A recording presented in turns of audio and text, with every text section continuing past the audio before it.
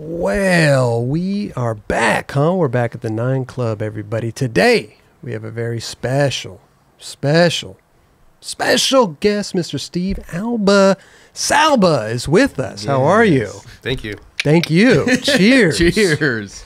Yeah. This is a pleasure, bro. This is a pleasure. Yeah. Thank you so much for coming, first of all. Yeah, thank you. Our pleasure. I love it when we get to sit back and like hear the stories, you know, because this is like before my generation, full pipes, stuff like that. I love it. Yeah. I love it. Thanks. And the history, you know. Again, just thanks for that opportunity. Again, I was telling you guys earlier, it was kind of comical because, you know, a lot of my friends are always like, you know, you have little things. Who do you want on the 9 Club next? And everybody's like, they're always rooting for me. And I mean, it's just kind of cool. I got a lot of love out there. Yeah. That's really awesome. It really is. It's true. So anyhow, this guy was writing back to me like, you know, we're voting for you to get on. We're really rooting for you. And I'm like, that'll never happen, dude. What? You know what I mean? And it wasn't because I knew you guys were going to diss me or nothing like that. It wasn't even about that. I just figured, like, how do you say, cosmically we weren't connected, so to speak. Even though we kind of are. You know, skaters all are. Let's be honest. You know what I mean? Totally. And that being said, I mean, I wouldn't be here if I wasn't skating with you guys. And so that's always a plus for me. And that, for me, is like, hey, man, you know, so that's just right there. Like, man, they skate, they get it. Yeah.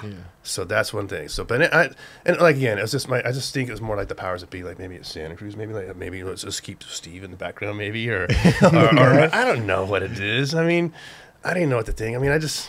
Well, luckily, Andrew Cannon connected us, so that was good. And that is good. Yeah. That was good connection. But we have never really all crossed paths with you. Yeah. No. I mean, and I you know, Ortiz, I know Chris Ortiz real well. So he's got a lot of good things to say about you guys. And so, like, I mean, I kind of called him, hey, man, I'm going to be on. He's like, dude, that's okay, blah, blah, blah. You know what I mean? So, I mean, and I know a little bit about you guys, but I mean, again, I don't know a lot about you. But at the same time, it's just thank you for the opportunity. And I'm stoked to be here. Bro. I'm stoked to just talk skating. And, you know, and for me, it's just like, hey, if I can reach a new audience or just whoever, just about skate stories or whatever, it doesn't matter because we're all in the same game together. Well, and also this is the most fascinating stuff for me because I started in '91. Yeah. So I've, you know, and also I do my homework, but when you know, when the, you know, the Lance Mountains come on or the, you know, I just sit back and listen because I'm a fan. I want to absorb all this information, you know, that you can get watching videos, but, you know, hearing the person talk and talking about, you know, I mean, you were just showing us boards that you were skating back, and I'm just like, dude, this is psycho. Though how far it's changed, you know, and I love it. You're right, because, you know, it's one thing like seeing a video or a photo for that matter. I mean, even a print interview. So it's different when you actually get to see someone in real life and kind of get to connect and you know what I mean, all that kind of thing, and you get to talk and. So, I'm just, again, I'm stoked. Bro, we're stoked. Super hyped, you know what I mean? We're psyched you're here. Yeah. And we, sorry, Kelly, because we said that our paths never crossed. Like, I know Steve Olson, but we never really met. But you and Jerron did a pretty sweet credits thing. That was like, damn, almost 10 years ago, bro. It's been a while, like, huh? It's crazy. How time flies. Yeah. So that's fun. Yeah, so, that's cool. And that's kind of cool, too, because there is these kind of things where, like, I get to hang out with, or they get to hang out with me here and there. And that has happened more in the last 10 years. Sure. And so I know a lot more people. Like, I can go hang out with Costin and we kind of can talk. Or I can go hang out with Jesse and his friends and, like, Chris Miller can talk. Or I can go hang out with Gons or Dresden or some of the older guys, but some of the newer guys too, like, you know, and it's cool, like, you know, like Elijah Burrow. Like, I went and played, you know, we went and played baseball for my kid's birthday. Sick. And Elijah's there, and like Zoe, and, you know, and like Rowan's there, and all, you know, I'm like, whoa, what are these dudes? Like, I would go surf with them one day, and I'm sitting there with my wife, just wanted to surf, just wait for Jesse to get there, and all of a sudden, what are you doing, Elijah? Well, we're going to surf with Jesse. Oh, you guys are here too? Well, yeah, we're all going to surf together. You know what I mean? So in that respect, it was just super cool. And then the other thing too, like, you know, for the King of the Road, they all came out and hung out with me too. So that was kind of cool. And I took them on like a little adventure and made him like sweat in the Badlands seat all day and made him wear pads. You know what I mean? And at one point, I'm telling some of the guys, like, dude, we're going to go to the rock side. It's going to be super hot. We're going to go up there. It's going to be nice and cool, but you got to wear shoes. And Elijah didn't want to wear shoes, and he stepped on a piece of glass and then wrecked the whole thing. And he couldn't do anything else. And then I felt bad. But then at the same time, I'm like, dude, why didn't you fucking listen? Yeah. It's like sometimes they question me. Right. And basically, I hate to say this, but when you question me, a lot of times you get fucking work. So just listen. Case in point, Elijah Burrell stepping on a piece of glass. Do you keep up with a lot of the like newer skateboarders? I mean, your son skates. No, I do. And both of them. And it's kind of funny because, because Jesse used to skate with me quite a bit. Mm-hmm. You know what I mean? And when he kind of came up, he just wanted to skate bowls, and that's kind of what I know, and ditches and pipes and all that. So I used to take him with me everywhere to do that stuff. Sure. And, wear his pads and his helmet, and he got really good. He could do airs and do a lot of that stuff. But then at one point, he's like 13, 14. He's like, Dad, I don't really want to hang out with you anymore. I want to go hang out with my friends and start doing the street. And I used to give him shit at first, to be honest, and tease him like, oh yeah, go hang out with your friends. You know what I mean? Like, go ahead and flip your board 50 times, don't make it. And go ahead, waste that time. You know what I mean? So me and my buddies would grind him like that. But in the long run, it was he's prospered, did his thing. But at one point, he kind of did sit me down. Oh, he's so Dad, it's like you got to stop thinking kind of like old school. And here's what's up. Okay. And it was kind of cool. It really was. So he kind of introduced me to some guys I didn't really know. And so like I was like stoked on like Louis Barletta. I like, dude, he's got a super sick approach, man. And I was like, whoa. And even like day one, I was like, and I've got to hang out with him and do the Baldy shoot with him and see him from afar, then actually get to hang out with him. So when you get to like see these dudes in your kid's school and you actually get to meet them and they're as nice as you think they're going to be, then they're kind of respectful to you because I'm just the old fart, let's face it. You know what I mean? So I didn't think they want to talk to grandpa, so to speak. You know what I mean? But at that same time, it's like, there's a mutual respect between everybody, and that's what's so cool about that. So yeah, I do keep up on some dudes like Milton Martinez, that shit. Oh my god! Like we go surf in Newport all the time. So I'm always telling my wife, so look at that bank right there. Wouldn't it be crazy if like a bike guy did that? And then all of a sudden, Rhino sends me this thing one day, and I was like, are you fucking shitty? And at first I thought it was a joke. I mean, didn't we all maybe? I mean, I didn't know if it was real, but like, whoa, like that can't be real. And then you see the fucking footage a couple days later. It's like, was it Jonas or Jeremy Ray that did the ollie over that big tower? So when I saw that, when Ortiz showed me that the first time, I'm like, he's all like, dude, you have to see this because it was like a Baldy. It was like jump in the pit of Baldy. But dude, if you fall, you're gonna fucking die. There's no ifs, ands, or buts. So I say, whoa. I mean, that's some heavy shit. Yeah, I mean, it's one thing like skating and getting red, but when you put yourself out there and you're gonna fucking die to make your shit, like the Ray's brothers doing that, Bob doing the loop, some of the mega shit ramp, like Jake Brown doing that shit. I mean, Milton doing the fucking roof to the bank is like blows your mind. Oh yeah, and he's basically doing shit that personally I thought when we were kids in the 70s, like that'll never happen. Right. No one's ever going to do the loop. No one's going to ever do the Hot Wheel loop. That's impossible. You know what I mean? But I think like you were talking about before the show started. It's like when you guys are doing like the full pipe, like Baldy, for instance, right? And you're going over. What is it, like 11 feet up, however many feet? Yeah. I mean, that's some serious, you can get fucked up. Yeah, well, when you're in a full pipe, it's just a circle. So you got to think of it like in 11 o'clock, I should have said. So you got your 3 o'clock, 12, 6, 3, 9. You know what I mean? So if you're at 3 and 9, you're halfway up. Sure. Right? So all those kind of get up there, 10, 10, 30, but when you're 11, I mean, if the pipe's 20 feet tall, and if you're at 11 o'clock, you're basically like 17 feet off the deck. Right. And you're oververt. And you're oververt. You're oververt, and oververt. Your wheels are above your head. Yes, and your wheels are above your head. Which is fucked up. Right. So, in my opinion, it's going to sound funny coming from me. Mm-hmm. When we were kids, I had 3 choices coming up. Okay.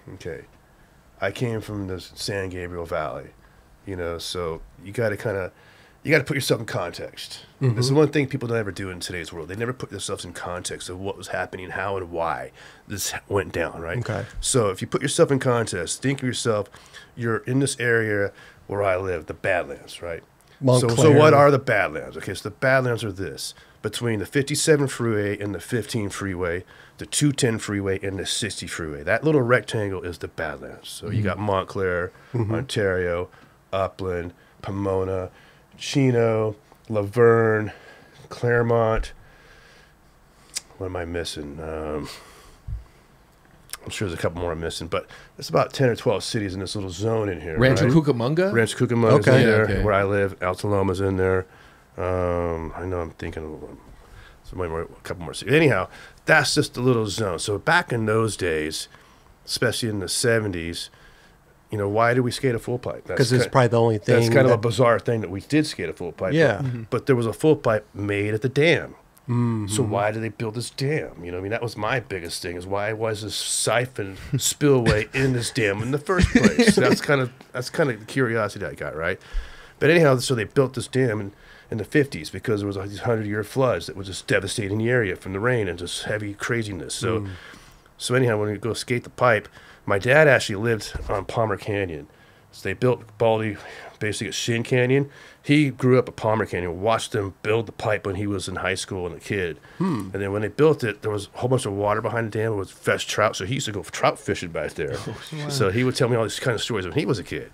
So flash forward like 20 years later, I'm a kid. I'm like 12, 13, 10. Actually, I went there when I was 10 the first time.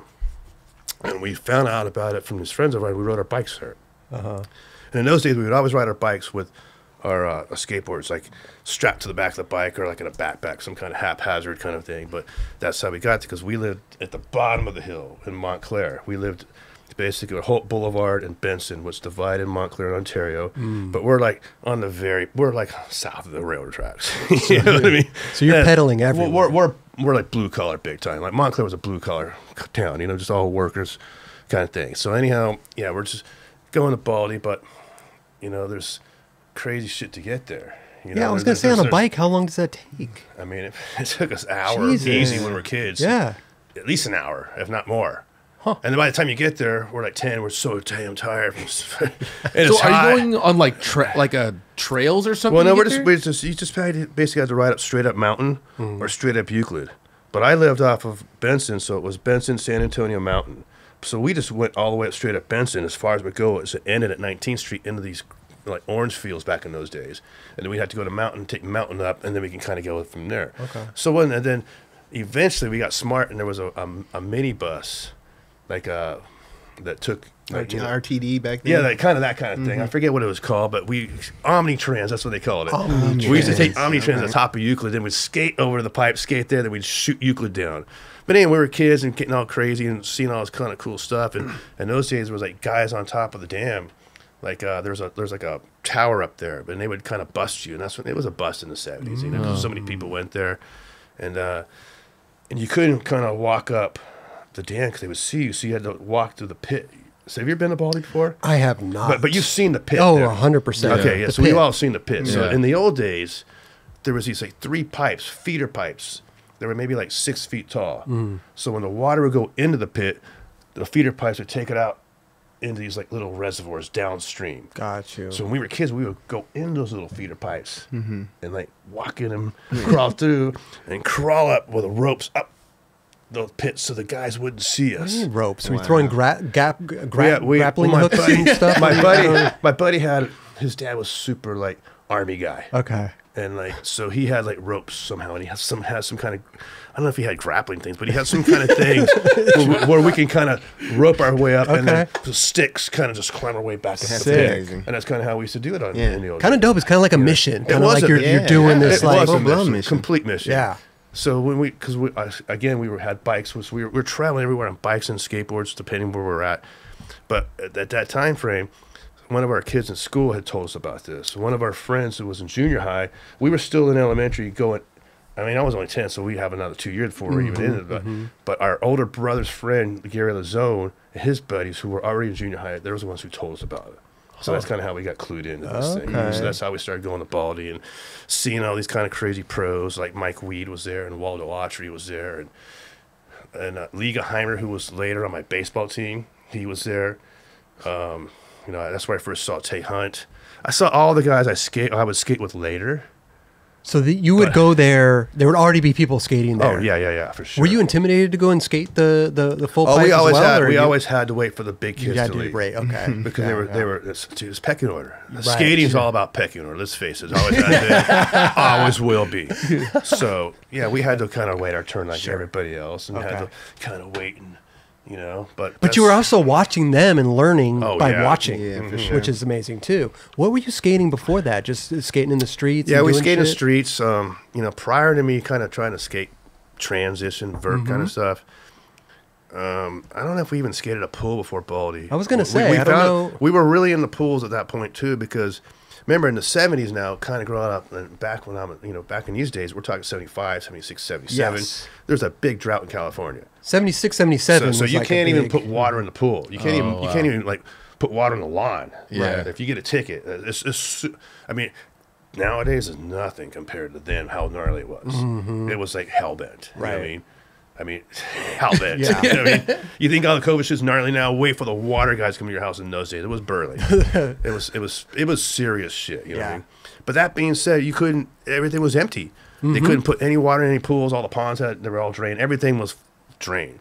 Golf courses, all the mini golf courses were drained. Everything was drained.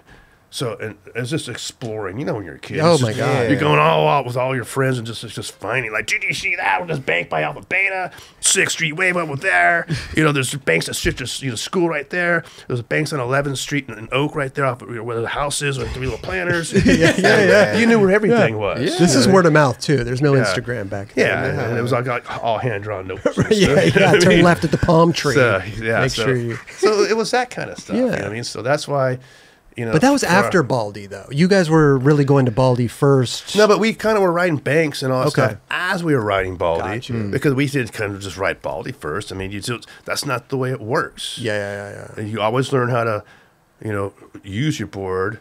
Maybe do like a G-turn or a nose wheelie, tail wheelie. What's their manuals in today's world? We would jump over broomsticks, and it was slawing around like Coke cans or whatever, what I mean, that kind of shit, what I mean. You got to crawl before you walk. All that kind of stuff. And then you start going down inclines and then curved inclines with a right-hand turn or a left-hand turn, that kind of thing. And then, but all this was kind of happening all at the same kind of time. And you were developing these skills, which is kind of crazy because Dad couldn't show me this stuff. Right. That was very important for 70s kids. They could show us how to play baseball. They could show us how to bounce a basketball. They could show us how to kick a soccer ball. They could show us how to play football, all that stuff. And I did all that, you know what I mean? But he couldn't show me how to do what I wanted to learn. I wanted to be as a surfer kid, going back to where I had 3 choices, right? So you had the 3 choices where I could be a gangbanger kid, because I'm Mexican, I'm half Mexican. So a lot of my cousins, a lot of my peers were doing that. Okay. Or I can kind of be the jock kid, like the white, football kind of. Baseball. I definitely participated in that world, you know what I mean? But at the same time, I wanted to be a surfer. That to me was the sickest shit, but I lived 38 miles from the beach. I was going to say, there's no I way. couldn't, I had no access to the beach. So always in my mind when I was a little kid skating, I was trying to surf on my skateboard. You know what I mean? Yeah. And Sidewalk surfer. So, but the thing is, when I started really getting better and learning how to skate Baldy and learning how to pump the walls and learning how to skate pools, and just some of the stuff I actually do was all based on that. What if I was a surfer? Okay, so for instance, pipeline happens, and the combi pool finally happened. I finally talked them into building this pool with coping, right? This monstrosity. We finally have talked them into it. It's there. We've got water. They're going to drain it. We're going to skate it. So my little interview in Skateboarder magazine, right? Those photos of me doing that edger, that's one of the most iconic shots of skateboarding. And people always ask me, like, how did that happen or why did it happen? Did you do that on purpose? And to be honest with you, when I skated the pool that day, that was the first day I skated the pool, was for that photo session, for my interview. I had never skated the pool prior to that day. So you're just going off the cuff. Just kind of winging it. You're Instinct. Yeah. So my thing is, I hit that first corner, to hit that front side. That's all about a bottom turn surfing, man. It's like you hit the corner, you're looking down at the drain, and you look up, and the speed momentum, all of a sudden you're at the lip already, front side, and you got all the speed. Like, what do I do with it? and all of a sudden you're just lapped over, and you're like, whoa, that was so sick. And then you like want that feeling again. So but you weren't surfing at the time, or were you? I wasn't. I was trying. So you were trying to. I was trying to surf on your board. Now at that point in time when Combi Pool was built in '79, I had won a surfboard at my contest I won in '78 at Big O, when I won the second Hester Series. You know, I won a moped, $1,000, and a surfboard. Damn, that's pretty good. That's pretty good. Yeah. But no one really showed me how to surf, so I'd go to try to surf, and I would just get fucking worked because I didn't have a clue. Yeah, I didn't even boogie board. I never boogie board. I didn't know. I didn't even have the idea of how to boogie board down a wave to even go down the line. Right. It was just it was beyond me. It was both beyond my cognitive state, so to speak. And then I almost drowned in Huntington one day on a big day. Like, I could fucking skate these big walls. What's 20 foot? What's a fucking 10 foot wave? Oh, here we go. And I remember just crawling back into the beach, just vomiting, shit coming to my nose, just like literally like a movie. Just like, oh my God, let's just drown. Fuck the ocean. Fuck surfing. Fuck all this shit. And for the longest time, I was like, that was what it was about. You know what I mean? Especially punk rock days coming in, 79, 80, 81. Right. Like, fuck the beach. Fuck you. You know, I'm going to blow up the fucking ocean. You know what I mean? So, that sounds similar to my first experience surfing, too. I went out on a big day and shouldn't have probably went out. I had the wrong board. I got fucked up. And like same thing, like crawling back, like I shouldn't have did that. Yeah. Fuck the ocean. Same shit. And then never tried it again. Straight out scared for the longest time. And then I would try to go surfing here and there from there. Sure. But again, like I was in my mind, I'm gonna fucking surf on my skateboard. So that's kind of where my line thing came in on pool skating, was trying to connect all these sections, kind of like if I'm thinking linear down the wave, I gotta, you know. And I didn't think that for the longest time. And then right before Jay Adams passed, we both skated for Hurley, which was kind of cool. And he was coming skating pools with me quite a bit. We had a ridiculous pool that Peter King had bought the house. We had people living there for like 10 years, so we can kind of go back and forth. There's the headquarters. Like Ozzy lived there, and Danny. Like it was sick, man. We had a pool in San Bernardino for 10 years, like a setup. You guys bought the house? Yeah, Peter bought the house. From there, we would take all these people, like Hassoy would go there, and Lance and Jay. And so anyhow, like, you know, we're taking Jay to all these backyard pools with us. And at that point, Dwayne still skating with us quite a bit too, you know what I mean? And one day Jay's all like, you know, I really like you're doing this. Like, I'm learning how to really skate pools, like a real pool skater. But you know what? And he put his hand on me. He's all like, but when I get back from Mexico, man, I'm going to start taking you surfing. I'm going to really show you how to surf better. Okay. So I was like so looking forward to like that day, because I actually went out with him a couple times. I was clueless, but just this like, dude, I got to surf with Jay. You know what I mean? Because we're out there. It was kind of funny. We're at Saw Creek one day, right? And me and the wife are there. And this is still when he was alive. And Nathan Fletch is with us. And we got my wife and me. I have an 8-foot longboard, you know. And dude, you don't go to Saw Creek with longboards. This face, we all fucking know that. But I went anyhow because Jay like, fuck it, let's go. Okay. You know? So you're SALBA, I'm fucking you. So we go there, and I get in this guy away. I cut him off, and he just splashes the water. Fuck you, man. You take that fucking longboard, get it, go to Doheny. You know, and so like, my wife's just like, oh shit, here we go again. And because I'm a skater, I mean, I fucked up. I took it. But then at one point, some guy came over and started giving me grief again. And I'd already fucked up. And I dude, what's up? You know, come on. And at that point, my wife got pissed. She got out. And then Jay paddled over and said, oh, dude, where's Julie? She got out. She's getting vibed. Well, who's vibing you? Oh, you know, I cut this guy off over there. And it was my fault. Well, fuck that. No one vibes you, man. I'm with you and Nathan. And then Nathan paddles over and says, like, dude, what's going on? And then like, oh, you know, blah, blah, blah. Well, fuck that. So they go over to Todd's dude, and blah, blah, blah, blah. And the guy was so buddy, they just paddled away. And then, like, I was thinking, like, oh, God, like, you know, what am I just started now? These guys are sticking up for me. I'm a fucking idiot. You know what I mean? But it was cool, though, because it's the bros, man. We all fucking skate. Yeah. And that was the best part. So, again, I mean, I don't know Nathan like I know Jay, or like I knew Jay, but it was amazing, and it was cool, and so like I have so much respect for surfers. I mean I love all the skaters too, and we're all fucking sick, and what all the new guys do is even sicker. But the surfers in my book, I mean, they're just insane.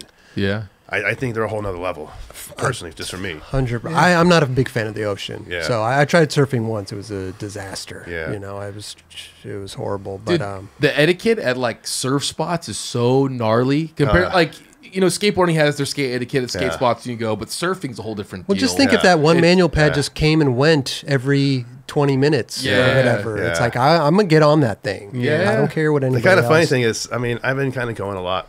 So, I mean, I know what I'm kind of doing now. And I know a lot of people I kind of see them and they kind of, oh, you're a skater, stop, you know, you're a skater, blah, blah. Yeah. And sometimes you still kind of see these guys vibing here and there so often. And sometimes some guys still vibe me here and there. And so, like, one guy's like kind of give me grief the other day, you know, like 2 weeks ago. And I just kind of told him, I go, yeah, you know, it's like me at the skate park with your kid. Okay. And then he didn't know what to say. He just kind of looked at me. And he said, well, what do you mean by that? I go, it's the same shit, dude. It's like they're crisscrossing me, and I wasn't in your way. I was just down the line. You were 30 feet away from me. I cut on you because I knew you were going to make that section. You got all mad at me. He's just like, wait. That was kind of like, he didn't get it. You short-circuited. Yeah. You short-circuited. And that's kind of what. I mean, and the thing is now, I'll be the first to admit, I'm a fucking asshole sometimes. Okay. And I have a bad temper sometimes. But I've been really trying to check that. And ever since my little combi meltdown, I've been really trying not to do that shit anymore. What was a combi meltdown? The year I got nominated to be Hall of Fame. Hall of Fame. Yeah. Was that So, 2016? Yeah, that's what it was. So anyhow, you know, they have the event, and I taught my band into playing, which was cool. So my band got to play at the Hall of Fame. We didn't have to play 5 songs, but it was amazing. We got to play a song, Mofo. We did like a Hank Williams song, Kalijah. Sick. It was bitching, man. But anyhow, the next day, I'm thinking, you know, I gotta make the cut. And then I melted down because I couldn't make a backside off the hip. Like all morning in practice, I was shredding. Okay. And I'm thinking, like, I'm gonna make it this time, fuck sure. You know what I mean? Yeah. And I have to be honest, man. For the old guys, like this is like our only platform, kind of like The combi. like, you know, especially like when you're old over the hill, like when you're over 50. Even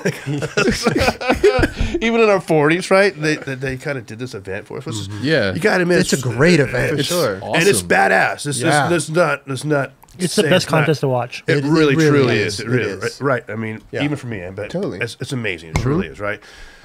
But I just really wanted to do so good. My mom and dad are there. All my friends are there. Like, you know, you're a Hall of Fame guy now. Like, it's my weekend, man. You know what I mean? And then I melted down because I couldn't make my shit in the contest.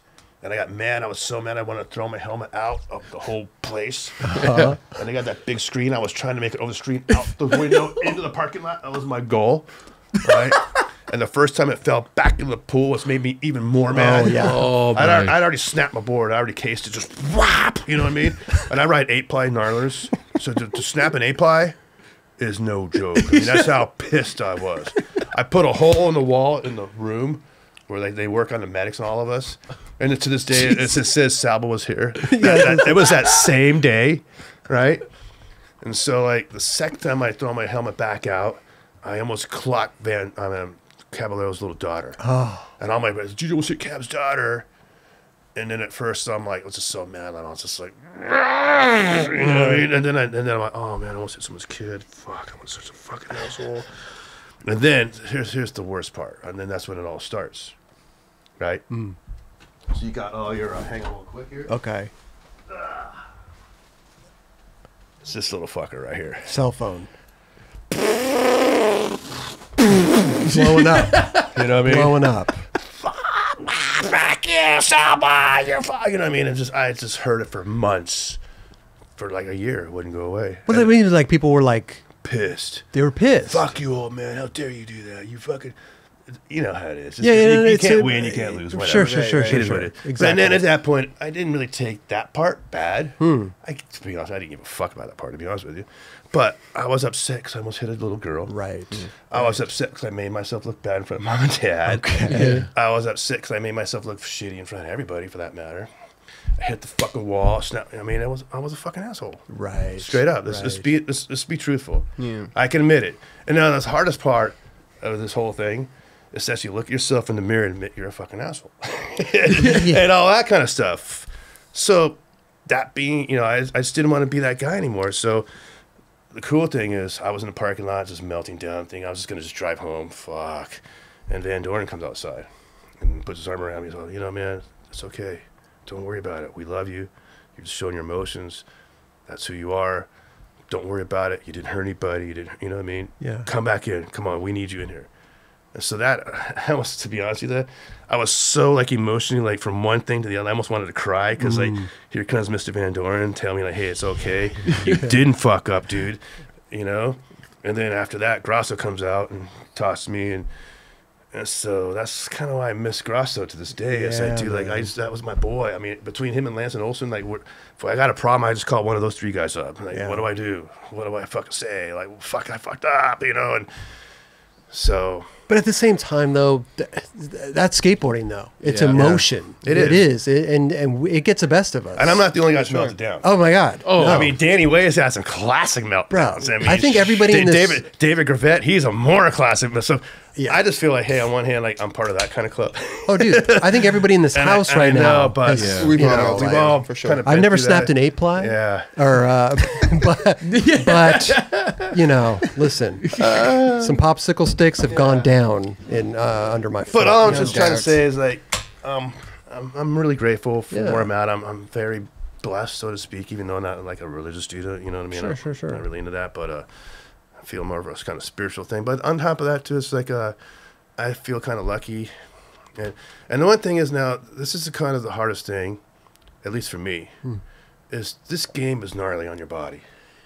Yeah. And we've all broken ourselves off. And in order to do this game, you got to really keep yourself fit. No doubt. And when we're younger, that's just, we all take that for granted. It's just there. That's man. for sure. Yep. Definitely. Let's be honest, right? And so that's the one thing I have to say is, as I've gotten older, I've kind of just gone back to this kind of physical regimen I did when I was a kid. It was all stemmed back from football, baseball, Pop Warner, you know, high school. Because I hate to admit it, man, but I wasn't like a jock. But I did all that stuff from 8 to all the way to high school when I was 15. Oh, into high school. And even in high school, I made the varsity team as a sophomore for football and baseball. Oh, wow. I quit baseball because I kind of got pissed at my coach and we just didn't see eye to eye, and I was super punk rock. And football, I really liked football because I could hit people. What position did you play? Take out my aggressions on people. Right. Jeez. I played linebacker in those days and wide receiver. Okay. Sick. I'm a little stumpy ass fucker, but I'm fast for how stumpy I am. You know what I mean? Yeah. So, but anyhow, I mean, even in those days, like we were 8 and 10 and 12, our dads which were all like semi-pro players and college players, had us on the program. Like, so we were running like. Dude, the first thing we did was run like 3 miles. The first practice, like, what are we doing? And all the kids, half of them are vomiting. And I mean, you know, I wasn't puking, but I was like, "Whoa." Yeah. So I just like, but anyhow, it's just conditioning. Dude, it's conditioning. If you ain't used to that shit, you get broke down. But I don't think skaters really condition themselves. You know, maybe until recently, there's a whole like gym movement. Yeah, and there is that. But I'm just saying, it definitely helps. Yeah. And whether you want to admit it or not. When I see someone like Danny Way doing this shit and getting stronger, and some of the people who go through rehab, it's just that kind of shit inspires me because I've always been this physical person, and for me, it's like, how do I say this kindly? Well, it's just I have a lot of friends who don't believe in what I do. Sure. Who don't skate, like don't skate, like just people who don't skate. Right. And they're always like, "When are you gonna stop skating, Steve? When are you gonna stop playing this game?" Kind of shit. On one hand, there's always that. Yeah. Right, in this toy. There's always guys who were just like mystified by that you can still do it. You know what I mean? And there's other people who's just like, that's just him. You know what I mean? Sure. But I'm just saying, it's a lot of fucking hard work. No doubt. That's what I'm trying to get at. To do what I do. That's why I ride the bike all the time. I just rode the bike this morning. I did 13 miles this morning. Wow. You know, I'm not completely back on my yoga trick like I need to be. I'm not back in class yet like I need to be. I've been doing a lot by myself, which is a lot of self-discipline, but even that's hard because some days you don't do it, you know, you're sore, you don't feel like, I don't want to do it. And, you know, 2 weeks ago I was kind of sick with a sinus infection. I didn't feel like doing shit, to be honest with you. Right. I was like almost out for it. And then all of a sudden like, I missed it. Even halfway through me being sick, I still went surfing to clear my nose, and I still went and rode the bike. Because I just have to. You got to, yeah. Well, the minute you stop doing it, that turns into a cycle as well. And well, my then other you buddy stop says doing like, you got to keep going because you're going to rust. You're gonna rust. Yeah. So I always thought that was kind of cool. Like, I don't want to rust, man. I want to keep going. But you're pretty limber though. I mean, when we were watching the drum thing that you did was, I was like, damn, okay. Yeah. So I mean, I still pretty stretch Armstrong. To be honest with you, you know what I mean. I still do it all the time, and just yesterday I was stretching, and so yeah. But I gotta say, it works. It helps. You got to keep it moving, especially my age. I mean, I'm older than dude. I'm older than all you guys. I mean, I'm 58 at this point, which I hate to admit it, but some people don't stretch though. Like even like a Tony Hawk, he said he don't stretch. I'm like, how the fuck? I kind of trip on that. Crazy, right? Andy Mack and some of those guys too. Some of those other, like Jimmy Wilkins, some of them, they just go. Yeah. It's like, whoa, you know what I mean? Even nowadays, when you get ready to go skate, like a pool or something, do you have a routine? Oh, do you definitely. All my friends I drive them nuts. Oh, seriously? because they know, like, if they don't, they know it's going to take me a half hour just to do my little thing, at least before I even start skating with them. You know what I mean? So you got to get warmed up before you skate, and then probably when you drop in the pool, you're still getting warmed up. A little bit. I mean, sometimes I can kind of just go. Right. And I think it's all in your head too sometimes, but. It is. But for the most part, I do my little routine. You know what I mean? And it just for me, it just helps. Because you're still going. When was the last time you skated a pool? Well, we drained a pool yesterday. Okay. Still draining them pools. I actually haven't skated a pool in probably 3 weeks at this point. Okay. Because most of it's been raining so much. Raining, We got to go drain everything, and my pump took a poo. So I just got my pump just tuned up just 3 days ago. I love that. Fix it. So I'm like, yeah. So that's why I'm like, got the pump tuned up. I'm all excited now. So I got the pump fixed again. You know what so the pump. So whose pool? Is this a random pool or somebody's pool? Well, we have randoms too. Okay. We have just like ones we barge. Yeah. They're just like stuff. So like, okay. So if you want to kind of talk about pools for a second. Yeah, please. Before we kind of like. So in the old days, there was no cell phones like there is nowadays. So you couldn't get on a satellite and couldn't take a Zillow, wouldn't take any like these kind of things. That didn't happen, man. Right. So what we used to do, what I used to call it, was driving the grid. Mm-hmm. So we just drive around town, looking for spots. And what you're basically doing is you're looking for houses that have dead lawns or not a mowed lawn, or you're looking for a car in the driveway with cobwebs on it. Okay. Or you're looking for overgrown shrubbery and trees that haven't been trimmed. Or you're looking for water coming down the curb, which means the pool is being drained. Or a lot of mail in the mailbox. Yeah, that any kind of thing that the house hasn't been moving. Yeah, so totally. You know, sometimes there's things like no gas on the window, or like no electricity. The house has been shut down. Gotcha. That thing. So depending on what the situation. Now, back when I first started, we were kids. It was a different scenario because just the house were drained. We were kids. We were just barged. And they would just basically, get the fuck out of my pool, you fucking idiot. What are you doing? I'm going to call your mom and dad. You know what I mean? That kind of thing. And then when you get a car, you get a little more responsibility. Now you're going to get a little more trouble. Like you're 16, you kind of know, you should know better. Yeah. But it makes it a lot easier. Yeah. But now you got wheels, man. So now like you're rolling. And so that's like when I got wheels, like, woo. You know what I mean? It was a whole different program. Let's go get on the grid. And then basically from there, it's just I had a couple friends who were pilots. I've heard about this. And so you'd fly over. Yeah. So when they were pilots, I would ask them, "Can I go on the plane with you?" And I didn't tell them at first I wanted to look for pools. I just wanted to go for the roller coaster ride. Yeah. Because it's kind of fun. Sure. It's gnarly. But you had an agenda. I had an agenda. I always have an agenda. So like after the third time I go with him, and he's got a flight instructor. So the trickiest thing when you're doing these plane flights is to go get on the flight instructor's good side so you can actually go in the plane with these guys, because most of the time it's insurance and they won't let you do it. Gotcha. But at this particular airport in Cable, where we grew up in Upland, I knew the Cables who ran the airport, who were giving my friend lessons. And so he was cool with me and he let me in the plane. So eventually I kind of brought my camera and then started taking photos. And then I started laying the photos out and started kind of knowing the areas. And that's kind of how I first started to. But at first I was kind of clueless and didn't really know how to read photos from the air, so to speak. So it wasn't until my second pilot friend, Alex Cavalete from Italy, I met. He lives in Costa Rica. And when I first met him in Italy, it was we were on a tour for Santa Cruz. And no one, because when we get there, we can't speak any Italian, and so the Italians can't speak any English. But they had this kid who skates who could speak perfect English, which is Alex. Okay. So he became the translator. So that's how I met this kid. He was 16 on this tour, and I think in '87. Okay. So anyhow, he goes with us all over, and I kind of become bros with him. And then sooner or later, he kind of moves to the States. Like, I'm gonna leave the States. I'm gonna get my pilot license. I'm gonna move to Costa Rica. Well, what? So anyhow, when he came up here, I would go flying with him all the time. This with the cable kids again. You know what I mean? And by this time, Alex had this shit dialed. So he's all, dude, you already know where you're going to go. You already kind of know the streets on a grid. We're going to take a whole bunch of photos, and we're going to stay. I'm going to keep the plane in this grid. And on top of that, you're going to bring a walkie-talkie. You're going to have someone on the ground in that area. You're going to have 3 cars and a walkie-talkie. This is like a cocaine deal. Like, straight up. Like. So anyhow, the time, this is probably by about me taking at least 6, 7 flights by this point. Gotcha. You know, but this actually worked. The day Alice told us to do this, and we actually used it, it actually worked. And we found 2 pools that day, which was Pam's pool, and went there that same day and drained it and skated it. Told the lady, blah, blah, blah, blah, blah. And she bought it. What do you mean, blah, blah, blah? How did you just tell her? Like, we told the lady, okay, so we're in Muscoy. You guys know where Muscoy is?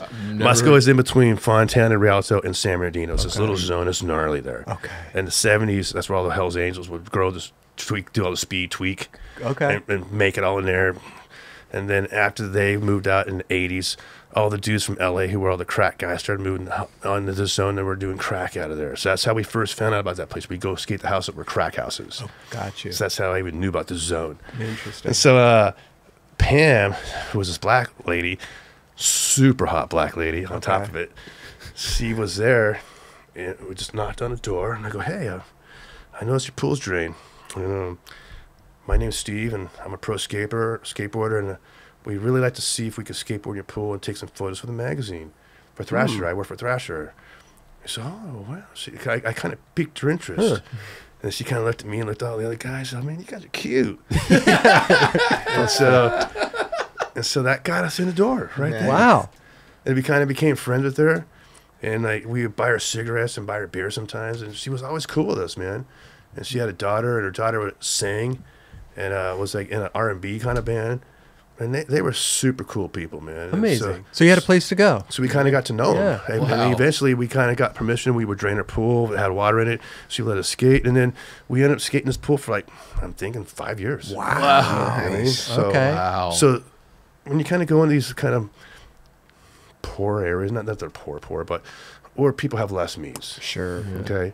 And because they have less means and they have not enough water to put water in the pool, so to speak, because they can't keep up on that. It's upkeep in the pool also. Yeah. So just a little bit prior to this little backstory, now there's a whole bunch of pools in Rialto, Fontana, San Bernardino, but there's a reason why. Because in the old days, they had Route 66.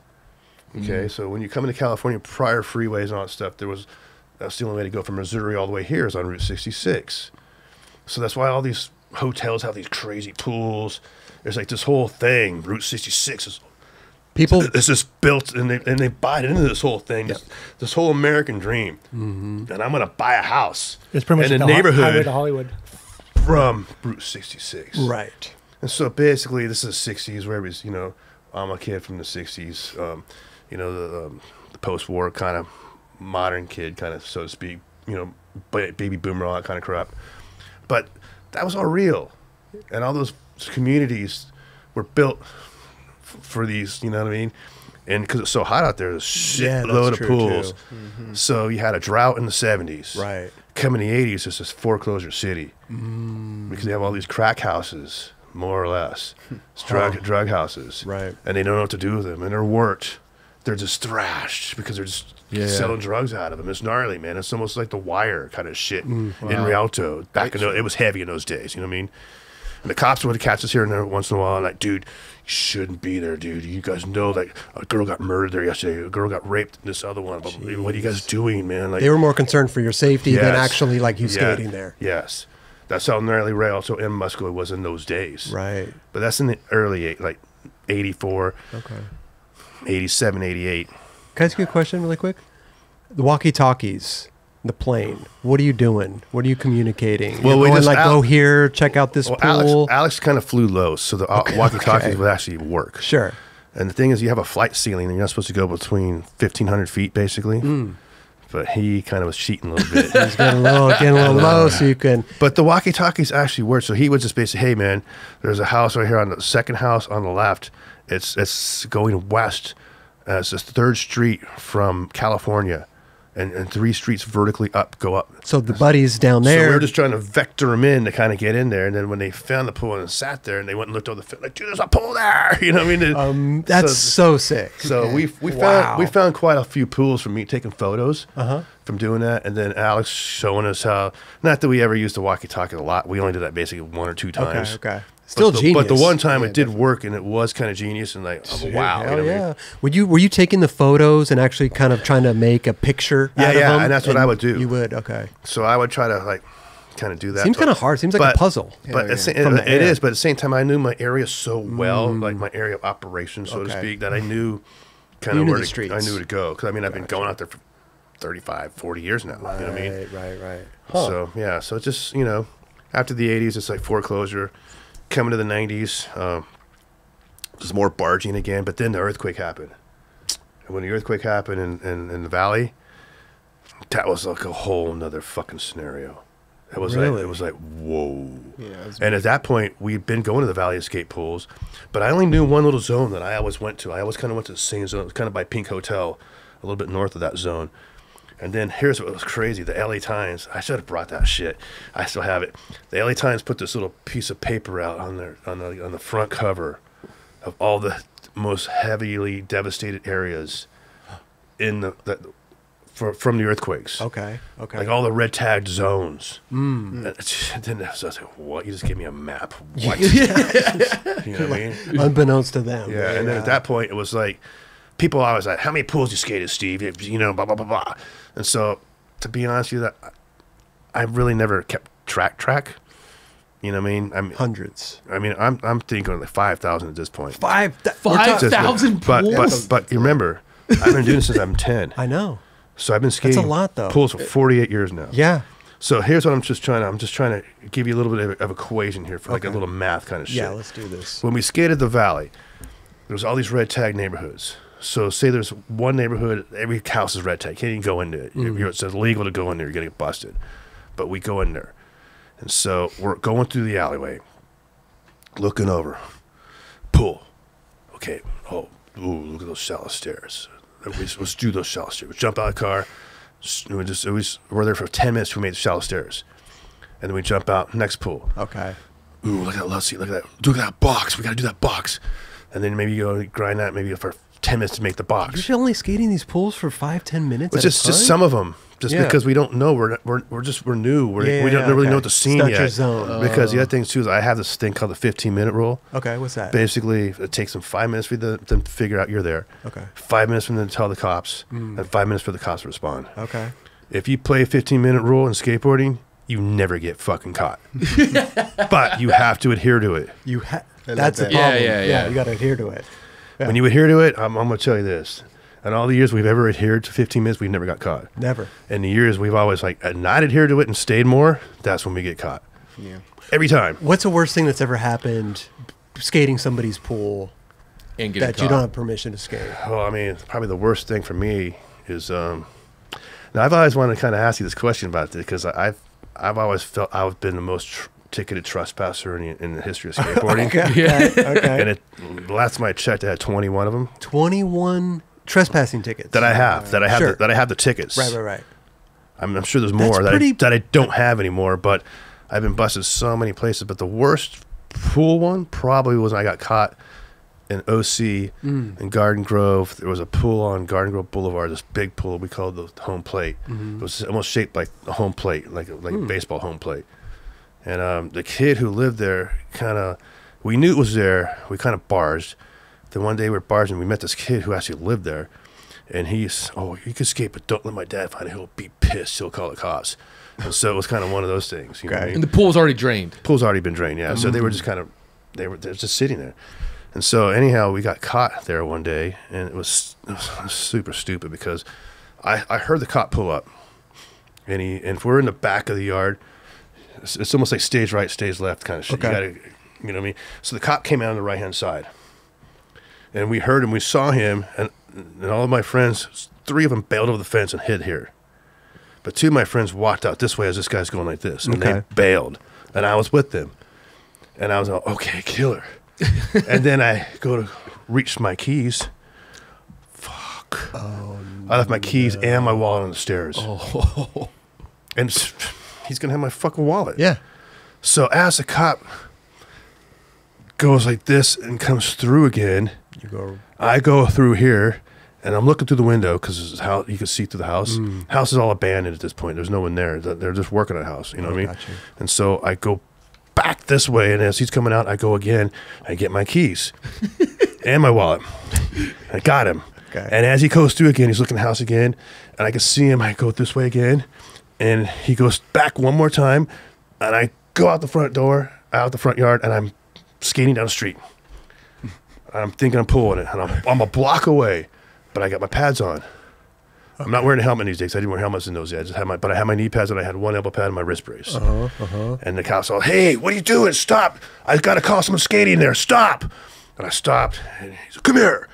He said, what are you doing? I'm skating. What do you think I'm doing? So what do you got those pads on for? I'm just skating. What do you mean?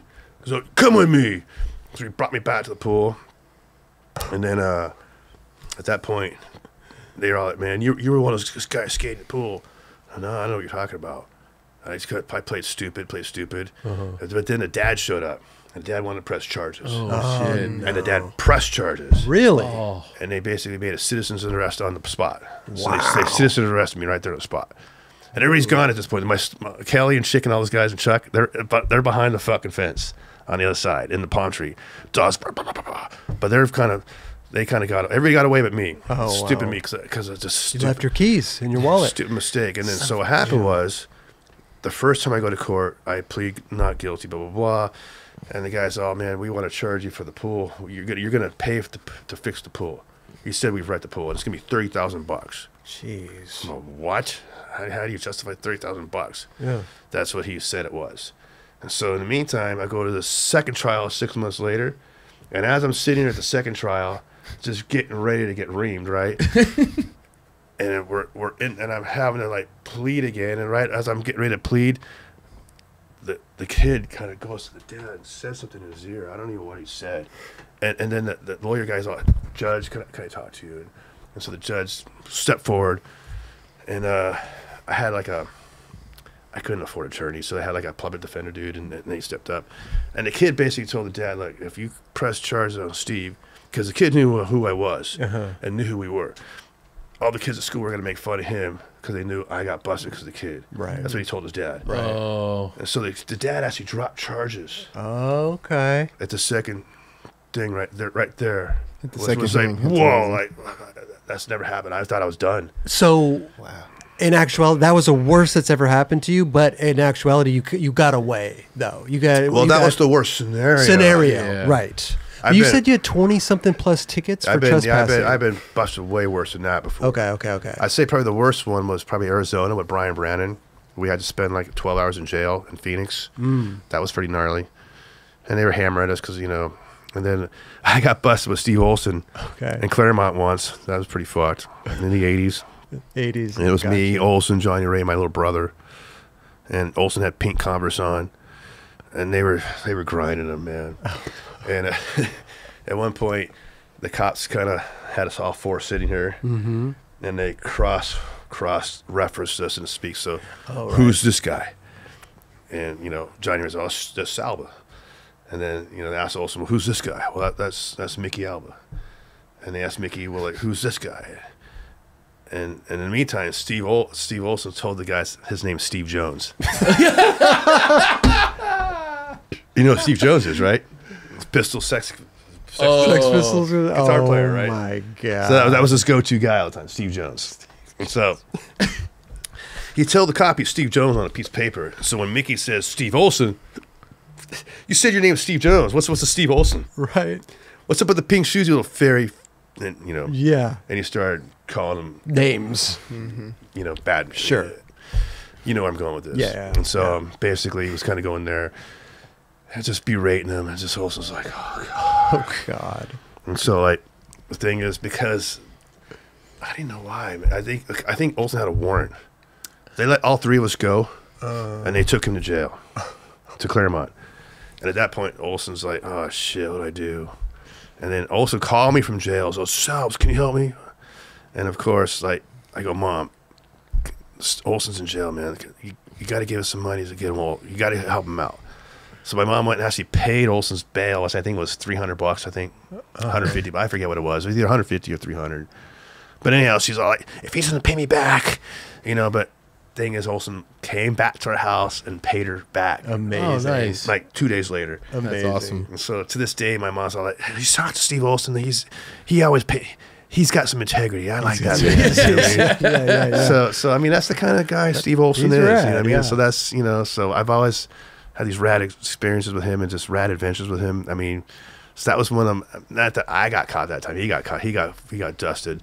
Another time, I probably would say my worst one was in Texas, and we were skating a pipe. Okay. And we were Phelps and Blackheart and Belmar and Luke and Peter Hewitt. God, who else was it? I think that was just us. Anyhow, we get caught because we came in from a boat. What kind of pipe was it? Was it This is a pipe. drainage? This is a big pipe I found in Texas, a huge one. It was 28 foot. And I have to say, like in the 90s, like early 90s. No, I take that back. Early 2000s. It was late 90s, early 2000s. That's kind of when we went on little pipe Jones missions. Got you. And you know me, I'm always looking for like stuff that's not made to skate. Pools, banks, whatever. It's just not made to skate the rest shit ever. It's like Craig Stasic said, it takes the mind of a 13-year-old to use as a playground cement kind of thinking, right? Yeah. So I was that kind of shit. So again, it all comes back from Baldy pipe. Originally, Pipeline's pipe. Going to Arizona pipes with the CAP, all that shit. And I would go to Texas for that Texas demo in 79 with Blackheart and Schneider and take off for that pipe to go to Amarillo for the first time. We were the first like pros to ever go there. So that's why that place is so special to me still, you know what I mean? Because we got photos in the mag, you know, we got a whole bunch of like crazy, and I was just like, at that time I was 15 when they took me. I mean, those guys are all like 4 to 5 years older than me. So, but flash forward when I started actually looking in the pipes myself and trying to figure out all this information on all the dams. And then I found out there was a U.S. States or United States Bureau of Reclamation library. Okay. Right, so for all the dams they make in the United States, there's this place in Denver. They have all those plans for it all. Oh, wow. And I found this out. So, do you have to go to Denver to get this? So prior to 9/11, I want to say it was like a week before 9/11 happened, we were there. In Denver? In Denver at the USBR library. Looking at plans of each U.S. dam. So what I had done, I had sweet-talked all the librarians there. I told them I didn't tell them we were skateboarding. I told them I was a photographer and had this art project. Okay. And we were looking in particular for pipe siphons and spillways, auxiliary spillways, morning glories, that kind of thing. All these little search words. And this is right when Google came out. This is so crazy to think this story now. So this lady's all, so hey, we have this thing called Google. It's help us get all through our library. And by the way, if you invest in this now, if you put $1,000 in now or $10,000, you'll be a millionaire. I guarantee you. She told me this shit, and I was like, and then back then too. Right? And I should have did it because I know how much people did it. Then like, oh my god! but that's a whole other story. So anyhow, they're looking at all the stuff for us, man. And so they bring this book out, set in front of me, and it's the U.S. United States Bureau of Reclamation Technical Data Book. Wow. Well, what's this? So this is what you want. This has everything you're asking me in this book. Oh, what? What? And I'm like, my mind is just blown. Okay, so how do we copy this? I'll copy it for you. What do you need? I want this chapter, this chapter, this chapter. And so I had 3 U.S. brewery librarians copying all this stuff. Are these blueprints or pictures? These are pictures. Both. Not so much blueprints, but they're pictures. Pictures and a little bit of blueprints, and there's all the stuff about the dams. So we found out where all the pipes are. Right. Basically. Yeah. So we started going to all these pipes as a mission. You take the trips. And then it was like me and Tony Farmer, Bryce Knights, Belmar, Royce Nelson, who else was our crew? Rhino, Preston, you know, and then Jake had his crew with like Hewitt and like Julian, Luke Ogden, and then between our two crews, we were like trying to outdo each other. Like, I got this pipe, I got this, you know what I mean, that kind of shit. So that's kind of how we kind of ended up joining forces to go to this pipe in Texas that I found. Wow. And so, but when we got there, it was super kind of rough, and it was a lot bigger than we thought it was going to be, and it wasn't as good as we thought it was going to be. It was still a rad experience. Sure. But anyhow, every time you have these dams, you have these stilling basins where you have to cross the river water to get into the stilling basin to get into the pipe. What's a stilling basin? A stilling basin is where the pipe actually empties out into the river. Got you. Okay. So if you look at any dam spillway, anyone, Hanson Dam, you know, the big banks coming in, that's the auxiliary spillway to kind of let the water out, so to speak. Got you. That's what they call outlets works, kind of, so to speak. So Baldy, the auxiliary spillway's got the, you know, then you got the pit. That's like, that pit would lead to the river, but in Baldy's scenario, it goes there. It doesn't go to a stilling basin. Right. Because what I found out is the U.S. Army engineer guys who make all those dams, they never have stilling basins for the most part. They always just have canals and like channels running the water out. Interesting. So there's two different entities do these things, right? But anyhow, we found all this crazy information. We're at this pipe. We've gotten in. We're trying to have a 2-hour window in and out. What about your 15-minute rule? Well, for pipes, it's 2-hour window. We're in the middle of nowhere, really. Yeah. And then we saw this guy come up in a truck. And he's the damn caretaker. Oh, shit, here we go. And so eventually, like, I talked him out of arresting us. Had it all good. Wow. And then, you know how fucking Felper is. And Felper just kept fucking babbling. And tried, and looking back now, I almost think he did this so he could get the story for the mag, maybe. Okay. That's the way Felper kind of was, you know what I mean? But yeah, he was just kept lipping off, and he was making the guy pissed. And the guy came in and talked to me, and at one point he came and put his arm around me and said, "SALBA, I know you guys from California now, and you're really cool, man, but your guy's pissing me off, and if he keeps fucking talking shit, I'm gonna call my sheriff friend. I'm gonna fucking arrest you guys, man. Tell him to fucking pipe down, or you're all fucking going to jail." Damn. And I went and talked to the fucking guys and told him fucking Jake exactly what the guy just told me. And Jake went over to the guy and started fucking lipping off to him again. Oh, no. And the guy's all like, "All right, you guys are all going to fucking jail." Jeez. And then I had to say, that jail experience fucking sucked. Because we're in Texas. Yeah, what part of Texas? We were in San Angelo. That's where the pipe is. Huh. And then you're basically straight in the middle of Texas, in Midland, Texas. You know where Midland, Texas is? You know who lives in Midland, Texas? Who? The Bushes live in Midland, Texas. Okay. So that kind of tells you where we're at. Right? So you all went to jail. Well, by the way, the pipe wasn't that good? You were saying it's kind of rough? It wasn't. I would say this particular trip, that pipe wasn't worth getting busted for what we got busted for. Okay. For sure. Okay. Did you even get a chance to really skate it? We did skate it, but it was just too big. It was 28 feet tall. 28 feet tall. Now, I got a pretty good pump. It's just, you know, we all know that. But I don't got a pump like Peter Hewitt. And I don't got a pump like my brother. I don't got a pump like a Soy. I don't got a pump like Royce Nelson. And I don't got a pump like Ricky Styles. Those are the 5 guys I know off the top of my head that can go run up a 28-foot full pipe, run up halfway and put the board on the fucking wall and start. Okay. And by the second wall, they're already halfway. I can't do that. We would have to start fakie, or we could kind of do that. I can maybe run up the wall, maybe like half of what they could do.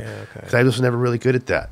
And it would take me at least 3 walls to get to halfway. And by the time you hit your 5th wall halfway on a 28-foot full pipe with 14-foot trannies, which is bigger than Tony Hawk big fucking vert ramp, it is hard to fucking skate 14-foot trannies, believe me.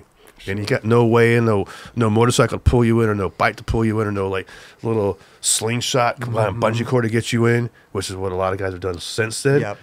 It's just, you know what I mean? So you're using pure leg power to get up there. So 28 feet to me is not a really good pipe. What's Baldy? Baldy's only 14.5. 14.5. So that's dinky. It's only got 7.2 trannies. Huh. So, and then Upland's full pipe, Pipeline's full pipe was 20 foot tall, 40 feet wide.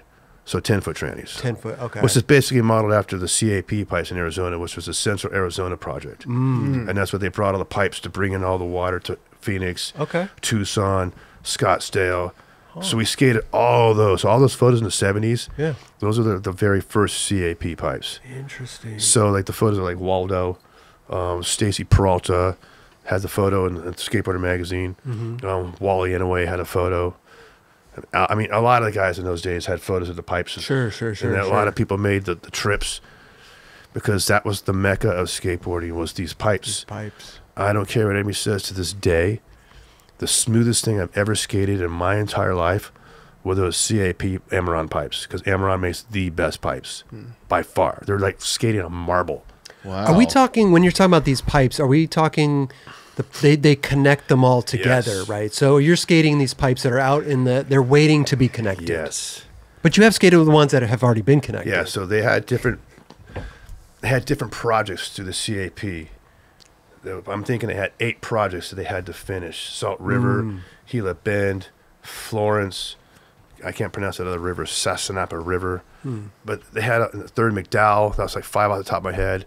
But again, they just had all these different projects for all these different lines to bring water in. And most of the pipes were 20, some are 22, some are 24. Now, the ones we skated in the Santa Cruz video, the second Santa Cruz video, when me, Roskop, and Grasso skating that, I think Dressen's in that too, those were 24. 24. And those were third McDowell's with a big vertical, it was a big vertical shaft that went into the pipe this way. And that pipe went miles, man. So the thing is, all these pipes are still there to this day. Now, not only are all these pipes there, you got all these dam pipes. Then I started investigating like drainage stuff for all these other cities like Vegas, Seattle, Atlanta. They have things underground, or basically like to run all the runoff. And some of these things have big full pipes in them too, like 20-footers, 18-footers, 16-footers. They're hard to get to. I've always heard there's a pipe under Dallas Airport. I have some friends out there who've actually skated it when they built it. Really? So that's why I know it's there. I've never seen it. I've seen photos back then. But that's like another place. It's like wow, how can we get in that? So we're trying. Yeah, I love that. I love that you're on the mission. Okay, you said you skated maybe 5,000 pools. Who knows, right?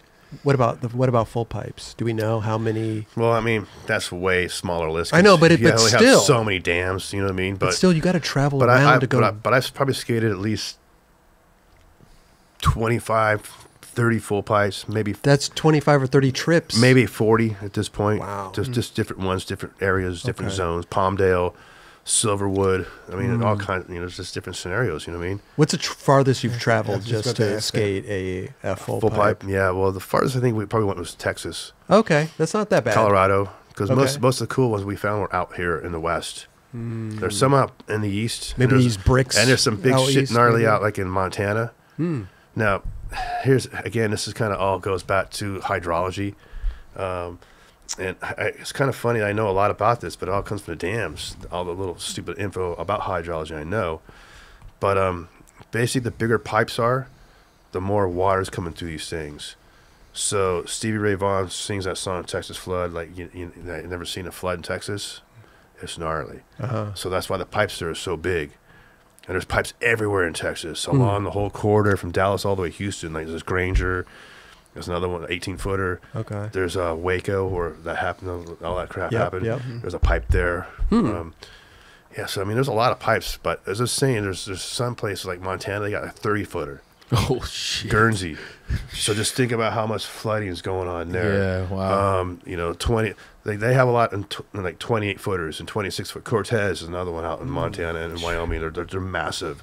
You know a lot about pipes. So yeah, it's crazy. Was there pipes like outside of the U.S. anywhere that you've been to? I've never skated any pipes on the outside. Now I've seen crazy ones in Australia, Brazil. I've seen all over. There's guys in Europe. There's this guy. I can't think of the guy's name offhand. He just did a book on pipe skating.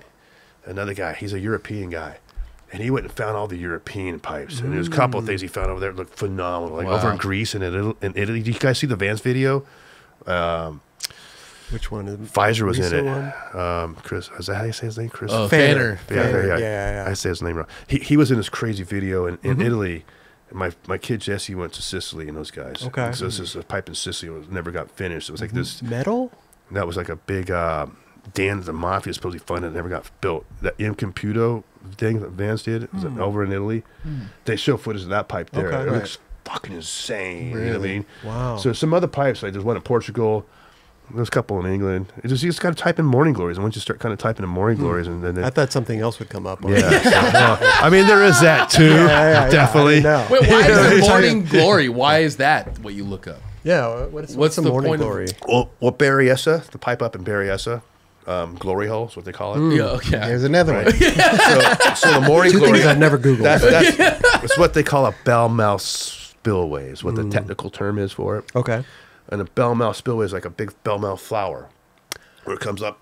And the water, if it gets too high, it flows into it. It's like a big drain, exactly. So that's how all these things work. So the vertical elbows kind of go straight down and turn. So where your elbows are, there's always a really good section in that to skate too, because it just forms this crazy bowl sometimes. Sometimes most people only skate the pipe one direction. Yeah. Right? But somehow we were all like, what if we go the other direction? So that's something we started doing at Silverjack. And then Peter Hewitt took that to a whole nother level in Australia when he skated that little 9 or 12 foot pipe. When he went this way in the elbow, and then he came back, and then he carved around the whole top of it. Yeah, which is like, what the fuck was that, Peter? And when I saw that shit, I was like, dude. My eyes were like this for like, whoa. Yeah, centrifugal. It's like because, when you do the water thing. Because there's only so many guys that got that kind of power. Like I've seen Kowalski do it in a big helmet, which is almost like the same thing, like a Morning Glory carve. But dude, that's some different fucking level shit right there. You guys drove a car up one of these things. I didn't do it. Blackheart did. Okay. If you look on Blackheart's little thing on his Instagram, yeah. he just put the footage up yesterday or 2 days ago of him driving up it. It's classic. I mean, to even get the car in there, first of all, but then to go up and then... See, that's a whole other crazy story, that one, because that pipe's what's called Pipa Grande, and it's basically in mid-California. So it's not that far. Okay. But when we went there originally, the two brothers who lived on the property, one of the brothers skated, and he was stoked on us and was super stoked on skating. So that's how we got in there. Oh, okay. Now his other brother was not stoked on us at all. His other brother was a fucking tweaker. Oh wow, big time tweaker. And I was heard crazy stories involving that dude, where some guy had pulled a gun on some skaters and that kind of shit. I heard that story, but I never really ran into the guys who actually that happened to. Okay. Up until recently, so. When I went there, the 2 or 3 times we've been there, we've always been there permission. Like, no worries. We just put the car in. That's how Blackheart got to take the car up there. Yeah. And, we could bring it, just put the stereo in and just echo at the pipe and put your music in. It's it's just insane. You know what I mean? But these other guys I know that went there, they were there one day, and this dude shows up in a station wagon and pulled up all the way to the mouth of the pipe where the flat wall is. And said, hey, man, what you guys doing? And he had a gun, and he pulled it on him. Basically pointing at him. Wow. And my buddy, who's a complete gun freak, I'm not going to say the guy's name, but he knew it was up.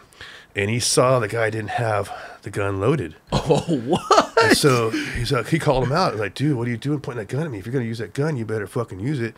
And he snatched it from him, and he hit him in the head with him and knocked him out cold with it. Oh, my God. And left him hanging there in the fucking bottom of the pipe. And what do you guys just... I wasn't there on this trip. You weren't there? Oh, God. I've only heard about this. Okay. I've heard about this from multiple people. Did they keep skating? I've never heard the story from the first-hand account. Right. I finally met the dude who was the guy who actually popped the guy. Okay. So he's telling me after he popped the guy, he didn't know what to do, and all his friends were panicking. And so they'd actually... just watching they'd that. actually they hiked in. Okay.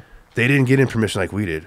So the thing is, when you hike in there, you got to hike for 5 miles, if not 4.5 miles to get in. It's like a 3-hour hike to get in there. It's a mission. You got to hike out. And you got to hike out. So at this point, they KO'd this dude who's the guy who's the guy.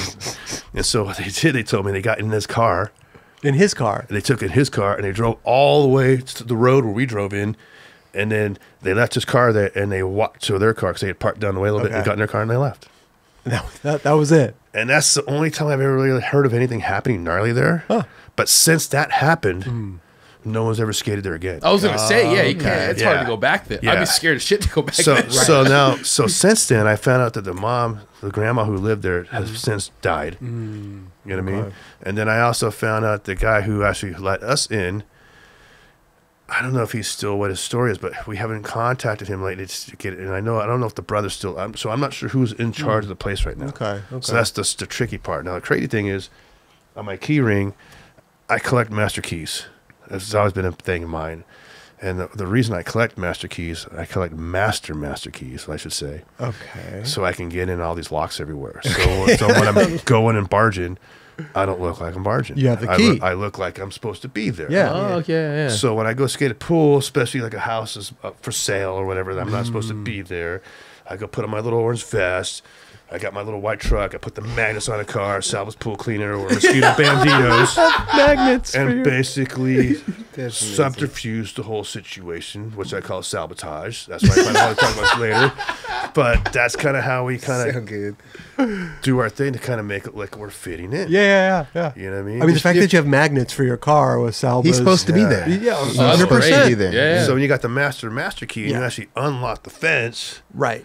So this is leading to what I'm trying to get to. So I've been trying to get these keys to all these dams, to all the to the yellow gates. Okay. So if you got a key to the yellow gates in California, any of those yellow gates, DM him.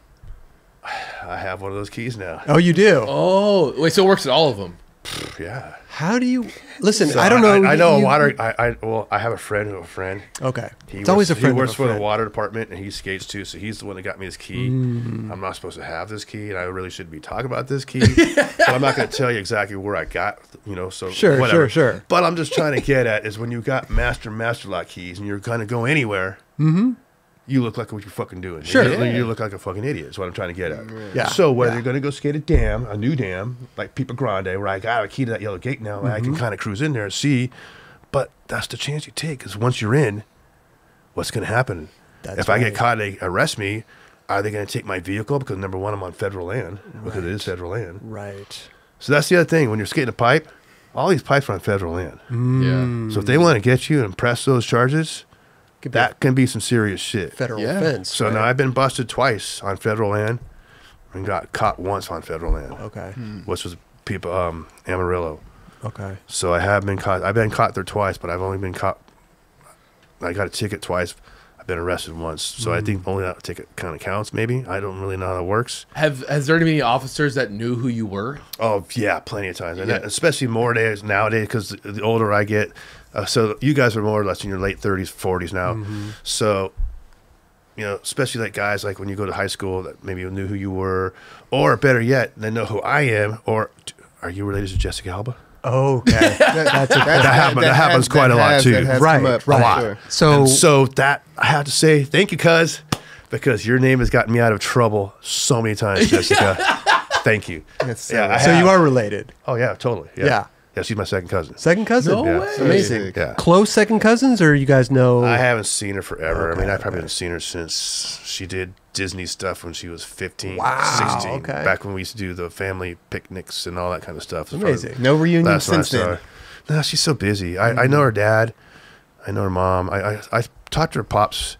I was trying to get her to do a photo with me. That's still my goal. Yeah. If I could do an arrow over Jessica somewhere. Oh, that'd be amazing. That'd be so sick. Right. That would be amazing. Right? I mean, come on. Vogue, fashion shoot, call me up. Perfect. I'll fucking jump over my cousin. Come on, where are you guys at? Let's go. There you go. So, but anyhow, I keep telling Mark, like, hey man, we got to. Well, I wasn't telling Mark. I was calling Kathy, and Kathy, but she's never got hold of me. So I saw Mark at dinner one night. I'm telling him, there's Kathy and Mark right there. We got to go talk to him. Blah, blah, blah. And so I go talk to Mark, and so at one point he kind of comes and takes me away. He's all, come here, man. And like, I know, man, like you want to, I get it, man. You skate, but here's the story. And then he whips out her book. So these are all their appointments for the next little bit. France 2 weeks, Japan 2 weeks, Africa shoot. The next movie, she's gone for 3 months with the movie, and then that kind of thing. That's it. So I mean, she's so bionic. I'm not even her. I'm a fly on the table compared to her. You know what do you mean your family though? Come on, she should make. yeah. She's She's probably pretty proud to see her family doing. Yeah. No, and I have for to say, for me personally, one of my proudest things is knowing she is my cousin and what she does. She's a fucking awesome person. For sure. What she does is completely amazing. How smart is it that you take your money, all your movie money, and you make a fucking company? Yeah. I mean, that's like skaters. Yeah. I mean, that's the smartest thing you've ever done in my book. Sure. You don't even have to be an actress no more. You can just do, you know what I mean? But she's an amazing, whatever she does, whatever she touches turns to fucking gold. Let's put it that way. Right.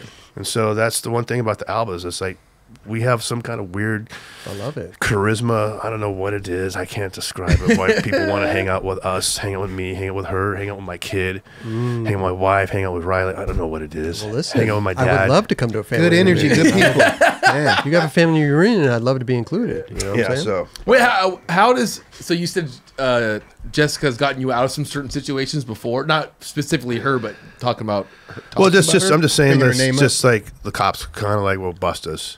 They'll see. Okay, your so ID. here's a good one. We go to the Do Tour in Maryland, maybe like 6-7 years ago, I think is what it was.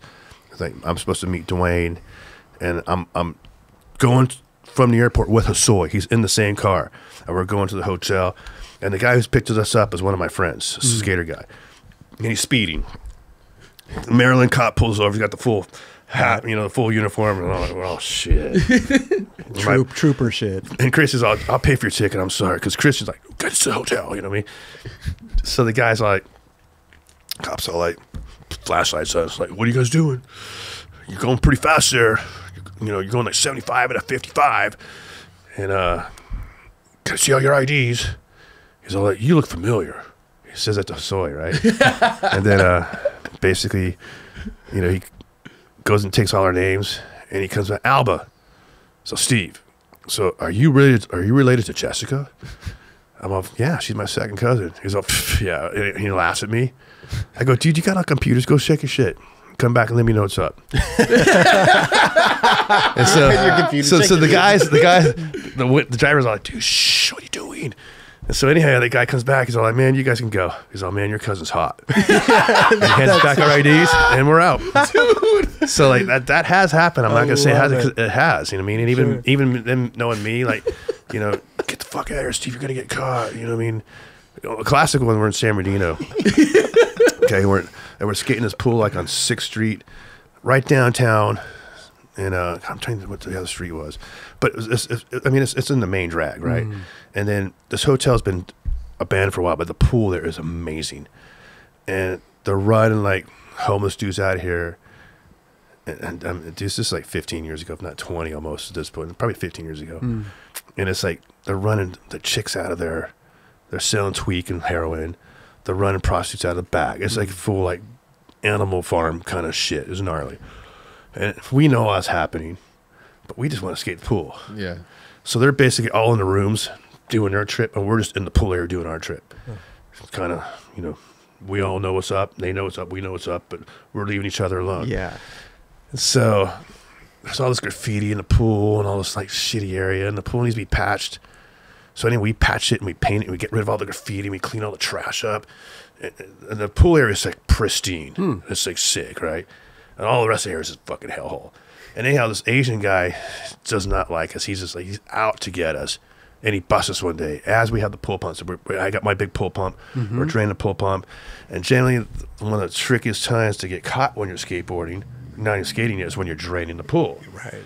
Because it's almost like you're street skating. You're trying to get all your bondo, get your cracks on right, and you're sailing. You're trying to get a little rail out's gonna hit. It's the same shit, right? Yeah. And so basically, the guy just calls cops, and he's blocked my car in, so I can't get out. Oh God. And I'm just like, fuck, here we go again.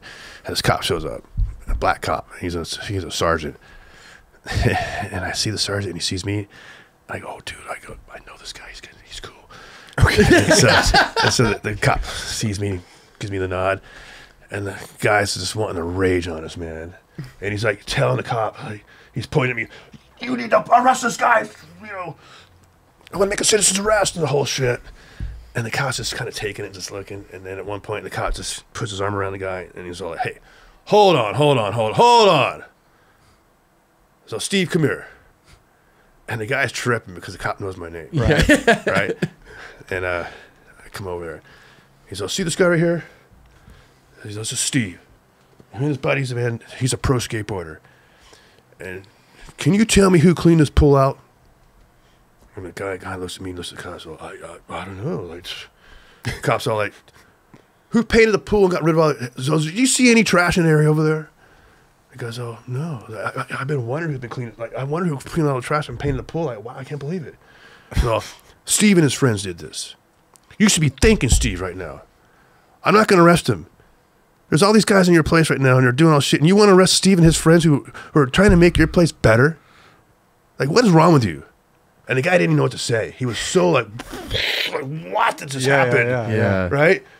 And the cops just kind of like, you need to let Steve go. I'm not arresting him.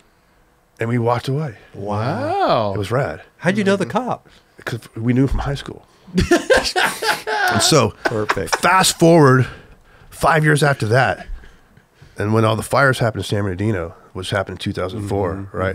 So this probably was like three summers before this incident where the fire pools were, and we're skating this pool again, the pool on the hill, one of the most famous pools we ever, like the first pool we ever trained up there, and we're caught there, and it's on this hillside, and again we're in the driveway, and this guy had pulled up his car, and we can't get out. And we're, oh shit, here we go again. But in the meantime, something happened where the guy he's all, I'll come right back, and when the guy took his car out, we got down the hill out of the driveway, so we were not in the driveway. So now we're here, and anyhow, the cop pulls up, and the guy who busted us, who called the cops, is the house above us, and he's got binoculars. He's looking at us. Okay. And the cops comes up, and it's the same cop. He's like, "What's up, Steve? What's going on, guys?" Well, man, we this pool's so sick, dude. And so it's all good. He's all, look, you know the story, man. He's looking at us binoculars right now. I want you to look like dejected. so I kind of like, all bummed. Yeah, one of these, you know what I mean? No. And the cop's kind of like looking up. He's kind of, so now like, you, the other guy, do the same thing. So the cop kind of worked with us and made us play it off. Yeah. And eventually the guy who was watching us at binoculars walked down from his property to the cop and told the cop, like, I want you guys to arrest this guy. And he said the same thing. He's like, man, look, this is just my buddy. He didn't say my buddy, but I know these guys. They're not doing anything. I mean, technically they are, but he didn't bust us. He let us go. Right. And he told the other guys, you know. So anyhow, I'm just saying that sometimes, and let's be honest, most people have bad situations with cops. I have a lot. Sure. But there's times where there's not bad situations and they'll actually let you go. Right. Yeah. And lately, I'd say within the last 10 years, it's been more of that case than prior to where they're really out to get you. Yeah. You Well, know, now or they you've had, know. like, shotguns pulled to your head. I mean, I'm not sure if you guys ever skated. Have you ever had a gun to your head from a cop? No. Okay, I have. No. Oh, plenty geez. of times. Plenty of times. I've had shotguns to my back. I've had fucking 45s and 9 Glocks to my fucking head. Thankfully. I've had cops point guns with laser beams at my chest. We were skating Dodger Bowl one day. And Dodger Bowl's in Rialto. Okay. Basically right in the middle of the hellhole. It's like mid-90s, and it's hell. It's like foreclosure city. Cops are fucking really, you know, kind of pushy. And Rialto, they're known for shooting people. Oh, wow. You know what I mean? Okay. Jesus Christ. So I'm going to have my kid, and I got a cell phone. I never had a cell phone. I don't even want a cell phone. If I got the cell phone, it's a big, remember the old cell phones, the big ones? The bricks, Yeah, the brick one. So my wife saw, if the phone rings, I'm having a kid. You have to answer the phone. So we're getting busted at Dodger Pool, and 4 cops bust us from 4 corners. And this is right when they're going to build it. They're building a 210 freeway. It hasn't been finished yet. Which at that time, the 210 freeway was Highland Avenue. And Highland Avenue was a 2-way highway in both directions. Probably the same width as the freeway, but the freeway wasn't built yet. Okay. It was all there ready to go, but it wasn't there yet. So what we were doing when they were building the freeway, we were barging and parking on Highland and the freeway embankment before they built it all, so we could just jump over the wall. Got you. And that's how we got caught, because one day a CHP guy saw our cars out there and, what the fuck are these guys doing? Looked over the wall and saw us and called the cops on us. Oh, wow. Yeah. And so these fucking 5 Rialto cops show up, again, all pistols, all pointing at us, and the one dude has a laser beam on me. Jeez. And I'm on the shallow stairs, and the fucking phone rings. No. Were you like, excuse me, my brick phone's ringing? I didn't think of the cop. I had to answer the phone. I answered the fucking phone. Put the fucking phone down! What are you doing? Blah, blah, blah. And I thought I'm going to die. And Dave Rule steps in front of the fucking guy's gun and his laser beam. Stop! If the phone rings, he's going to have his baby. His wife's pregnant. Don't shoot. What do you know? Oh, wow. So I'll never forget that Dave Rule stepped in front of this cop's fucking line of fire to take a bullet from me because I was going to have a baby. Jeez, I'll never forget that. So I'm just saying, not every situation is gnarly and good. Right. Where sometimes it can get out of control. That was Jesse? This was Riley. Oh, Jesse was already born. Oh, wow. Okay. Yeah. So he wasn't with us that day, thank God, because I used to take Jesse a lot with me back in those days. I mean, there was another situation. We were at the trade show, at the ASR trade show. We used to have all those things. Oh, yeah. Oh, yeah. Remember the ASR trade? So they had, I want to say it was one of the very last ones in Long Beach, man. And so we're there. And I meet Lance. And I got little Jesse. Jesse's like, dude, he's still in his little, he's like in the carrier still. He's so little. And I'm carrying him around, you know what I mean? Mr. Mom. And then Ricky Stiles shows up at the thing. He's like, dude, there's this pool right down the street on the 105 and this apartment. And he shows me a photo. Because in those days, it wasn't like a cell phone. Like, here's a photo of the footy. It was like, I got a photo. Like, you know what I mean? Like, yeah, I said, this pool is sick. Let's go. So we go there. And we're skating. And we're just barging, dude. It's like an abandoned apartment. I mean, there's people in the apartment, but the pool's abandoned. You know, it's all drained. And it's like me, Lance, Ricky, Jesse, and I think there's one more other guy with us. And at one point, like after 10 minutes, the pool's like on the bottom section, and on the top section, this guy comes over. Hey, I'm trying to sleep. Shut the fuck up. We're like, what? And I kind of look up. There's a big black guy, and he's not a shirt on. He's like in his jammies. And he's all tatted out, cornrows.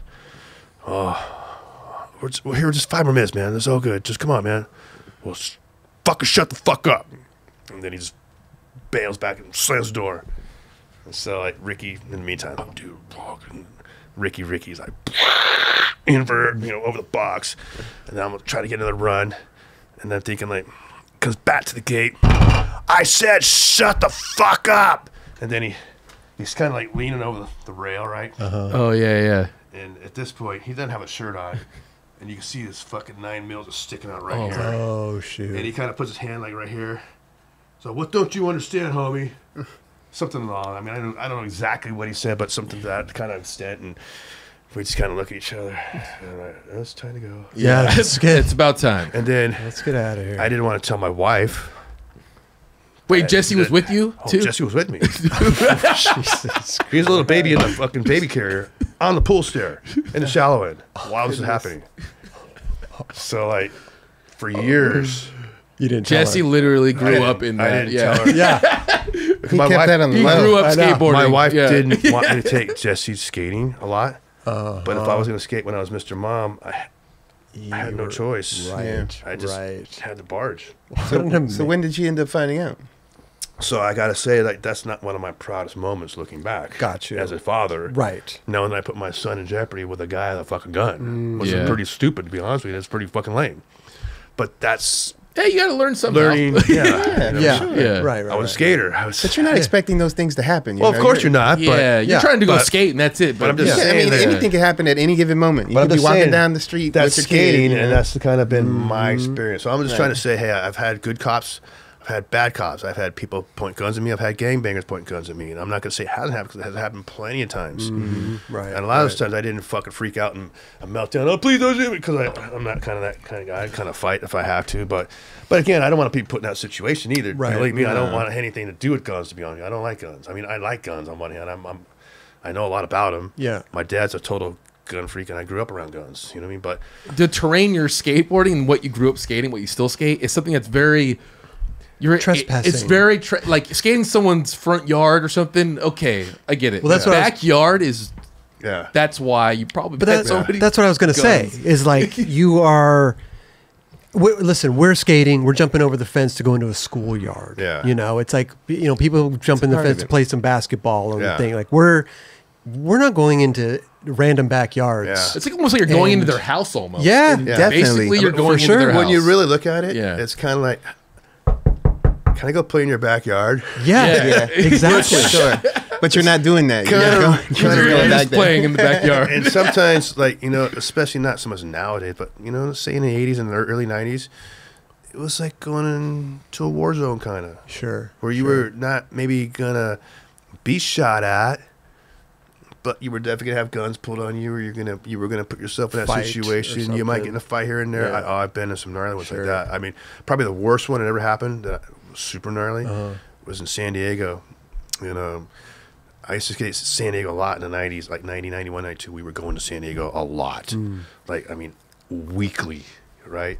And there was this really good pool, La Mesa Roman, super good. The neighbor hated us. He didn't like us being there. And he was an old white guy. We didn't know at that point. We just saw this big guy. He looked like a football player to me. He was like 6 foot plus. And then he had one day we're skating, like me and Farmer, Delgado, Dave Swift from Trans World. God, there's like 10 of us there, man. Abandoned house? It's an abandoned house. And my buddy Johnny Brown gave me a video. Well, his video camera. I brought the video camera to film everybody. And at one point, we're trying to do these tricks, and Tony Farmer's trying to do like a leaning tail from the face wall to the side wall over the Roman end. And like me and Ricky had already made it. And like, I'm not even gonna make it. And so we were already ready to leave. We're way past the 15-minute rule at this point. And basically, the neighbor comes over and starts kind of giving us grief, and he had a friend with him, and so he's, I'm gonna call it costing you, blah blah blah.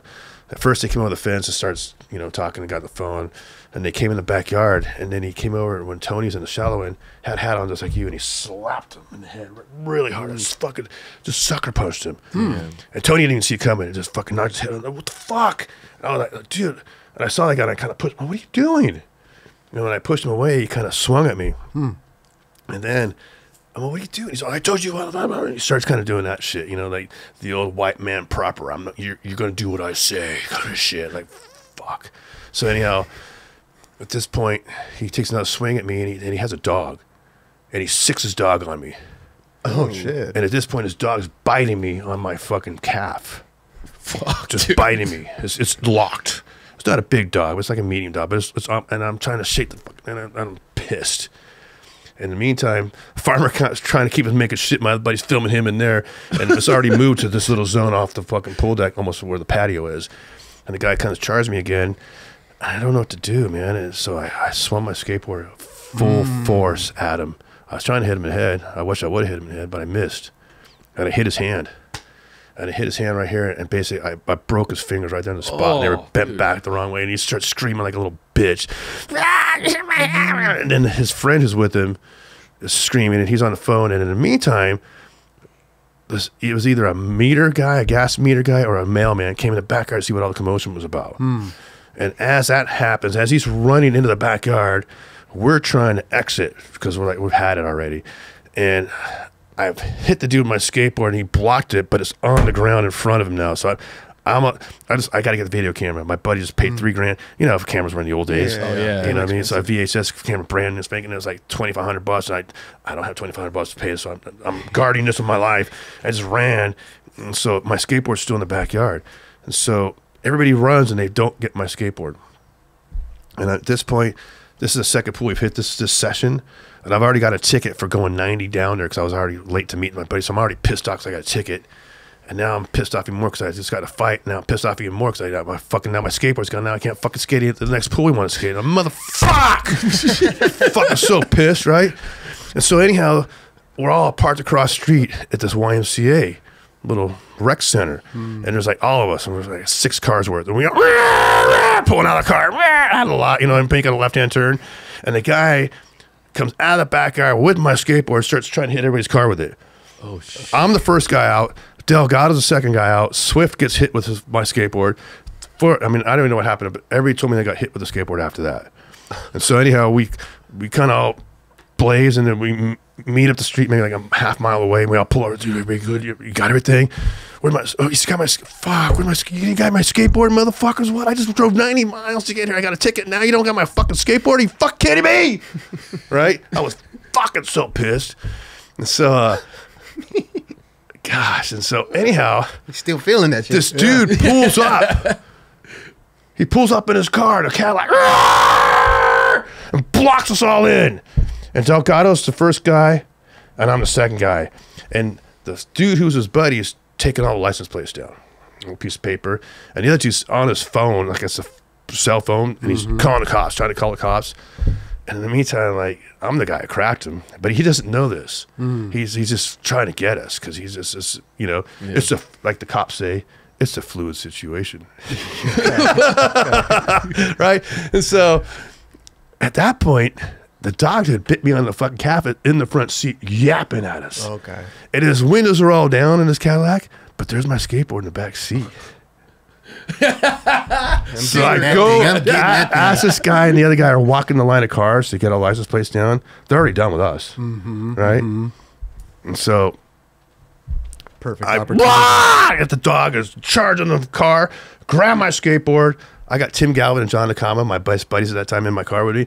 I get in and I slam the door and we boogie. And me and Delgado, and Delgado goes right and I go left. And the guy chases Delgado, thank God, not me. And the dude chased Delgado for like an hour, fucking road rage. Wow. Really? Right? I get home that same night, like 2 hours later. My wife saw, hey, my wife at the time was my girlfriend, Julie. So, hey, the police just called from San Diego. What happened? Oh, shit. Oh, my God. How do they know? The license plates. Yeah. Yeah. And so, this is way before cell phone, but license plate. And so, anyhow, the cop kept calling me. I just didn't fucking, I never answered the fucking phone. Damn. And so, anyhow, Delgado, this is probably the burliest pool story out of all the pool stories I got, because this is what happened. Delgado goes to court, and he's got busted for this. He's got arrested for this shit. Oh, wow. So the guy caught him. The guy They caught Delgado eventually. He gets busted. He gets arrested, ticket or whatever he gets, but he's on the books like he's the guy that did it. So now he's got to go to court. So, so yeah, so that was a whole nother scenario, man. So he meets this chick. He's got like this public defender chick, and it's a public defender chick's like this redhead chick. I didn't forget her name, but she was a lawyer chick, but she was smoking hot, and she just was just a chick, just a lady doing her job, law job. But skaters are skaters, and somehow she fell in love with Delgado. Wow. And they became a thing after a while. Amazing. So then after a while, she was actually trying to help us. And then I went to Delgado's house and met her, and she walked me, here's what we're going to do, and this is what you're going to say. But it was gnarly because like I had to go to court and I had to testify and get Delgado off because he didn't do it. Right. But I know I did it. And at that point, when I came in as a witness, they basically knew I did it. Okay. That was basically the premise of this shit. And I had to take the Fifth Amendment. Oh, plead the fifth. Yeah. So so I'm not sure if you guys ever been in court. This is another thing. When you've been this many times like I have with 21 tickets or whatever the fuck it is, I've been to court a lot for this shit. And they try to rattle you. Yeah. And when you're in jail, they try to rattle you. Have you ever been to jail and had to stay more than like 12 hours? We spend like overnight, and they're saying you're going to dress up with all the guys. They're trying to rattle you because it happened to me at Baldy. I got arrested at Baldy Pipe. The last time I got arrested was at Baldy Pipe. Damn. For the same scenario where these kids were tagging all this crazy shit, and they thought I was part of this tagging crew, and they busted all this shit. And the kids who were busted were these kids from Utah. I'd never been here. They came Baldy first day, 3 of them, and I just happened to be running that day because my kid Riley had took a big shit in the toilet when he was a little kid and put a pencil in there. He was drawing, and he dropped the pencil on the shit pile with all the toilet paper. And me as a dad didn't want to deal with it. It was just so fucking foul. And I flushed the toilet knowing the pencil was going to clog it all up, which it did. And I got even more mad because I knew I fucked up because I should have pulled it out anyhow. And I was so mad that I went to go run. So I had to run. I was jogging 5 miles at this time. So I went and started jogging around Baldy. Just with no shorts and a little backpack and a pair of binoculars and water. So if I could see if anybody at pipe, I was going to go visit the pipe. So when the cops busted me, they had a helicopter and 14 cops that day at Baldy to bust this tagging crew guys who had done some destruction to the houses over on 25th Street where they park. These weren't skaters. These weren't skaters. They were Mexican gangbangers. What they were going to Baldy, and I was there with Omar one day, and these guys were doing this shit. And I called them out like, "Fuck you, fucking tagger motherfuckers!" Yeah. And Omar says, "Don't say that. You're gonna get shot." Well, fuck those, because I didn't give a fuck. Fuck those fuckers. They didn't skate. But anyhow, that's what happened that day. So it was just another scenario where I got busted. I had to go to jail. Spent all night in jail. And I was freezing because it was a really hot summer day, and all I had was a pair of like swim trunks on and a tank top. And they made the jail super cold. Have you ever been in jail, county jail? No. It's super cold in there, and they do it on purpose to fuck with you, right? And then I'm sitting there sleeping on this fucking cold hard floor, and they take your socks because they don't want you to hang yourself in your shoelaces so you don't fucking any of that shit. So you can't keep warm, man. It's fucked. And then you're sitting there trying to snuggle next to some dude, and going, like, fuck. You know what I mean? That kind of shit. And then you're sitting, and at the same time, you're so irritated, like, fuck, because you put yourself in a situation, right? Yeah, right. So, and then 9 hours into that, they're like, okay, you guys are going to go suit up, and you're going to be here for a week. And the kids from Utah start crying. I'm like, dude, they're just trying to scare us, man. Don't rattle. So that's the one thing, I mean, I've never been to state prison. I've only been to like city jails and county jail, but I've been there enough times to where it's fucked anyway you look at it. Sure. And whether you're in that kind of trip or not, jail system like anywhere else, man. If you got the fucking money and the bail, you can get out. If you got shit, you're in there for fucking months. Right. And that's just how it works. And I'm sorry to say that, but that's how it is. You know what I mean? All for the love of skateboarding. Yeah. So that's the thing. I mean, I have been known to be in these scenarios and skate this crazy shit, so to speak, where you're not meant to be. Right. And, skating is not a crime, whatever, all that bullshit. But to be honest with you, if you're doing real skateboarding, it is a crime. Yeah. I mean, you are. I mean, you're literally going. And I'm not saying it's like as a proud dad moment, but as a skater for your little skater points, hey, yeah, I mean, that's cool and all, but you're doing. I mean, looking like back, that's not the way I kind of really want it to happen, but I'm just saying it does happen, and so that's the thing now. So Ozzy and Lance, Ozzy's been busted once, so he's been through the ringer the one time, but he can't still, and even Lance, I've never been arrested skating. I'm not a real pool skater unless you've been arrested, and to be honest with you, there's a little bit of truth to that. I'm not trying to say you got to be super fucking hardcore and you got to get arrested to be a pool, because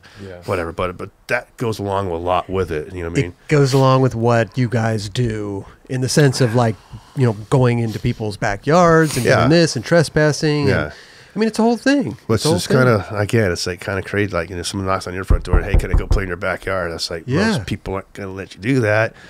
So it's the art. Yeah. It's an art to talk your way into someone's house. For sure. There's a movie by Robert Redford and Brad Pitt where he was a CIA instructor. I forget what that movie's called. It was like a 90s movie where Robert Redford's like the CIA instructor and telling Brad Pitt, like, and there's one scene where they're in Eastern Europe and Germany or somewhere, and he's all, I want you to be in that room in 5 minutes. And so this scene shows Brad Pitt up there and he's drinking coffee with the guy. But it's along those lines where you have to kind of sell yourself. You got to be a schmoozer too. Yeah. You got to be a people person. So for me, it's when I kind of skate a pool, a lot of times the first thing I try to do is I try to gauge who the people are. Are they white? Are they black? Are they Mexican? Are they Indian? Are they Asian? What's the kind of core group who I have to deal with? From there, to be honest with you, most Indian people don't have concrete in India, so they don't know skateboarding for the most part, and they don't even fucking get it. The same thing happens with most Asian people too, for the most part, unless you're in Japan or Korea where you have a lot of but everywhere else is rural country. There's dirt. You're not going to see much. So they can't even understand the concept.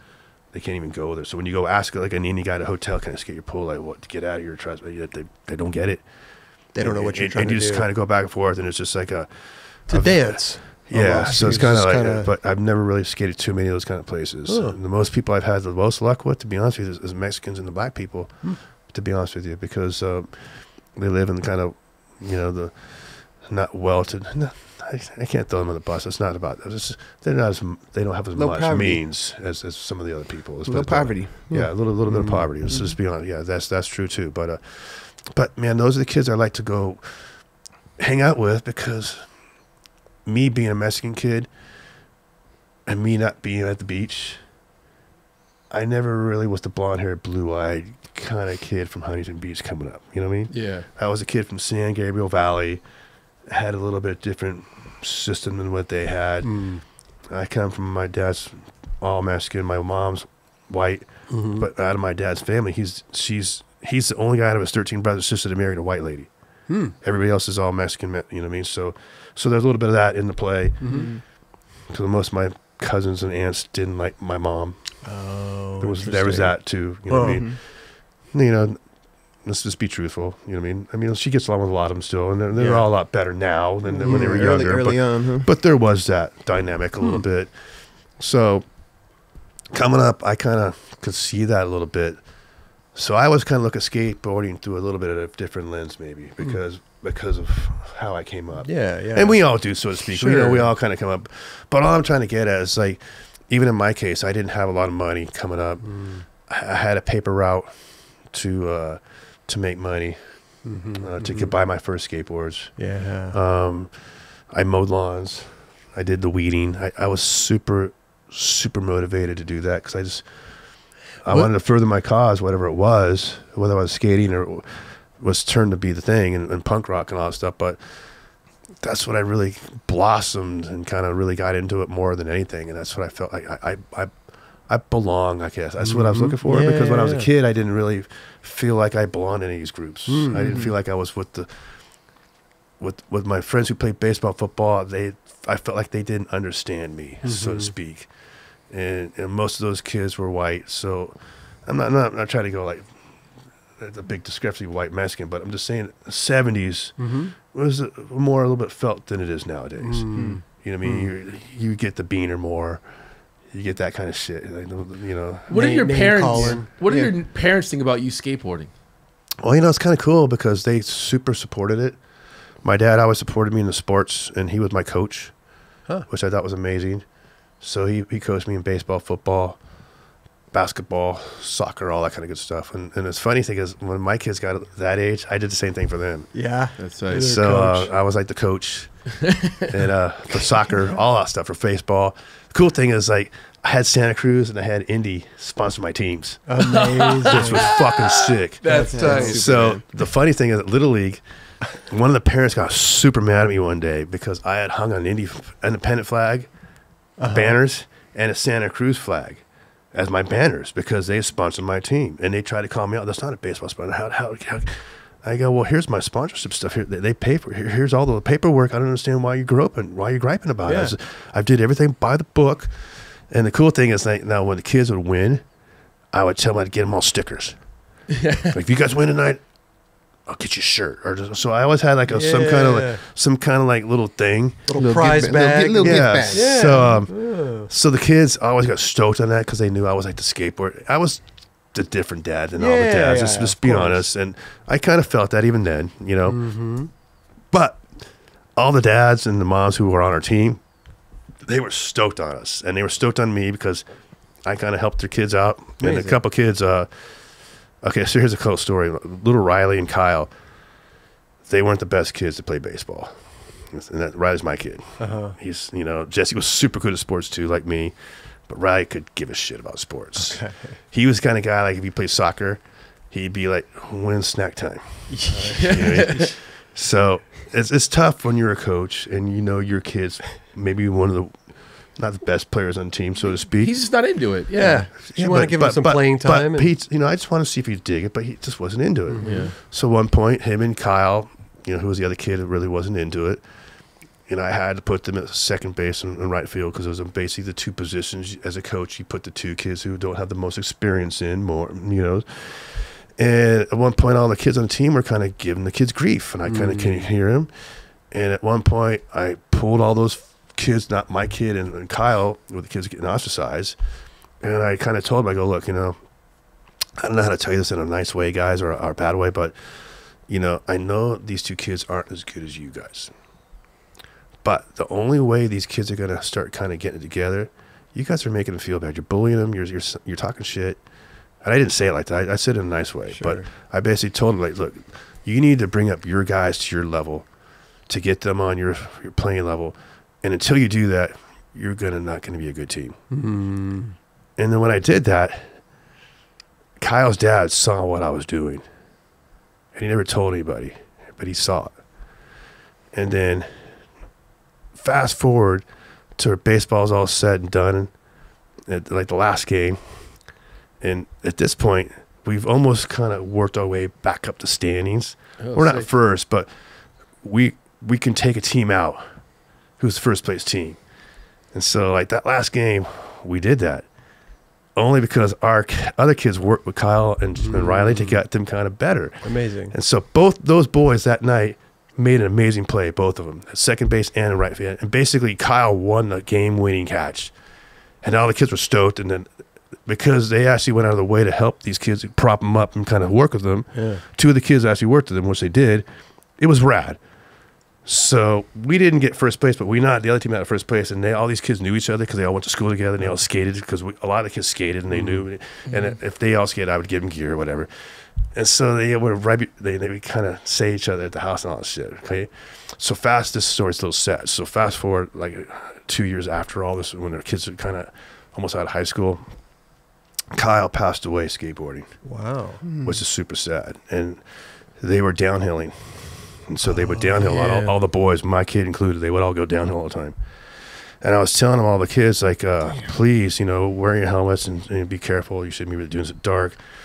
And poor little Kyle hit a pebble and knocked him into a car, and he couldn't do anything. He hit his, and basically my kid wasn't there, but all his friends were there. And Danny, one of Riley's best buddies, was there, and it was sad. Wow. Super gnarly. Yeah. And right there, didn't. Passed right there. No, it took a couple of days for it to happen, and they did the harvest for the organs and all that kind of good stuff, which helped some other kids, which was super awesome. We did that. Well, all I'm trying to get to is after this all happened, Kyle's dad came and talked to me, and we're all super sad and we're crying, and he's telling me the story I just told you, how I helped this kid, and got him to give him some props, and he told me that no one ever done that for his kid. Wow. And I felt cool because I was kind of like getting a little emotional now thinking about it. But I'm just saying that's the kind of the dad and the kind of coach I was trying to be. And the thing is, I gave this kid his first skateboard. That's why I felt really guilty. Right. And I told Kyle's dad, if it wasn't for me, I just wouldn't. Yeah. So anyhow, but I'm just saying, when a dad goes out of his way to coach something and then you make an impression with some other person or make an impression on a dad, that's fucking cool. It's a lot. Yeah. Sure. And so I'm just saying, as much as I'm this hell-bent guy and I'm known for being that, I do have a heart. And I do try to help a lot of kids. I do try to do a lot of nice things that people really never hear about. And that's not I'm trying to take credit for it. I don't give a fuck about that. But I'm just saying there's another side to me when I'm always trying to help kids and empower kids, so to speak. So I think that's kind of cool. It's amazing. So that's one thing at our house. We've always had an open house where all the kids can kind of come over, all of Jesse's friends and all of Riley's friends, and a lot of those kids told us like that they felt more comfortable at our house than they did at their house. Right. And there's a couple of kids to this day. I mean, Riley and his kids they're 24. They've been out of high school for 6 years now, and they still Steve, you made us feel. So that's kind of a cool feeling. That's amazing. Because at my mom and dad's house. This is what I'm trying to get back to. The dad coach thing is my mom and dad had the same thing at my house back when we were kids. Yeah. So everybody would come to my house and we would kind of rage there. And granted, it's the 70s, we're drinking and we're doing shit we shouldn't be doing here and there. But for the most part, my mom and dad were really cool with it and really supported us. Amazing. And my mom was like, when they do the contest, she would keep the scores. My dad was like the timekeeper. So there's all these photos of my dad in the magazine too, along with us, which is super rad. Because a lot of the older guys like, Dad, your dad was famous. Yeah. To this day, I still get like Lonnie Hiramoto and Howard Hoods and these guys I've known forever. Like, dude, your dad was so cool, man. I was like, so cool. He was always there to support you guys, because some of these kids' dads didn't support them. Yeah. And there comes a point where, like, even with my case with Jesse, where like he was 13, 14, and wants to do his own thing. I didn't really pull that until I was 15, 16 when I got my own car. And then like, hey, Dad, I'm going to do my own thing now. And that's when you started driving to shows in Hollywood and going to see punk rock. And that's kind of when I really started hanging out with Olson a lot and going to shows. And, so that's a whole other trip too. But those are cool, good times, man. I mean, you got, it's like it's just skateboarding is tough sometimes for kids, right? Because parents don't understand. Maybe nowadays they do with the Olympics and everything. They're seeing more of it around, but it's a lot of parents don't want their kids to skateboard. Yeah, and I still see that to this day. Yeah. I mean, I've seen it so much. Like, Right. my kid's not going to skateboard. He's going to take drugs. Yeah. He's going to do this and he's going to do that. Exactly. But that's everywhere in life, just not here. Sure. No doubt. And it's kind of crazy that, here we are, all of us here champion skateboarding as much as we can. We all do. We all have. But then when you see some parents and negativity, like kind of going down that line, it kind of makes me bummed that like people even think that way, so to speak. Well, also not even just letting somebody do what makes them happy in life. I mean, this life we live is short. It's, we're on this little globe. You know what I mean? Yeah. Like, let's... When you really break it down and be esoteric, Let's have we fun. really have so much time here. Sure. And your actions speak louder than words. And again, I mean, I'm on the fucking mountain going down now. Almost. But I'm just saying, like, once you hit 50, it's like most people think that way. I mean, I definitely don't think that way. I mean, I still think I got a lot more to give still, and I still got all this, and that's why I can't keep in shape and do my thing. Dude, you're doing it. But that being, people just don't really kind of get that sometimes. I know. I know. It's crazy. What I would love to go back a little bit in time. Yeah, can we talk about like anything you want, man? Bowls, pools, because you won the first pool contest ever. 1977? 78. Pro contest. Pro contest. Because A-Rab and some of the guys will say, no, it didn't happen. They had a contest at Anaheim. What do you mean? Prior to that, because they had a little amateur contest. Okay. I might have been pro possibly, but at Anaheim in that little pool there, but that pool fucking sucked. It didn't count. I mean, that's whatever. I mean, Olson and me always said, hey, I won the first day. Now, personally, I think Olson would have won. Why is that? Because I think he was a better skater than me at that time, as far as tricks and that goes. Now, how old were you guys? He was 16, I was 15. Okay. Wow. Now, it's kind of funny, like Doug Marker, who was a skater who lived down there that way, when they first had the very first contest at Spring Valley, we all drove down there. The guys from back east flew out. But it got rained out the first weekend, if I remember right. And we didn't have the contest. And so I remember kind of like hanging back for a couple of days. And that's kind of when I met Pineapple, Doug Saladino. And so I kind of clicked it off with him for some weird reason. And I was riding for Tunnel, but in between me riding for Tunnel, Pineapple and Dennis Martinez and all his buddies rode for GNS. Okay. And so they were trying to get me on GNS at that same time frame. Oh. And so that's why in the first contest I'm riding GNS yo-yos. Okay. I rode for Tunnel, but it should have been riding Tunnel Rocks like Blackheart and Doug Schneider. But the pool was kind of slippery, and Tunnel Rocks was super hard. And even though I think they were a better wheel that I preferred, because it was so slippery, I ended up riding the yo-yos, which was a little more resilient. You switched it up So I rode for the contest. Yeah. You had skated that. Sometimes my sponsor would get mad at me because I wouldn't ride my sponsored gear in the contest. I mean, that's kind of the deal, right? Yeah. I always rode what I felt worked best. Sure. For the contest. Yeah. Now people are always going to think I'm fucking whack for saying this, but to this day I still do this. And but back in those days, I was riding a tunnel board. I still have the board. I should have brought that board. Damn. Still, you have the board that you won the. Yeah, I still have it in my garage. Yeah. I don't have it all set up like it used to be. Okay. Which I need to get the. I've been meaning to set the trucks and the wheels back up like it was, so I can actually take a photo again. With it, which would be amazing. That would be sick. But I still have that board, and I still, it was a 2-minute run. 2 minutes. So 2 minutes. That's a long ass time. That's a long time. That's just stupid. Okay. But at that time, they didn't know any better. That was just how the criteria was, and they just figured. And so after like the first weekend, it kind of rained out. I kind of stayed and got a little bit more of a better feel for the place, I guess. Okay. Because let's face it, in those days, even like if you're in a surf contest now, wherever the break is, those locals are always going to be the best guys that know the conditions the best. Let's face it. Sure. So even in those days at the skate parks, Spring Valley is going to be the first contest. So there was Newark, Spring Valley, Pipeline, and Big O. Those were the first 4 contests for the Hester Series. For Hester Series number 1, Hester number 1 is what they called that. Okay. And then basically at each one of those little contests, at each little skate park, they had the locals who should have won. But sometimes that didn't happen, you know what I mean? So in this particular case, Dennis Martinez was the most favorite guy to win. And I took him out. Okay. Damn. And then he fell. I think he did a bass air and hung up and hit his head. Oh, jeez. And I want to say he had a concussion or something, but they were taking him out on a stretcher. And he was all mad at me, saying that he wanted a rematch.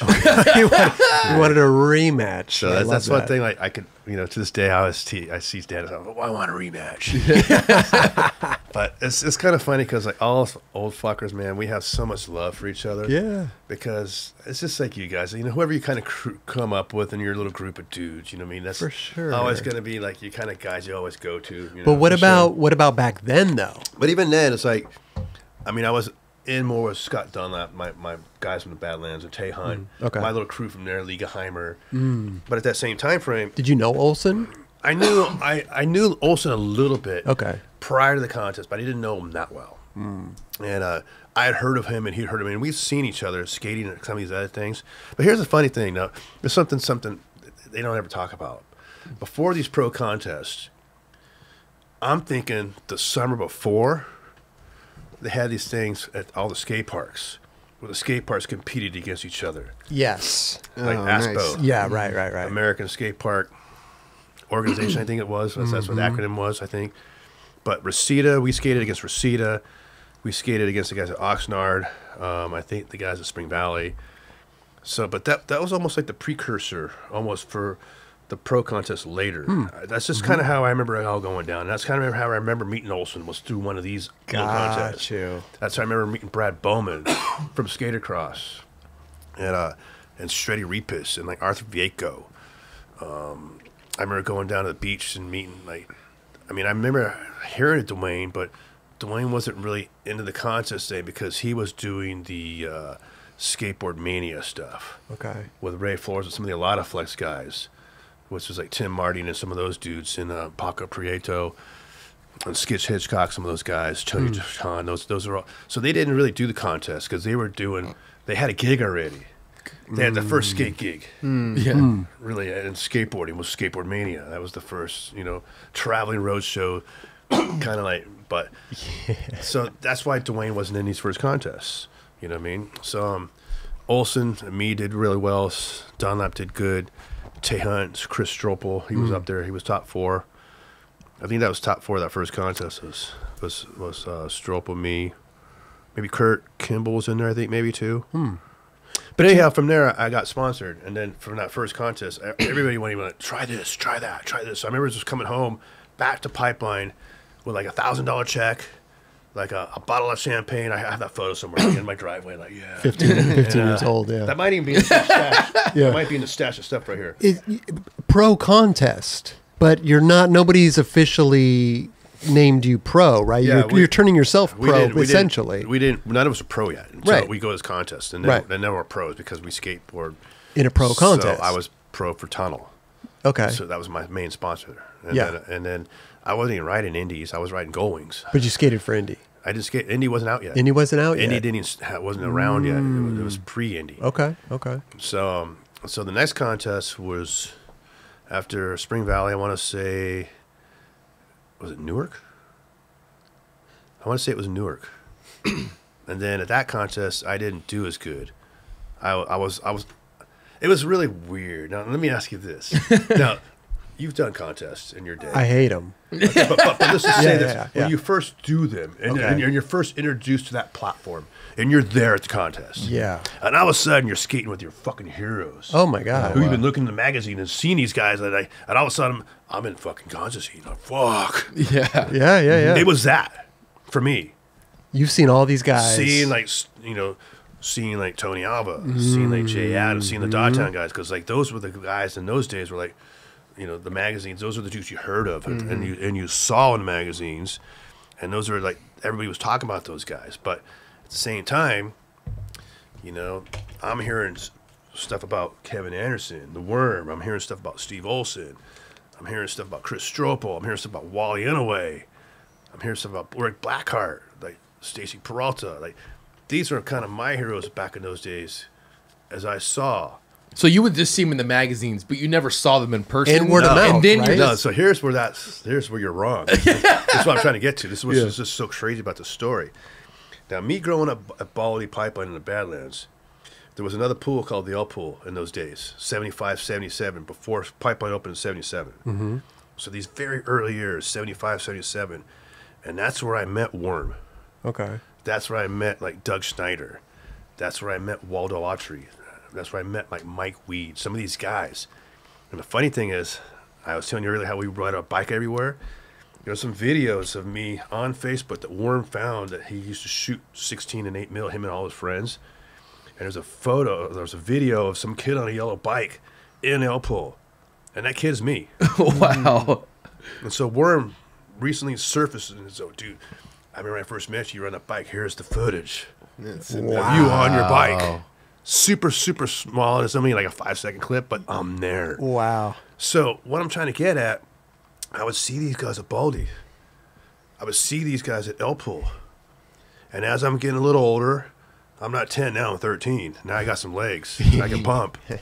And I can almost keep up with these guys. Almost, you know what I mean? And so, like, there's this little upstart Alba coming out of somewhere in the Badlands, and him and this guy, Scott Dunlap, man, there's guys, you watch out. These guys need to be contended with. That's what these older guys are telling these dudes. So when the contest happened, we'd already seen half these dudes. We'd already skated with them. We skated them at Baldy. We skated with the El Pool. We skated with the 6th Street Wave. We skated with the Skull Bowl. And now we're skating with the Pipeline at the skate park. Because Pipeline was like, when it opened in May 77, that was Mecca. That was it. Like, if you were going to be a surfer, even in today's world, if you're going to fucking be in the surf world, where do you go to make it? Mavericks? I don't know. Hawaii. Hawaii. Yeah. Okay. Pipeline, yeah. Pipeline. Pipeline's the spot. You want to put your face on the map and surfing, go to Pipeline, get a rad wave there. You were fucking mega. But when you go there, you know you're going to pay that price at Pipeline. Mm-hmm. You got that reef underneath you. It's going to fucking kill you. It's going to not only knock your ACL, it's going to knock you in the head. You can die. Yeah. People die there and get fucked up all the time at that place. Right. Pipeline Skate Park was the equivalent of that in the skateboard world. Mm-hmm. People can't fathom that.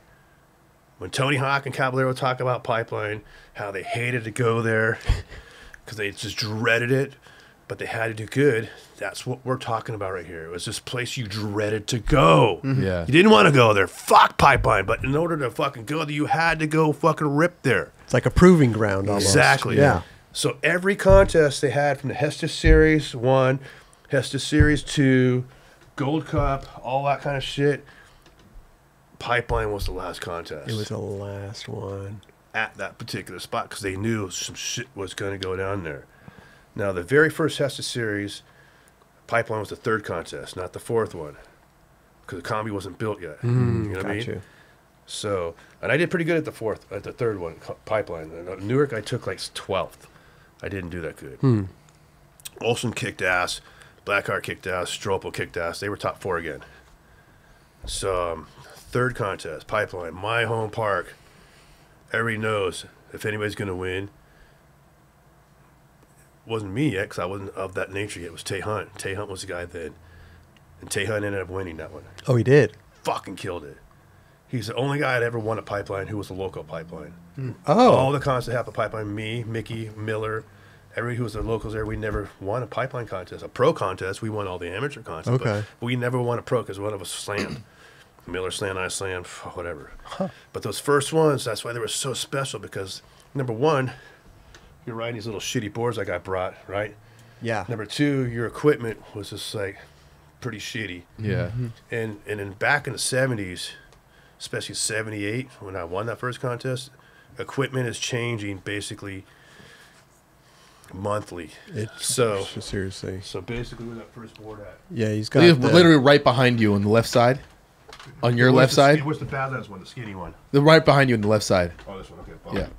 Okay, so this board. This is what you're riding in the Badlands. This is basically what I'm riding. Right. In 78 at the contest. It's like a little banana board with... Very close to this. Right, I mean, pretty much the same board, to be honest with you. I rode a Badlands Pull Tool or Badlands Bullet, which is just same shape. I was riding trackers on it.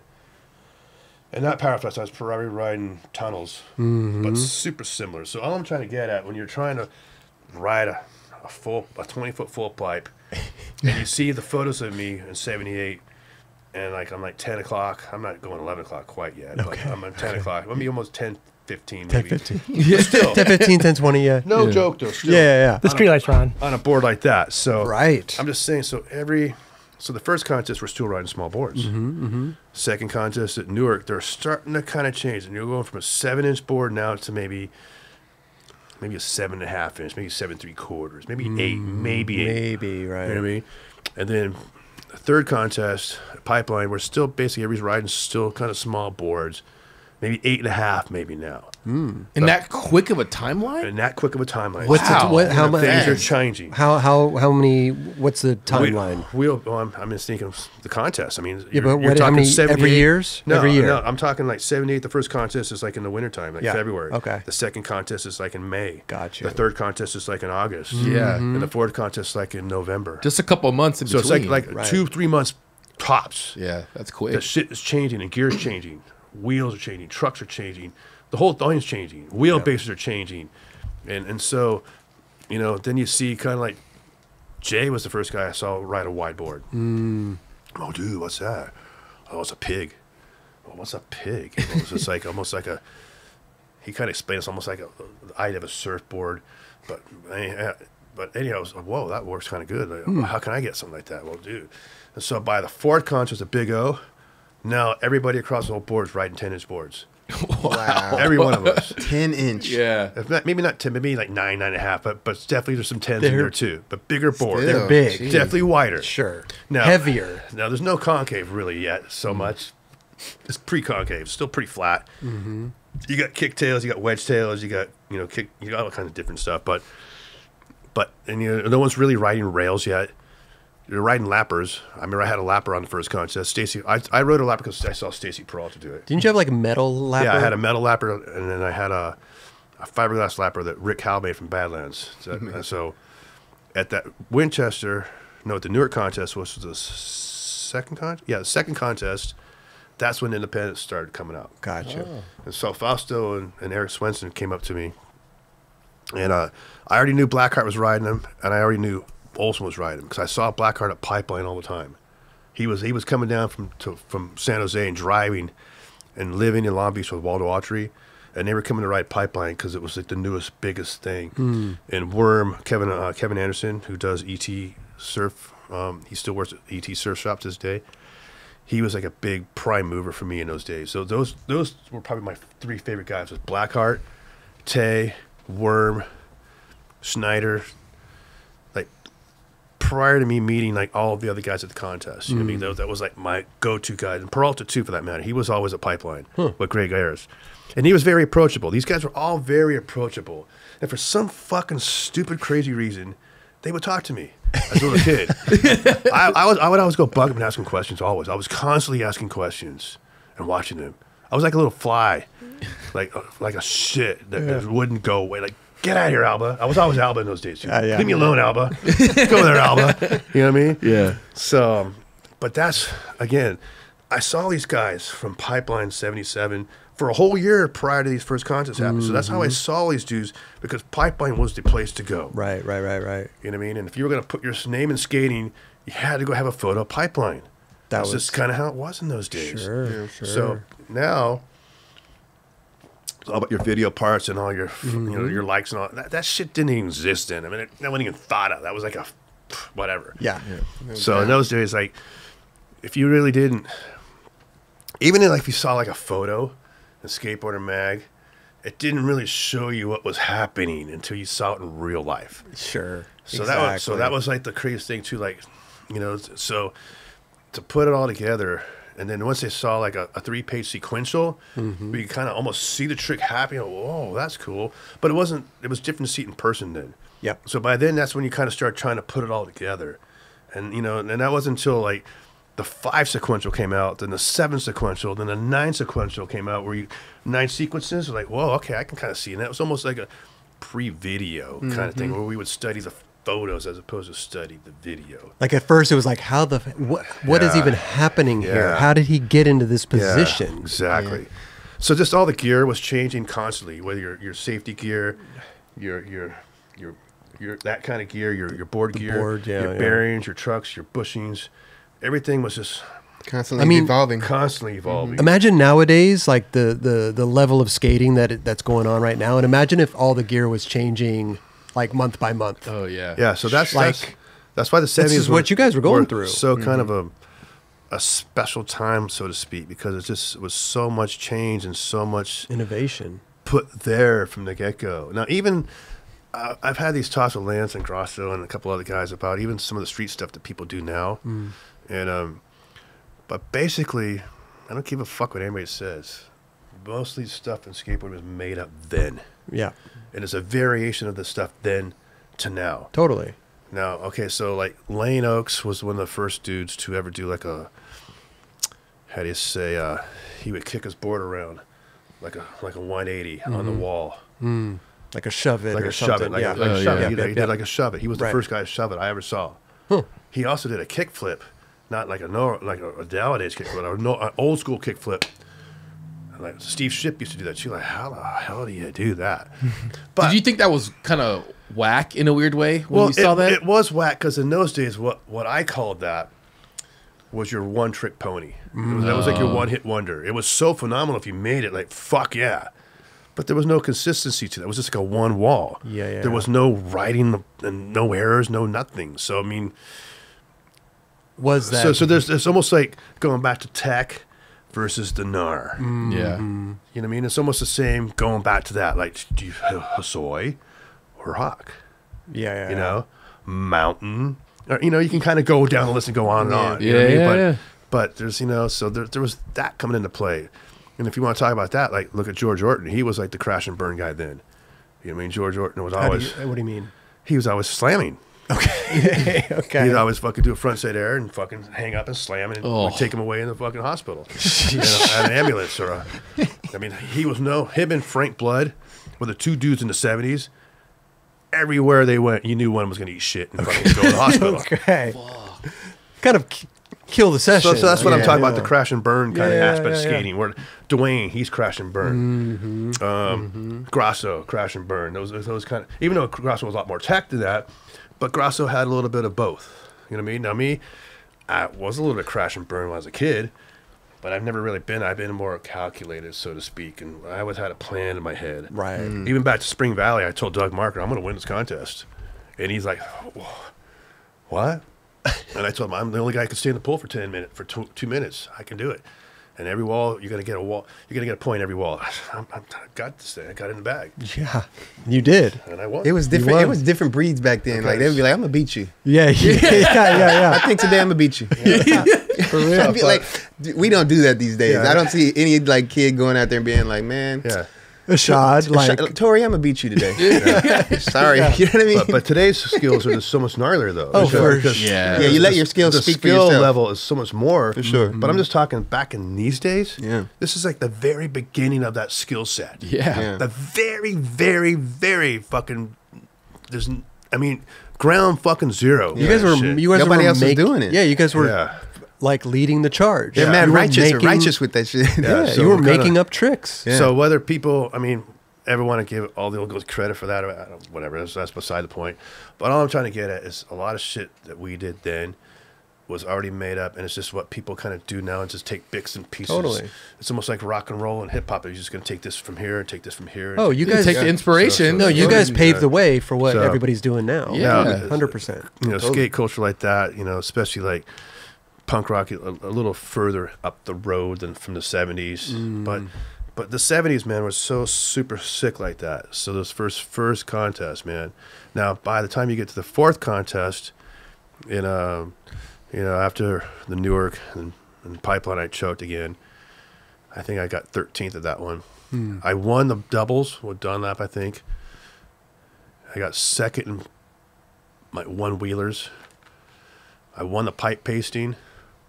The cool thing is in those contests, they had a whole bunch of side events that they don't do today. Yeah, what are those? Pipe pasting? What's that? Well, pipe pasting, how high you can get the highest sticker up on the Right. So I used to be king of pipe pasting for a long time. And all the pipe pasting contests I ever entered, I only lost one to Steve Stedham once. Oh, yeah? Steve Stedham, Because he's got a longer reach than me. Okay. And not to give me any credit, but he fucking won fair and square. But he's rad too. I mean, Stegu is a fucking sick ass kid. Always has been and always will be.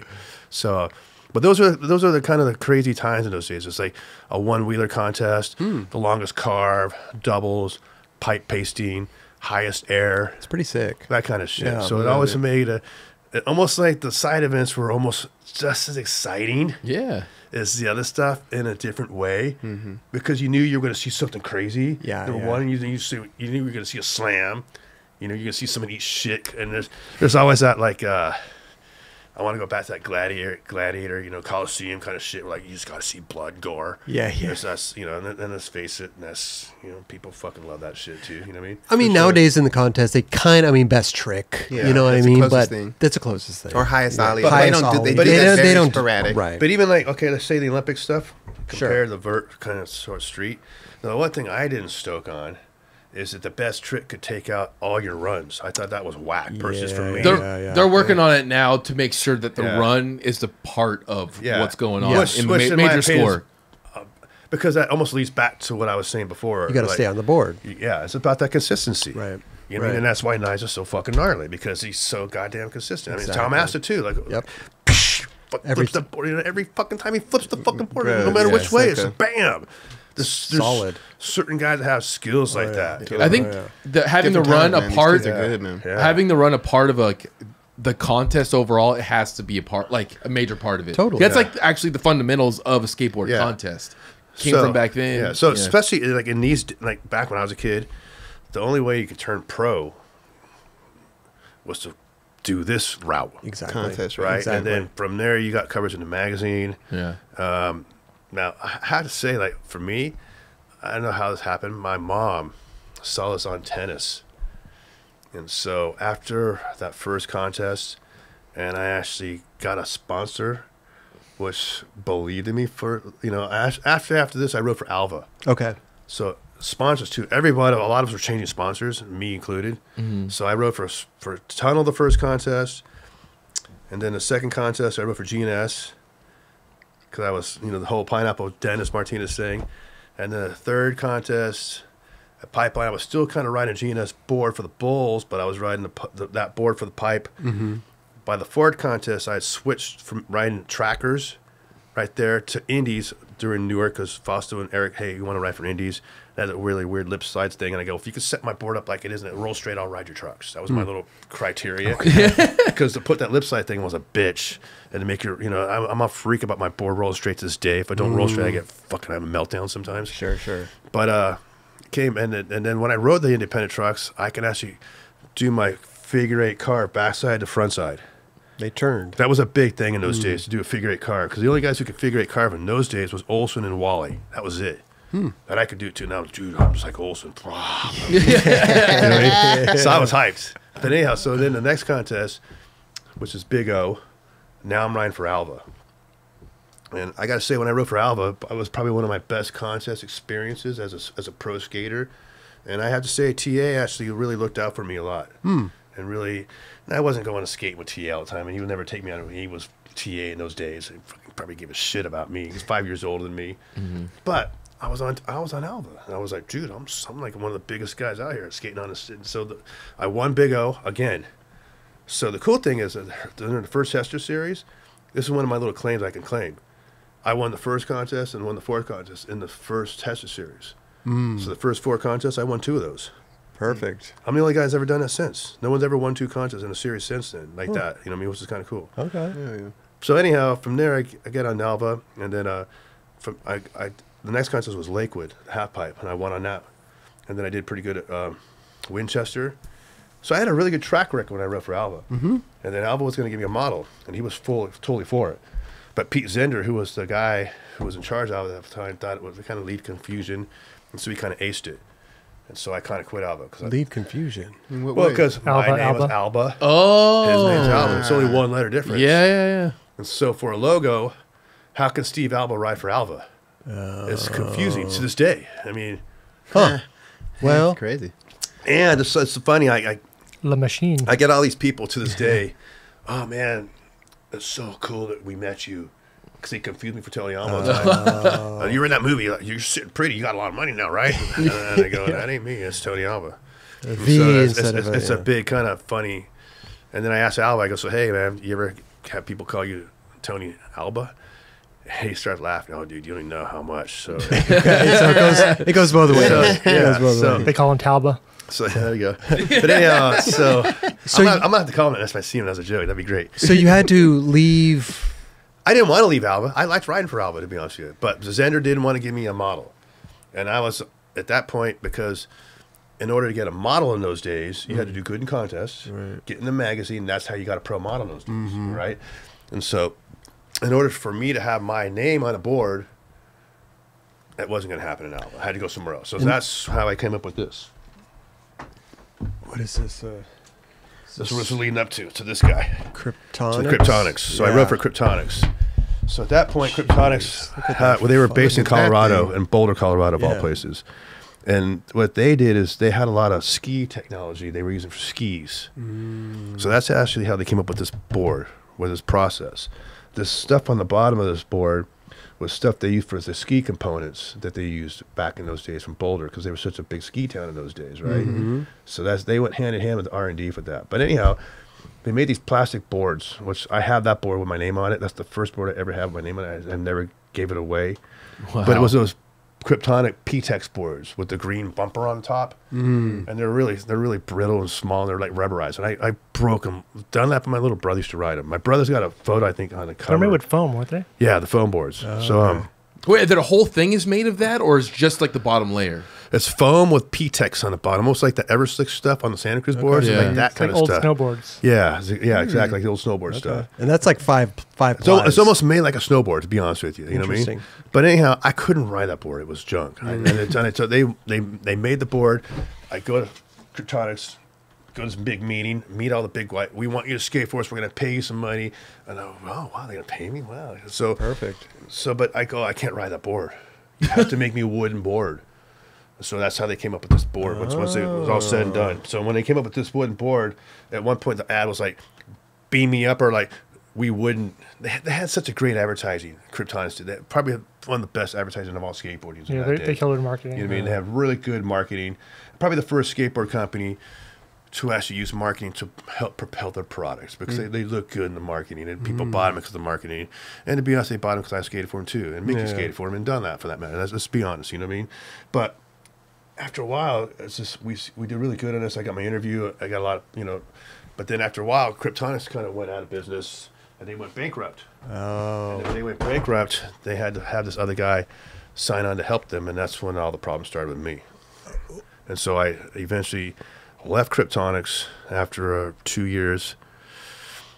But prior to that happening, I had so much magazine coverage, which was crazy. And my mom had read something about being on board the Tennis Star, how he has incentives. So when my mom went with me to renegotiate my contract at Kryptonics, I was selling 10,000 boards a month in those days.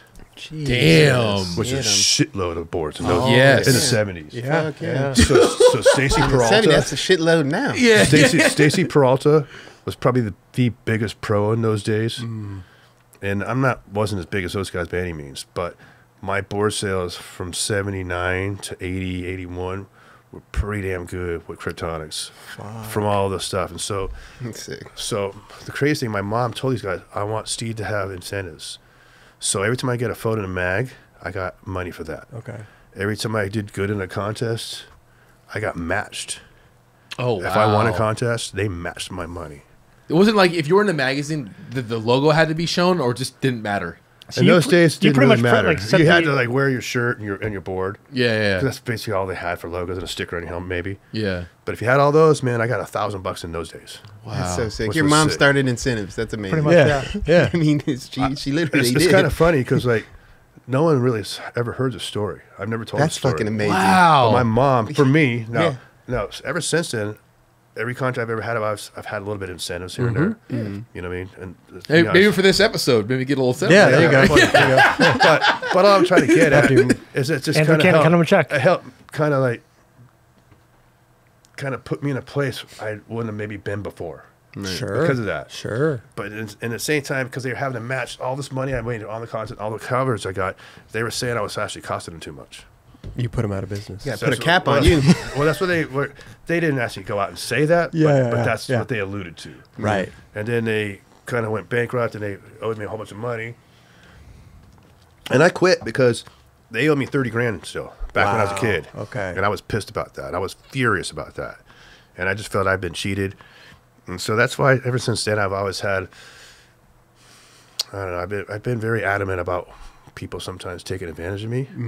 It's happened so much through the years, and I think only recently have I got like a sports agent in my back pocket in the last 2 or 3 years where just so that won't happen anymore. Because when you hear the words like perpetuity in your contract, like what does that mean, and all that kind of stuff. So like when you actually kind of learn all this stuff, it's a learning process. We all have to learn this stuff. But back when you were a kid and you're 15 and 16, you don't have a clue about any of this kind of stuff. You could have sold your name to anybody and not even known it. Yeah. So, but now back then, from all this money I made, I lived on that money for years. And I've had jobs through the years, but that's how I kind of lived for like a long time. And to be honest with you, when I was a kid, back when I was 15, 16, I had 70 fucking grand in the bank then, which was a shitload of money as a kid back in the 70s. Yeah. Not that I always had that much, but I would always.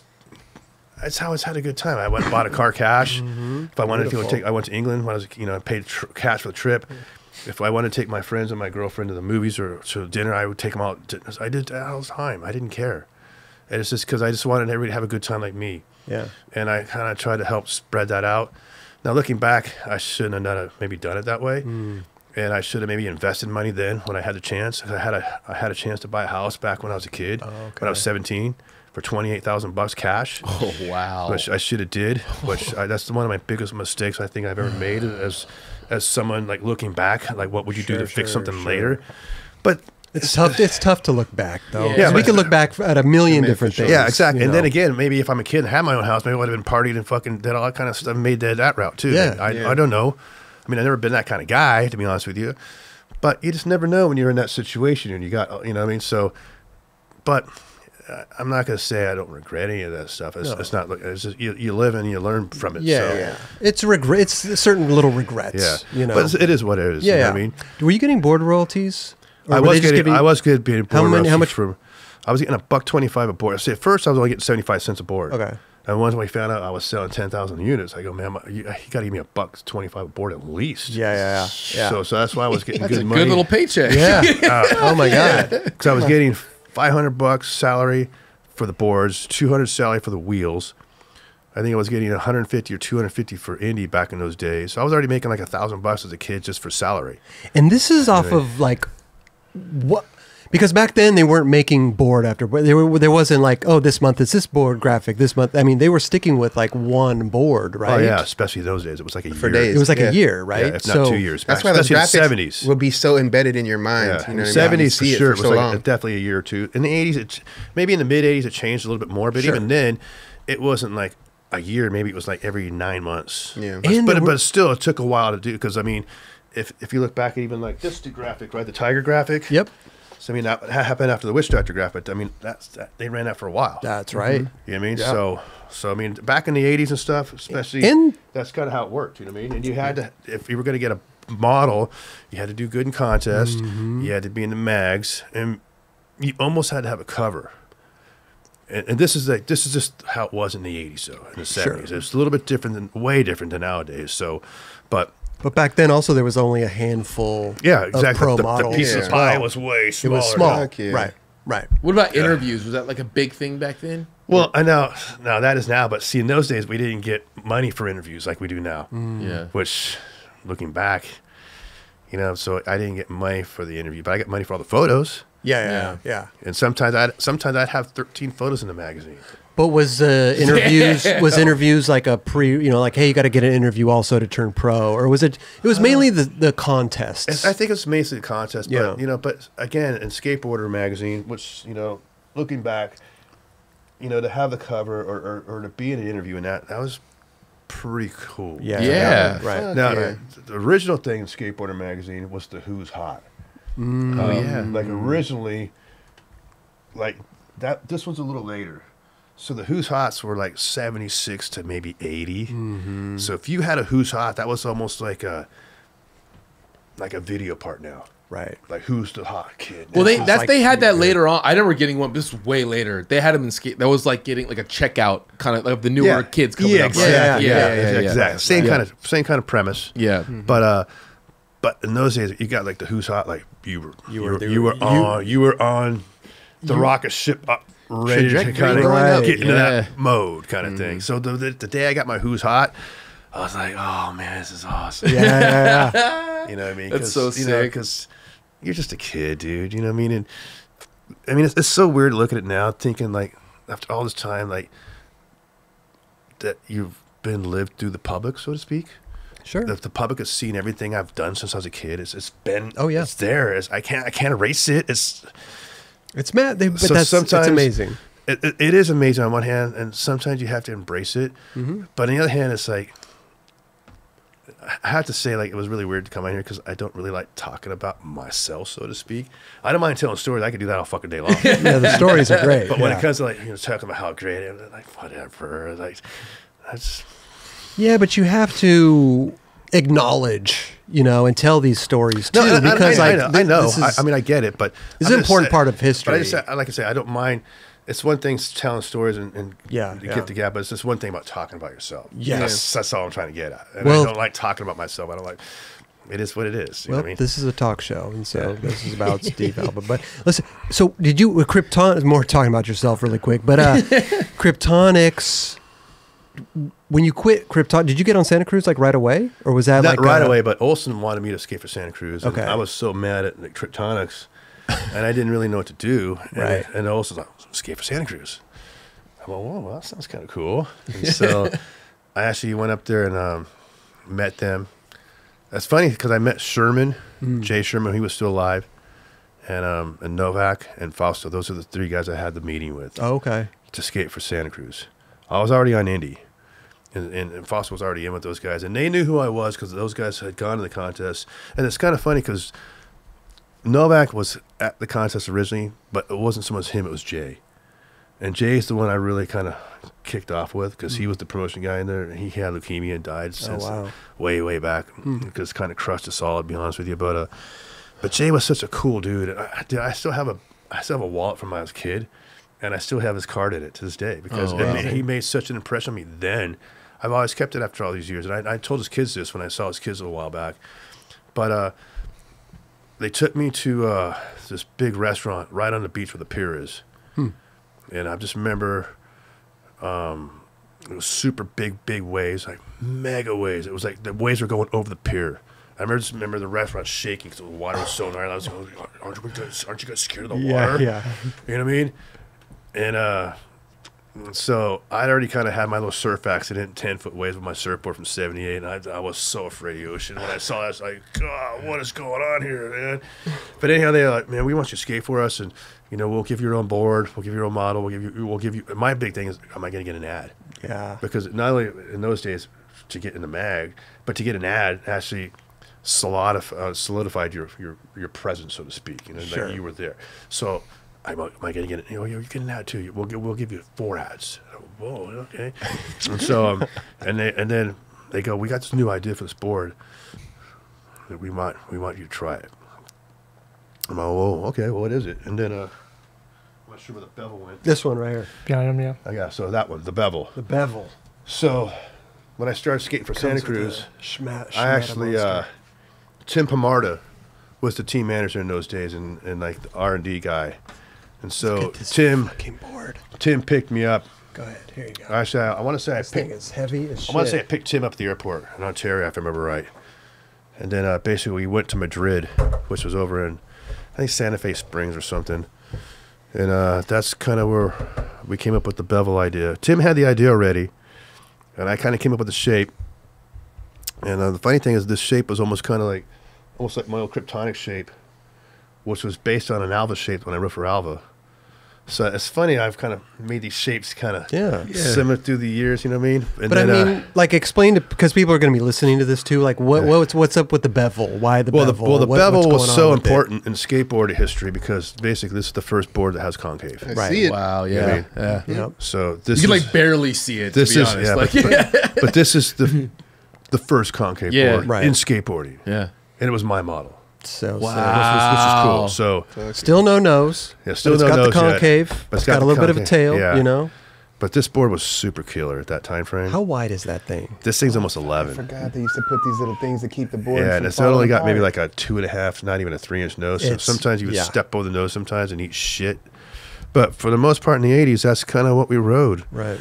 And it's so funny nowadays to look like back on this stuff and like, God, how do you even ride that board? Totally. And then the funny thing is sometimes I get these boards out and I take them to sessions with all the boys and I make everybody ride them sometimes. It's Sick. just got to grind on it, just see what it's like. Has Santa Cruz ever maybe wanted to, are they going to do like a throwback? Because Well, a lot of times they're going to do. They did a reissue. They did of this, reissue. which was Okay. The yellow one, I right? kind of talked, the yellow one, which I talked them into. And the funny thing is when they did the yellow one, they actually, I took this board apart Okay. because this is OG. This is my board from the old days. They- It's just one. I mean, I don't have very many boards from the old days, but this is one board I had that I rode that I still have. You know what I mean? And so we took it all apart.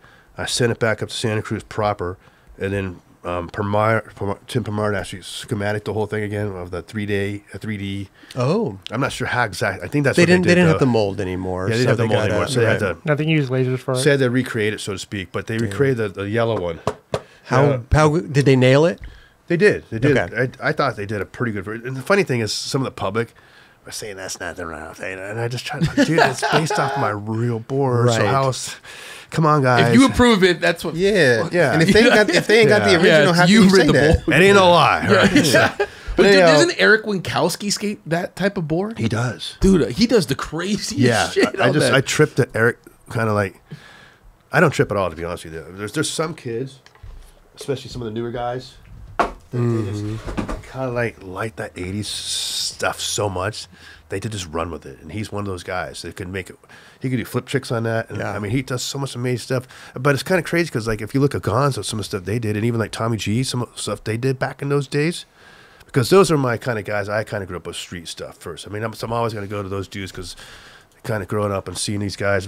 But then it's just so crazy to see that you're doing stuff on these kind of boards in those days. And I just thought it's kind of rad. So I thought it was kind of cool to actually bring a couple of these to kind of show people that, you know, it was a different deal then than nowadays because the technology nowadays is so much different than this, you know, with each decade, things change and things, you know, you take the best of the best and the worst stays behind, so to speak. You know what I mean? So Well, if you look at that board, just like you look at the trucks, the bushings in that board, the everything about that board is just so not. I mean, you just see the evolution of the skateboard.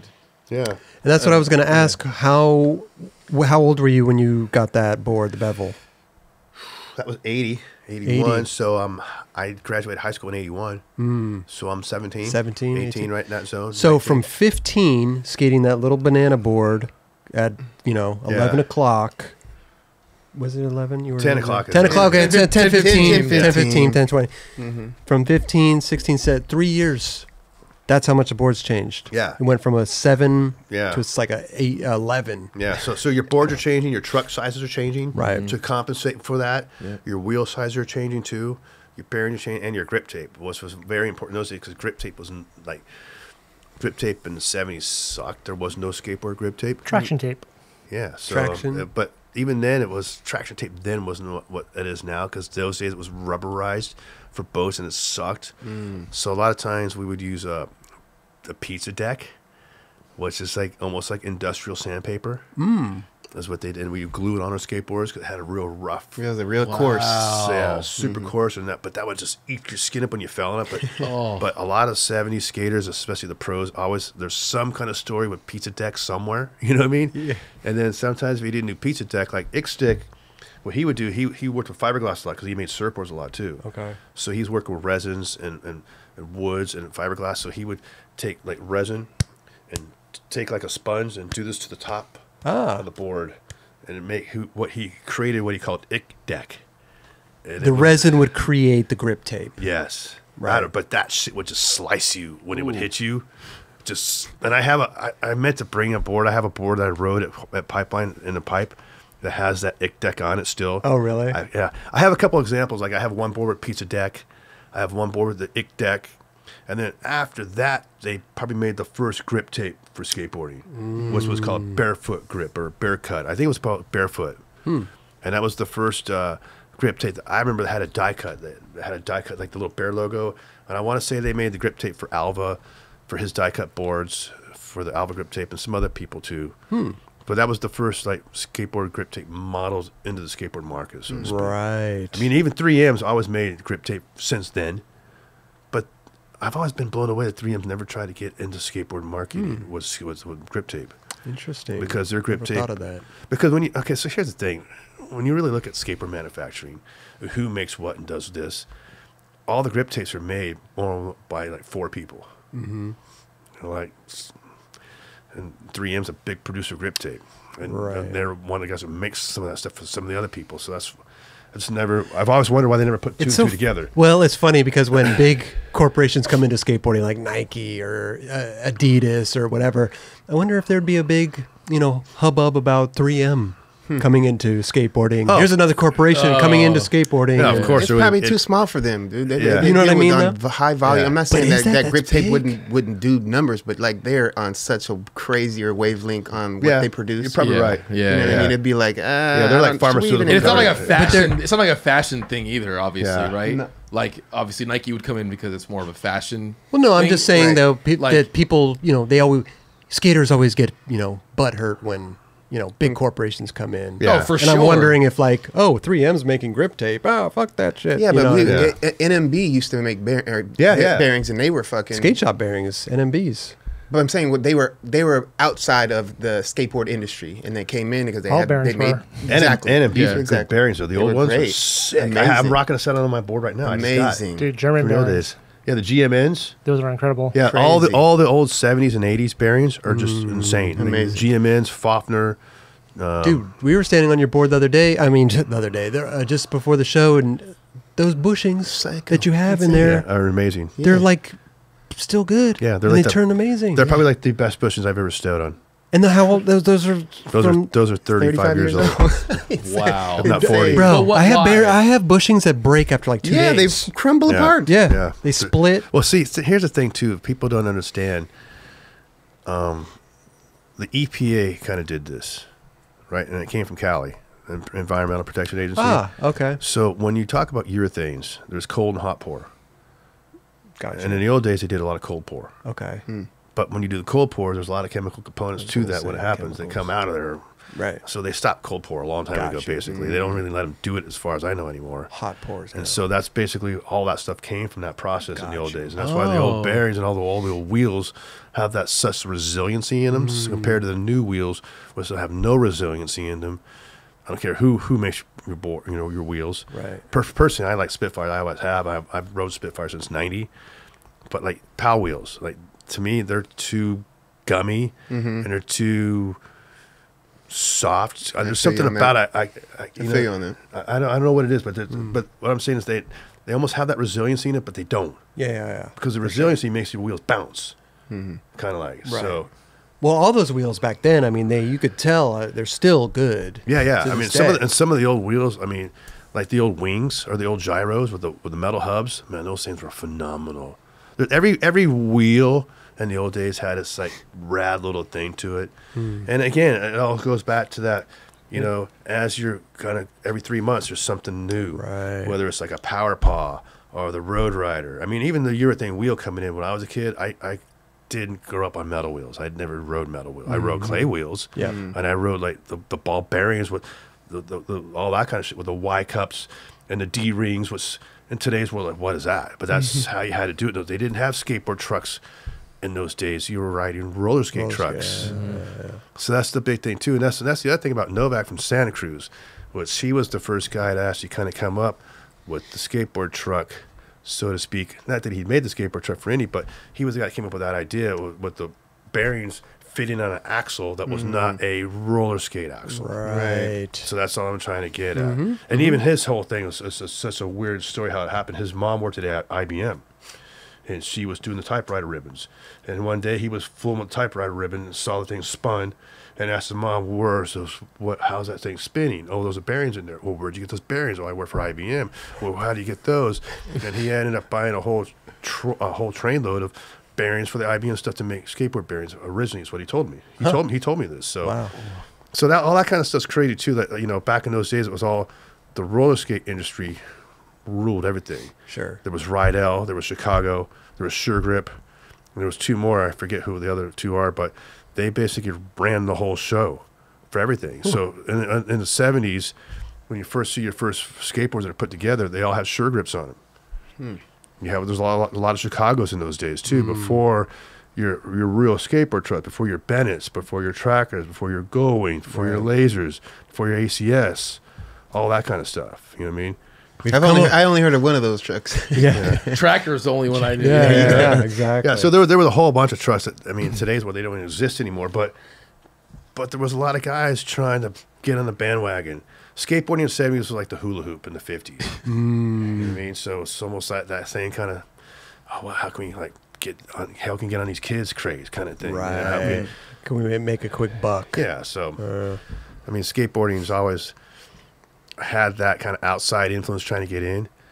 And that's one thing that we all love about skating is the skateboard industry's always kind of kept to itself and kept the outside people out, so to speak. So that's why it's such a weird thing with the Olympics now, I think, too, with that whole thing. But that's a whole other story.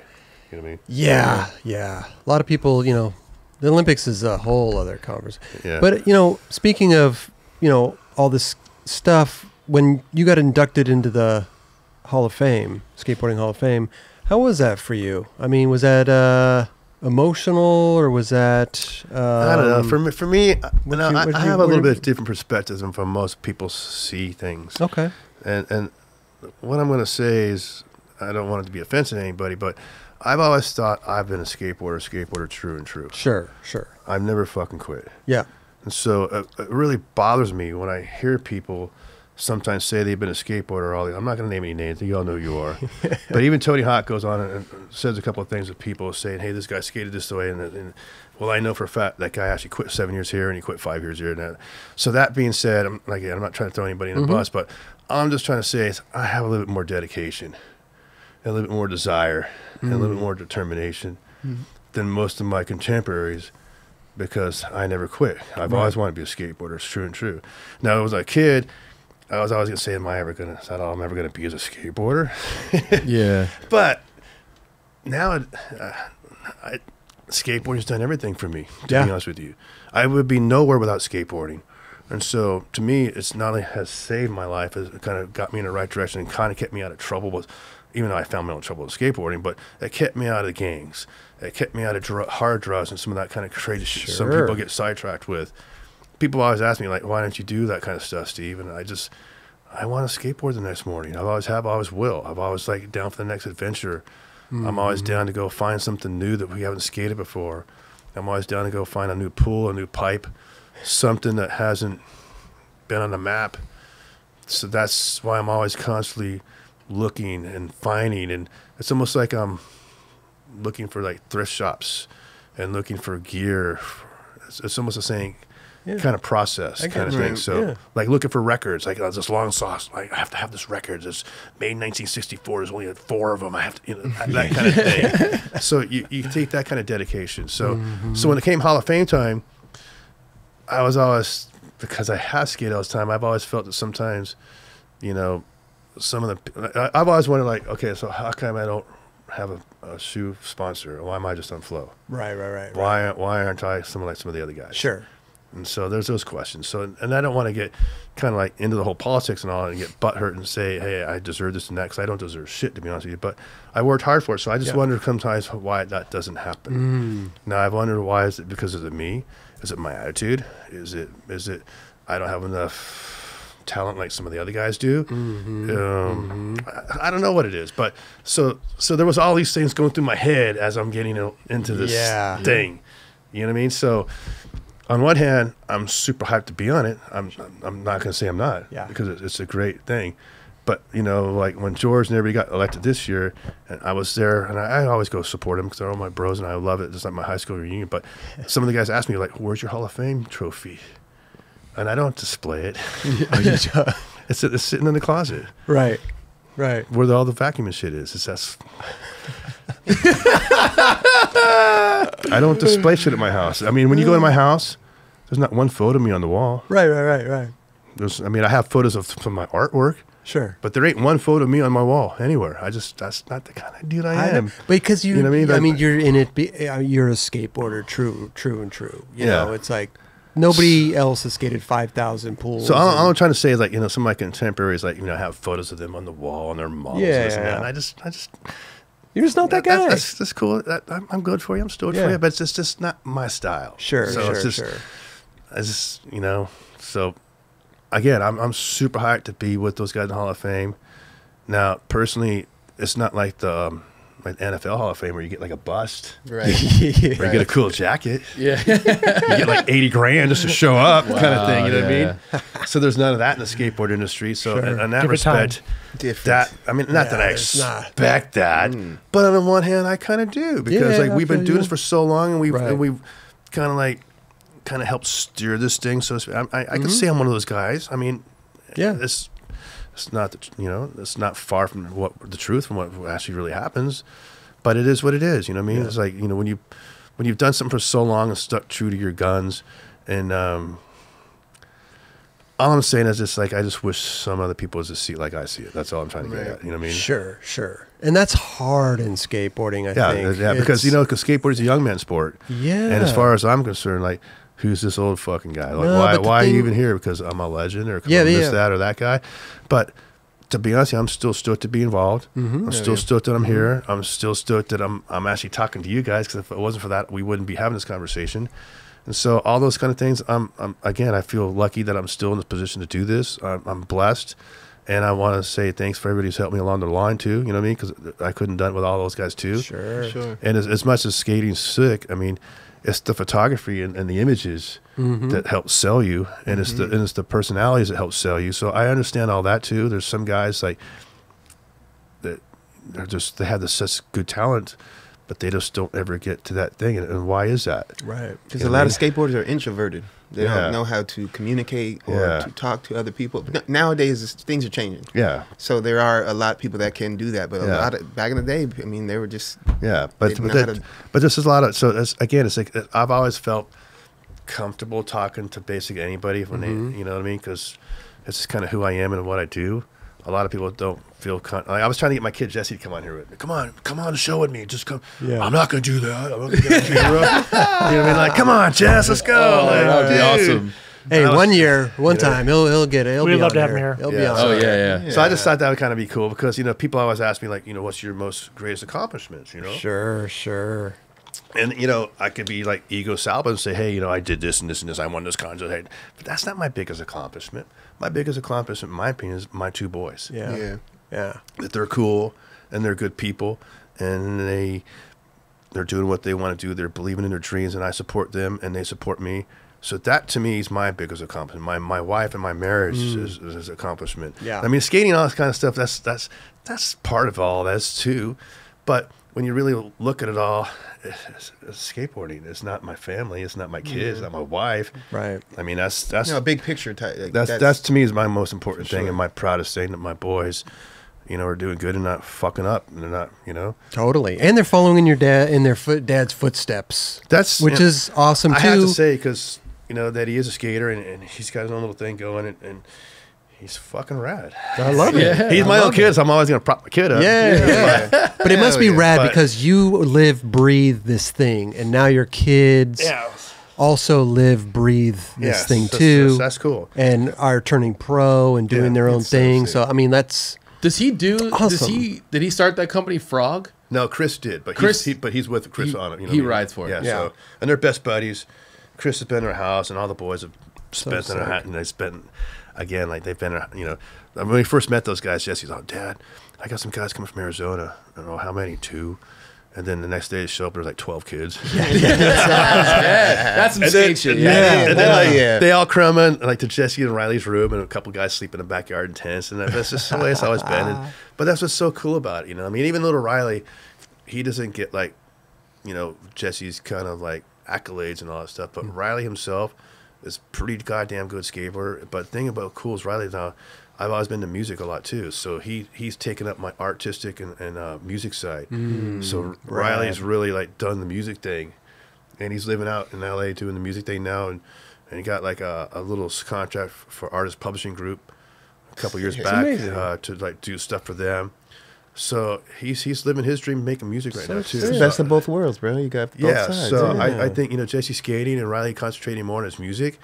But they're both doing what they love, and I think that's super the most cool. important thing. Super important. Because, you know, I've always said to follow your dreams, because I kind of still do, and I'd be a hypocrite to tell them otherwise. Like, every time they got caught for skateboarding and get in trouble, they always thought to get mad at him because I'm kind of hot. But I can never get mad for skateboarding. You've been there, done that. You know? And I always go stick up for them, and so half the time they call me when they're getting busted, I call them and show up, and sometimes the cops are I can't arrest your kids, man. Get your kids out of here. so that's happened too quite a few times. Just make sure they're hip to the 15-second rule. Exactly. Yeah. So 15 minutes. Listen, I want to 15 minutes, excuse me. Want to talk to you about the art stuff too. Yeah. You got the, art stuff, the stencil, stuff like that. Yeah, I You were do showing- stenciling and paint. I do a lot of watercolors, silk screening. But you said you've always been doing that. You guys were always drawing on your boards and doing artwork on your boards and stuff like that. Very artistic since I was a little kid. Yeah. Like, now it's kind of funny. Like when you take the high school tests, and I'm not sure if you had to do this too. I'm a little older than you guys, so they always did this to us when we were kids. They would try to like give you like a placement test, so to speak, to see what you kind of Where you sit. Yeah. where you kind of fit in. Are you a math guy? Are like you a science guy? Are you like an astrology guy? Are you a geologist? That kind of stuff. You know what I mean? And I always tested good in arts and music and for some. So they always modeled all my schooling toward that. Even in high school, they would always give me more art classes and creativity stuff to Feed the need. Yeah. So I'm always good with angles and geometry, but I suck at algebra and all the other kind of math stuff. That's why my brother's really good at that kind of stuff. So, but as far as like, you know, making like fixing things with your hands, that's never been my forte. My dad's never really showed me. I can change a couple, like an alternator and a radiator, little stuff. You know, I could do little things, but I'm not like mechanically inclined because no one really ever showed me how to do that. And I was always kind of left to my own devices as a kid because mom was always working and dad was always working. So me and Mickey were almost like the latchkey kids as we were little. So we always had to kind of do our own thing. So, but I was always being creative. Even then, I was always drawing or painting or doing something. I even back in kindergarten, I have like a school program where I drew Snoopy. I still have it to this day from the school program. So I was always doing stuff like that. So it's just when I got to skating, and then especially after the 70s, because 70s more like the company's logos, but the 80s came as more about us doing stuff. So that's where I really started trying to blossom and making my own kind of graphics. For the bevel, I originally did this artwork. I wanted the Flintstone artwork, so I remember I kind of helped him do this originally for the first idea. Okay. I probably never get credit for that, but I definitely helped him do this originally.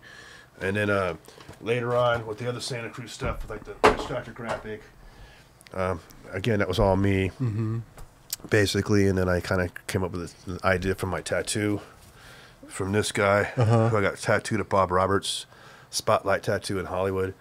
And the reason we went to Bob Roberts because he was the guy that he was from New York City, and he was a rock and roll guy that played saxophone. But he did like Robert Gordon, the rockabilly guy, and Stray Cats. Oh, okay. And like all those, like the Clash. He's tattooed some of the Clash guys, and so we knew all this. And he tattooed Johnny Thunders and some of those dudes. And so we were like, ooh, this guy's hanging with the heavyweights. We need to go hang out with this guy. So I went to Bob, and I had this idea, and I had a drawing of my tattoo, but he's all like, that's good, but you need to clean it up just a little bit more. So he switched it up just a touch. And so, you cool with this? I go, yeah, I like that. And so even then, it was like a kind of collaboration between me and Bob. And so from there, I kind of took it and drew my own graphic. how can I incorporate this, and then got the girl into it. Yeah, and then at that point, I just didn't think I had enough skills to actually finish it. So I kind of gave it to John Lucero, and he was the one that kind of came up with the lettering for this one. No way. Yeah, but for this one. So there's a slight difference because Phillips. Oh, okay. Phillips did this version. So when you see that, it's just. We could bring that. Yeah, bring that book down here. Yeah. Slightly different.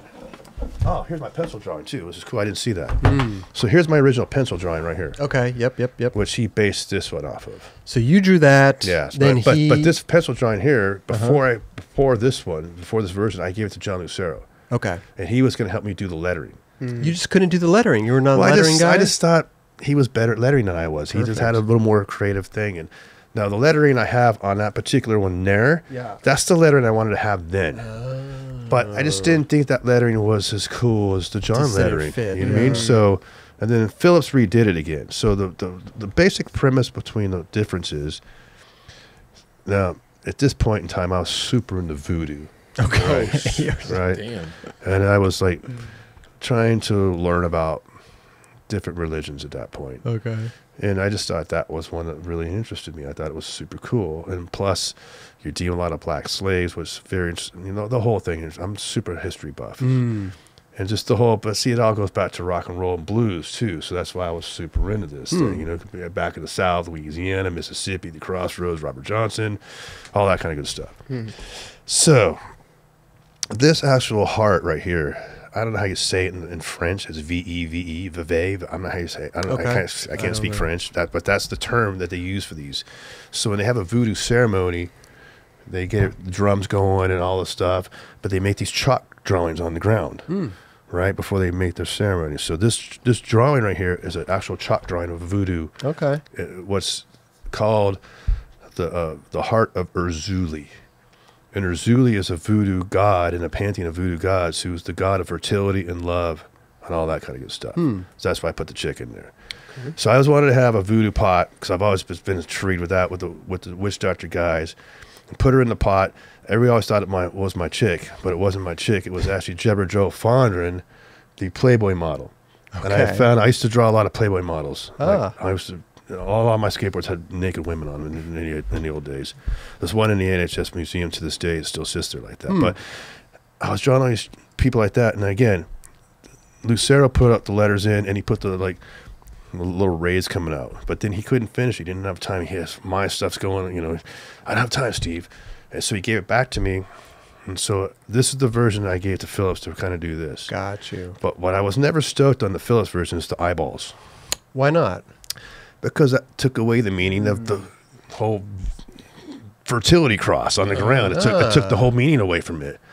So that's why it was cool. I liked what he did. I'm not saying I didn't like it. I get you. But there was a meaning behind it. But there was a meaning behind it. He took the meaning away, which I was not stoked on. Got you. Whatever. That's 25, 30 years ago at this point. Who cares? but that being said, his version's still fucking badass. Yeah. I mean, it's one of the most iconic graphics in the Santa Cruz line, I think. Still, I think, you know, the Slasher, the Jason, the Grassos, you know, mine. I mean, they're all iconic. Let's be honest. Every one of them are. Sure. In their own right. Yep. But for me, I just like my version better because it came from me. Ross Scott's version all came from Phillips. Everybody's idea all came from Phillips. They would go and talk shop with Phillips, which is cool. So they art direct. Yep. But it wasn't their vision. You actually had your vision on paper that you drew, and then he interpreted your art. Yeah, which I did like, but again, it took the meaning out, and his is completely incredible. I have no skills like Jimmy Phillips. I'll never say I do or don't. He's an amazing guy. He's way more amazing than I am, for sure. But again, I'm pretty fucking rad myself. But I don't have his skills. But now, fast forward, that version there is another version of my stencil version, and that's all stencil created from my pencil drawing, not his. Right. Okay. So it's just another reconstruction of that. So, but all I'm trying to get at is Santa Cruz gave me the how do you say leeway to actually do some of this stuff with my new boards. So that's that board there. So that board has my stencil artwork on it with my face of the witch doctor. Got you. Guy, you know what I mean? Mm-hmm. Which I was super like, and that board did really, really well for Santa Cruz, the last run. And so I was stoked because it still has the Santa Cruz elements to it, but it has a little bit of my elements to it and my vision still. So I think that's way cool. Even even like the surfboard, which is kind of like Santa Cruz had a board with those little zigzag stripes, which I created from my stencils, and that little guy on there too, which is the same guy on the other guy. The face on there is just a little bit different. The Santa Cruz surfboard? I made that surf by myself. You made this surfboard? Well, I didn't make it. This friend of mine, Westchester Surf, Tariq. Okay. Tariq, boom, thank you for my surfboard. You rule. Trust me. For giving me the opportunity to do this thing. But anyhow, what Tariq did, he gave me the opportunity to put a graphic on my board. Gotcha. He asked me, like, he it's kind of funny. You know, we all get it on Instagram. People hit us up all the time. Hey, man, if you ever need a surfboard, hit me up. I'll work with you. Yeah. I go, ooh, you got to work with me? So I told him exactly what the shape I wanted, which that's a 7. I wanted a 7-footer is what I wanted. Because I have some longboards, I have some shortboards. But I've been trying to ride everything surfing. I have a 6-footer. I got a 6.6. I have a 6.8. Oh. I have an 8.0 and a 9.0. I have a 7.6. Damn. But I didn't have anything in between that. So that's what this is. This is actually I wanted to be 7, but it ended up being 7 too. Okay. But my plan was to have a board that paddles like a longboard, but turns like a shortboard. Oh. So that's what that kind of is. It's kind of like a hybrid mid board of both. But it also has a thruster fin, so I could do that, or I have a single fin on there. So depending on which way. And I was explaining to you earlier, because I never really knew this up until recently, that your fin is almost like a skateboard truck. So when you put your foot on the back of the surfboard where your fin is, and you start to turn, your fin, depending on what kind of fin configuration you have, can really make a big difference whether you're driving down the wave or cutting back on the wave. So that fin's supposed to be a little bit of both. It's because a deeper fin at 8 inches has got a little bit of a smaller point, which almost got that little flex. So when you're kind of turning, it can flex a little bit to kind of, but it works, man. So anyhow, I'm trying to get at is another person gave me another opportunity to put my artwork on it. So that was super cool. So Santa Cruz has let me do a couple of my boards like that. Amazing. That board over there is that's one of my lines. So that's my sabotage line. Lance and Caballero have been making boards, like series of boards, 100 boards a pop, 150, 125. Sick. So that was my first attempt at doing that. So I'm almost ready for round 2. Round 2 is going to have... And you're selling them yourself? Yeah. Nice. Sick. Same kind of theme, but instead of the girl in the pot, I've taken the witch doctor, this guy, and put him in the pot. Oh, and I've taken that girl out and put different girls on the side now. So it's just another kind of like theme. What's the website? I don't have a website yet. How are you selling them? I have SALBAland's my website. SALBAland. SALBAland.com. Okay. But I usually sell them off Instagram. Really? I have a DM. I'm still trying to work on a website. That's my new thing too. Right, Is I'm trying to get a little more modern this year because thing is too, I want to have a website. It would definitely help the traffic. Definitely. But sometimes too, I'm a one-man operation in the garage, and sometimes even shipping 100 boards is hard. Dude. Yeah, I bet. I mean, it's, with no help. Oh, yeah. To do it all yourself, and then not fuck up any orders, and everybody's like, fuck. I'm doing it now too, so I'm doing it through eBay. It's so it crazy. makes it a little. It's nuts doing it yourself. It's a learning process. I didn't know I was going to have that much work. But but the point is, it's super fun to do sometimes. You know what I mean? Totally. And so some of these. That's what I'm saying. People love to buy that shit. So you know. So some of the other opportunities, Santa Cruz, England they were very interested in my stuff, and they kind of contacted me and they wanted me to see if I would be interested in sending some of my stencils over to make a shirt. That's nice. That shirt is fucking. We made awesome. a shirt in a pair of walking shorts. So from Santa Cruz, UK. And really? So this turned out. This was like 2 years ago, 2 summers ago. Amazing. They gave me this opportunity. So I just wanted to show you that. Yeah, I like it. So again, Santa Cruz kind of opened it up with me doing some board graphics at first. So I've done 2 things with my stencils. Actually 3 now. Or a little bit of both. And so this is another opportunity from Santa Cruz. Love that. And then Socks? Merge Socks kind of let me do the same thing. Yeah, we're like, so I got your their name tag, but some of my artworks, which is cool. So this has some of my stencils and my photos from pools. Oh, sick. Can I see that socks real quick? Those are great. So, like, I got these kind of socks, too, with all my stencil stuff. Oh, that's amazing. And the photo of the pool on the tile on top. Yeah. This guy was kind of cool. I'm really stoked on this. This is my new merge sock, which again has my little zigzag from that board. Yeah. And my little witch doctor guy, which is my tattoo. And I've Amazing. created, the thing is, I created these with stencils. It's really hard to make a stencil this small. So you have to make this guy a little bit bigger. I was going to say, and then you gotta scan make it and bigger. then blow it back down. Right. So the hardest thing to right now is when I do all these stencils, I cut them all by hand, which is a pain in the ass with an X-Acto knife. Sure. And then sometimes the stencils go bad after you keep spraying them. So what I've been trying to do now is when I spray it once, and then I scan it right away. So I have a scan of it, so I can blow it up and down and illustrate it with the scan, as opposed to the hand cut thing. So they have both the best of both worlds. So I work kind of backwards, where most people don't do it. They always do the computer first and then do the hand stuff. Or I do the hand stuff first, then put on a computer. Right. But then you're doing the hand stuff again. So you're doing double hand stuff, no? Yeah, but the point is now, if I do the computer, the good time now, once I get on Illustrator file, you save everything. Then I can save it, and then I can make laser scans and laser cuts out of it. That's my next thing, as opposed to do it by hand anymore. That's my next kind of thing. So you're drawing. So that would okay. I see what That's you're what I'm saying. trying So to you do. would draw it, scan it, laser cut it. It's still you. Yeah. You would still drew it. Well, if it's coming from my hand cut thing originally, then I Right. put it back into the process to make a laser cut. It still has a hand cut look. Yeah. That's what I'm trying to Exactly. get at. Exactly. So yeah, that's amazing. So that I make T-shirts, skateboards, like this tiger guy behind you. If you want to the grab tiger, grab that right. guy. You know, Yeah, you got to like this. I do stuff like this too, like for Halloween. love this stuff. Halloween, Yeah. I always do like T-shirts and boards. So I made boards, that graphics out of Elvira? this. That's Lily Munster. Yeah. Oh, Lily Munster. Yeah, so two Lily Munsters. Where's Herman? He's in the car. I brought him. I didn't bring him in there though. What was the grandpa? I think it's just grandpa, right? Yeah, grandpa. Yeah, grandpa. But see, the Munsters were cool though because they had that little hot rod when they go to the drag strip, and they're called the punk rods. Yeah, the hot rod. Yeah. I was a big fan of that Eddie Munster. Yeah, it's a whole great family. chef, great It's a whole chef. family. So all that kind and of there was a shit. regular. Yeah, I love that kind of Was shit. she the cousin or something? She was a regular. I forget how that works, Yeah. but it's all cool. So, man, Steve, you gotta put these on you gotta get a website. yeah, so like I got like this tiger guy. This guy. This is my interview shirt, or my interview picture from Skateboarder magazine. So when I did the Hall of Fame, I wanted to do.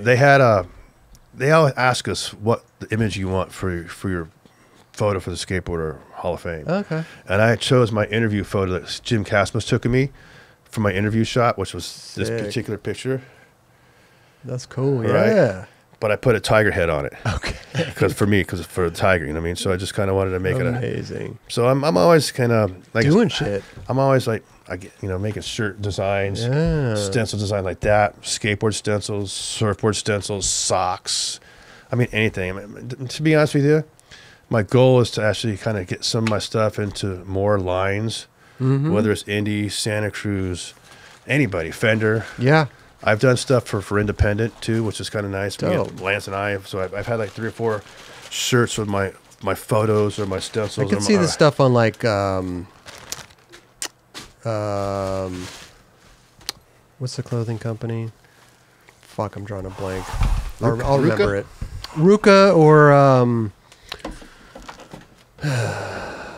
Volcom? Volcom. It's funny you say that because I've always been sponsored by like. What do we got here? How do you say? You guys got a little thing I can cut this open with? We got a little knife I somewhere. had my left, but I don't know. What I it is. just saw that little red one. Oh, I like that. We have the same one. But anyhow, I just wanted to show you this photo real quick because I want to give this to you guys too, so you guys have something here. Oh, really? So when I leave, you're gonna have to remember Salva. Wow. Sick. God bless you, bro. So a lot of times people are always asking me about my pool escapades, and so I take a lot of pool pictures. Okay. Every pool I skate, I try to take a before, an after, and then a picture of us skating the pool too. I you know what love mean? that. So what I call pool aesthetics is what I call this. So anyhow, this particular picture is one of those particular shots. Okay. Now these are all framed, super kill. So I made these for art show for Japan a couple years back, Dope. and they never sold in this Japan. is So I've been just sitting on them at the house. wrapped up like And sometimes I make crazy artwork Man, Kelly's gonna have fun popping these bubbles. Oh, I That, have so fun, dude. that like I'm I like the artwork so much, I just keep it. Have you done stuff like that where you made something you don't want to give it away? You don't want to give it away, yeah. Yeah, I do that a lot. Happens to me all the time. Kind of stupid, to be honest with you. But I was super proud of these pictures and getting these framed like this. Wow, look at this. So basically, Let's check it. Oh, sick. Okay, you got the trucks there. Pool rules. The funny thing is now, a lot of people always ask me when I take these photos, are they stage photos? This is not a stage photo. When I took this photo, Slow it down a little bit, Salba. that truck was in there. Let me hear it. I'll So hold it just up like here. that. Let's see. Well, I can't really see it right here. So these trucks And wheels We're were already in there. Yeah, were already in the. Oh, wow. What is that thing called? death box. The death box. So when I got to that, I knew that. You're looking for the when I formal got to term. that Yeah, I was pool, looking for the formal term. we went to go drain that pool. When I got there, that was already, and those marks were already on the wall. So that means someone had already skated that pool before What us. is this? What about pool rules? Well, that was just me. I put the pool rules in there. Okay. That's a photo collage. So a lot of times I have pictures, a whole bunch of pool rules signs too. I take. Oh, So I just wanted to yeah. come. I always do series. Right. So the first series I did was just a photo of just that with no pool rules. I just did like a 12 like that. And the next series I did a pool rules. I did all the same photos, but I put pool rules backgrounds in all the tops of them. So that's kind of what that was about. And It's pretty sick. It's pretty That's sick that awesome. those wheat trucks and wheels were right there. Yeah, and I thought for me the old fiberglass fence really encapsulate that Bro, that's California some old school, dream That's some from 70s 60s and shit. 70s stuff. Yeah. And and so for me, skating pools is, and it's gonna sound a little esoteric, but it's almost like I like to participate in it because as a skateboarder, I like death and destruction. Yeah. Sorry. So what I'm trying to get at is when you find these houses, it's like this dream house, and they've built all this stuff in it. And they've had birthdays, they've had parties out there. They probably even had sex in the pool at one point. But now everybody's all gone. That dream is done. They're gone. Their whole dream is over. Their whole life at that place is over. Everything every memory and every good thing that's ever happened there is dust. So in order for us to bring back good energy into this place, we have to go skateboard in it and bring back this cool positive energy to bring back to get rid of all that craziness from there, because sometimes I love it. We skate in these houses where something bad's happened there. Sure. I've even skated pools where someone's been murdered and they've had murder tape and where the body's been in the pool, and you're kind of creeped out to skate the pool later.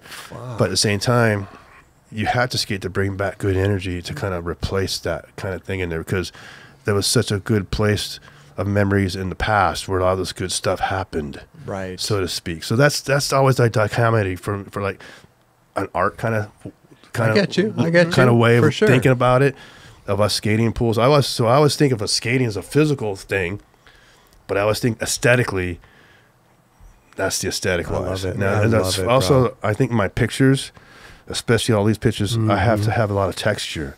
I have to have a lot of contrast. Yeah. And so I'm always looking for that kind of stuff. So every picture I take of these, they always have a story behind it, but there's always some kind of visual kind of component and some kind of texture that draws your eye into for some weird reason. And that's what I'm always looking for as an artist and a photographer, you know what I mean? Love it. So again, like, I do stencils, I do watercolor, I do photography, I do all kinds of stuff. I Multi-talented. can't do one thing. I get bored doing one thing. Right. So I always have to jump around, which sometimes when you jump around, people don't understand. They get bummed because you don't do the same thing all the time. Right. But What fun is that? but I just can't do it all. I get bored. So that's why I always have to switch things up. Wow. Thank you for You know? this. So bro. sometimes Thank you. creating art is almost like sometimes like creating music. Totally. Where like It takes time sometimes. Yeah, it takes a lot of like thinking that goes into the process, and writing songs and writing lyrics is almost like a painting, almost in a different way. Sure. So, Sure. This up here. I want that thing to fall though. Hey, thank you for this. no This worries. is Like I so said, sick, I mean, you guys let me come out here and spill my little shit. So the least I could do is give you some kind of rad thing to remember me by. Oh, it's been amazing, man. dude, you kidding me? It's either that or your Hall of Fame trophy. We got the screaming Lord Salba here. Come on now. All right, I don't want that to fall, but I think it'll be all right. It'll be all right. I think it'll be all right. Hey, so can we give you some stuff to take home? Sure. What? Well, please. 9 Club. What size are you? Large, XL? Large. Okay. Yes. No more XL for me. No more? Trim. Yes. I was XL for a long time. Yeah. Hey, you know, it's bubble wrap, yeah. I told you you'd love to pop All in them. the 80s I was XL. Even though I don't think I was XL, but I used to always wear XL just because it was Comfort. comfort. Here's a question. One pool. The rest of your life. If I had to skate one pool that I could That's skate, it. What would it be? wow, that's a good one. 5,000 to choose from. Only one will make it. Wow. Pool that just blew your mind. God, there's been a lot of pools that blew my mind. Wow, that's a hard decision to actually just break it down to one. Just one. Top 3 then, if you can't break it down. to one. Okay, Dubs. Yeah. Change it. Okay. I don't know. Unless he can do it. You know what? I'm gonna have to say either dolphin pool. Which one's Dolphin Pool? Dolphin pool is the cover shot. Okay, This one. that one. That pool Why? was fucking phenomenal. Where was it? Yeah, where- Why? It was in Claremont. Claremont, California. Yeah, Okay. on Arrow, and it was so good because it had a lot of obstacles. Okay, so I judge pools by 5 things. Okay. I judge them by the shape. Okay. I judge them by the surface. Surface, I judge them by the obstacles, obstacles, like coping, death boxes, all that kind of good stuff. You know what I mean? Mm-hmm. Did I say shape? Nope. Shape. Shape. That's Did you another. say shape? Thought the first. I thought that was the first. But then, go ahead. Maybe Okay, shape, surface, coping, obstacles. Did I say coping? That's 4. 4. Yeah. One more. Sometimes they have different Feeling. plasters, and different plasters allow you to kind of skate the pool. Some are smoother, some are almost kind of goes back to a surface kind of thing. You know What I about a mean? pool? Pebble Tech. Pebble Tech? I've rode, but they're not that good. Okay. they kind of vibrate on you a little bit. Yeah, you know what I mean? That's a vibrate. For So when you sure. kind of look at all those kind of components, dolphin pool, and here's the other thing. Now we always kind of judge pools on a 1 to 10 scale. Mm-hmm. You know what I mean? Is it a 7? Is it an 8? Is it? And Okay. dolphin pool was by far like a 9.5. 9.5. Yeah. There's never been a Here we go. 10. There's been a couple 10s here. Well, and why there, isn't that the pool that you want to skate the rest of your life then? Because dolphin pool had such a good bowl, and it had 2 sets of side stairs. It had a death box and a dolphin, and I mean, and in that time frame, in the context, right after Pipeline, we were skating. This pool was deep. It was like 10 foot deep too, Okay. almost 11. Okay. Had a good vert, but I mean, you could blast in it. I mean, we were doing like 3-foot airs in it, Nice. inverts in it. I mean, when you could do a hand plate in a pool, that pool's up there. And it wasn't tight. It was actually Yeah, nice so that's spread out. we were doing hand plants in that pool. That's how good that pool was. So that's what I'm okay. saying. I skated other pools. I mean, Orangewood, I'd say is almost the same thing, but it was smaller scale. But I didn't do hand plants in Orangewood. Is that pool still around, the Dolphin? No, it's all dozed. It's all gone. Most of these pools are dozed. They get even like Nude Bowl is still there, but Right. it's not near what it was when we first found it in '86. It's a totally different story. That's the thing with pools too, because the surface, even dams, the It's dated. surfaces kind of get bad. Yeah. Yeah. Now, if you're in the Southwest, generally the surfaces don't get too bad, but where it freezes a lot, and from real cold like Colorado to summer, that's the cement gets Destroys warped. it, right. Yeah. Yeah, That's so- interesting. Never been a pool skater. Yeah. I love it. I love it. I love your story. I love it. I mean, the drive that you have. I mean, to go up to, where'd you say it was, Oregon, to get the dam book or whatever That was Denver, Colorado. Denver, Denver. Colorado, Yeah. and then traveling around it's crazy. Making the It's first crazy. concave board. Making the first listen. I mean, and we got to thank you that's for, big. Yeah, thank you. and we got to thank you and your mom for photo incentives. Yeah. I mean, Shit. that goes without being said. You know what I'm saying? right We there. made a lot of skaters some money, Trickle effect. It trickled on down. Skaters supporting skaters. Yeah. There it is. What are you digging for now? What do you got in there, I bro? got some photos. Look at you. What is that? No, it's the wrong way. You got to turn it the other way. No, That's how it goes. he's on the he's vertical. He's on the It's a wall. pipe. I'm kidding. I know. Check that out. Could you imagine? No, see, it's That's right. what That's a- the right. That's the right. Oh, way to yeah, look he's at on the it. ground. Yeah, yeah. That's one of the first photos that someone ever took of me. Boom. So yeah, what we'll do, we're gonna have to scan some of these in, get some for our Instagrams and for our archives. For there, sure. Steve. You know what I'm saying? Dude. First of all, this has been fucking incredible, mind blowing. I love the history. That's why we do this show, Yeah. right? Is because the documentation, hearing it from the person is better than I've ever read an article or an interview or whatever. It's to see the person's expressions and everything. I love it. I could sit here all day. You know what I mean? Again, thanks for the opportunity. I'm not even, hey, but thank you, because you and the rest of, your crew and everybody, you guys paved the way for where we are now in skateboarding. Thanks. Like 100%, no denying it. Thanks. And dude, it's been a pleasure. Yeah. It's been a pleasure. That pleasure's all mine too. For sure. Cool hanging out with you guys. Dude, it's cool. I finally to meet, bro. First of all, dude. So we're gonna start doing some yoga. We're gonna do right after the show. Kelly's gonna pop bubbles, and we're gonna do some yoga. But hey, first of all, I just want to give you some 9 Club stuff to take home for you. Here's one of our shirts, 9 Club shirt. Whoa. When it gets cold out there, I can use a new sweatshirt. When man. This is a good hoodie too, man. Good hoodie, man. 9 Club hoodie. And listen, kind of like, the flames, it's not really voodoo shit, but it's skull shit. You know what I'm saying? So we got our skull burning mug. That's what we call it. A little coffee in the morning, Grip 6, we did belts. We got a belt with Grip 6. Great belt. So I wear mine every single day. Cool. And listen. Yeah, I could use new. It's a great belts. belt. I never have enough belts. Bro, belts are good. And stickers for your board. Always. You know what I'm saying? Hell yeah. Photo incentive. We pay also. I got to thank his mom for that. Thank you. Thank you, Mrs. Alba. Seriously. $20 for a cover. $20 for the cover. You know what I'm saying? And we're going to have to... we got to scan some of these in for the Instagram. I thought you might just get a kick out of some. Oh, bro. Yeah, dude. I mean, you're having so much fun riding on flat ground there. It's amazing. No. Okay. 11 o'clock? It's the highest you've gotten? 11:15? I've probably gone maybe 11:15. 11:15? I got a photo that I'm so up there that my back foot is just like on the back and I'm just completely upside down. So it's got to be something like that. Let's put it this way: frontside thrusters are one of the things in skateboarding that I have to say is one of the most thrilling when you do it right.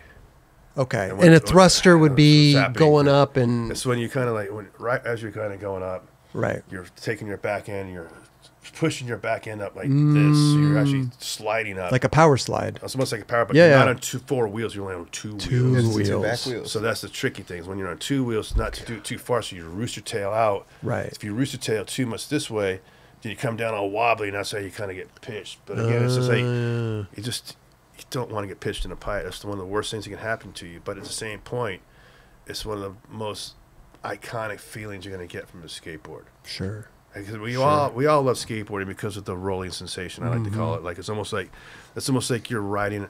I mean, street maybe is different than riding a pool and a transition in a sense where I feel like when you're riding a pool, it's almost like riding a roller coaster. You're getting the same kind of forces and G forces like that, but you're not letting the machine control you. You're controlling you. Right. So that's the big difference. You know what I mean? Yeah. Now in the street, it's that kind of thing that where I was telling you where Jesse kind of sat me down like, you need to look at this guy, you need to look at this guy. And I saw some guys I really liked, but the one thing I thought that was really cool that some of these guys have, some of the other guys don't have, is flow. Yes. And for me, it's all about flow. Whether you're in a car, whether you're in a skateboard, whether you're in a surfboard, wherever you're at, your bike, you got to have flow. Yep. And you got to have style, and you got to have aesthetics to make it look good. So that's where like me and the Grosso and the Land kind of conversation, and Neo Blenders and the Olsons kind of, that's where we get all these fucking crazy conversations about all that kind of stuff. Because sometimes people get pissed, like you should, but that's just how it is, man. There is a style, and there is a certain way things should be done, No doubt. whether you want to admit it or not. But that's how it works. So I agree. Man. Well said. We definitely agree with that. Yeah, definitely agree with you on that one. Yeah. So I mean, whether it's the right way or the wrong way or whatever way you got it, but there definitely is a way of doing things. And when you don't do it a certain way and you look shitty, you look shitty. Now, that's one thing I'm going to say, like style-wise. Straight up. People have always said I had pretty good style skating, and again, it always tries to go back to me trying to mimic what I feel like surfing, even though I'm not near good a surfer as I am a skateboarder. But it's just that kind of mentality and that kind of flow, where even the better street skaters have a flow. Yeah. And they go from trick to trick to trick, and it's something really exciting to watch. It's something for me like where I never really. I mean, we grew up street skating. We did it all the time when we were kids, but today's street skating is a lot different from what our kind of generation does, with the flipping and the tech and all that kind of stuff. But again, it's so cool. In the '90s, early on, it was like fuck the old guys, and it was fuck you, fucking Mr. fucking Kelly, and fuck you, Mr. fucking Chris. You know, fucking big ass fucking pants, your small wheel bullshit. Right? I mean, that was there. Yeah. Sure. You know what I mean? And both sides were. Yeah. So the one thing I do like about skateboarding in today's world, you know, is we can have these conversations where people are kind of on the same kind of plane in the sense where we can all understand that as skaters. But the thing is, too, is, you know, when people don't understand that, that's kind of like how the conversations kind of get a little gnarly sometimes, or you know, it can get a little overboard. So, Yeah.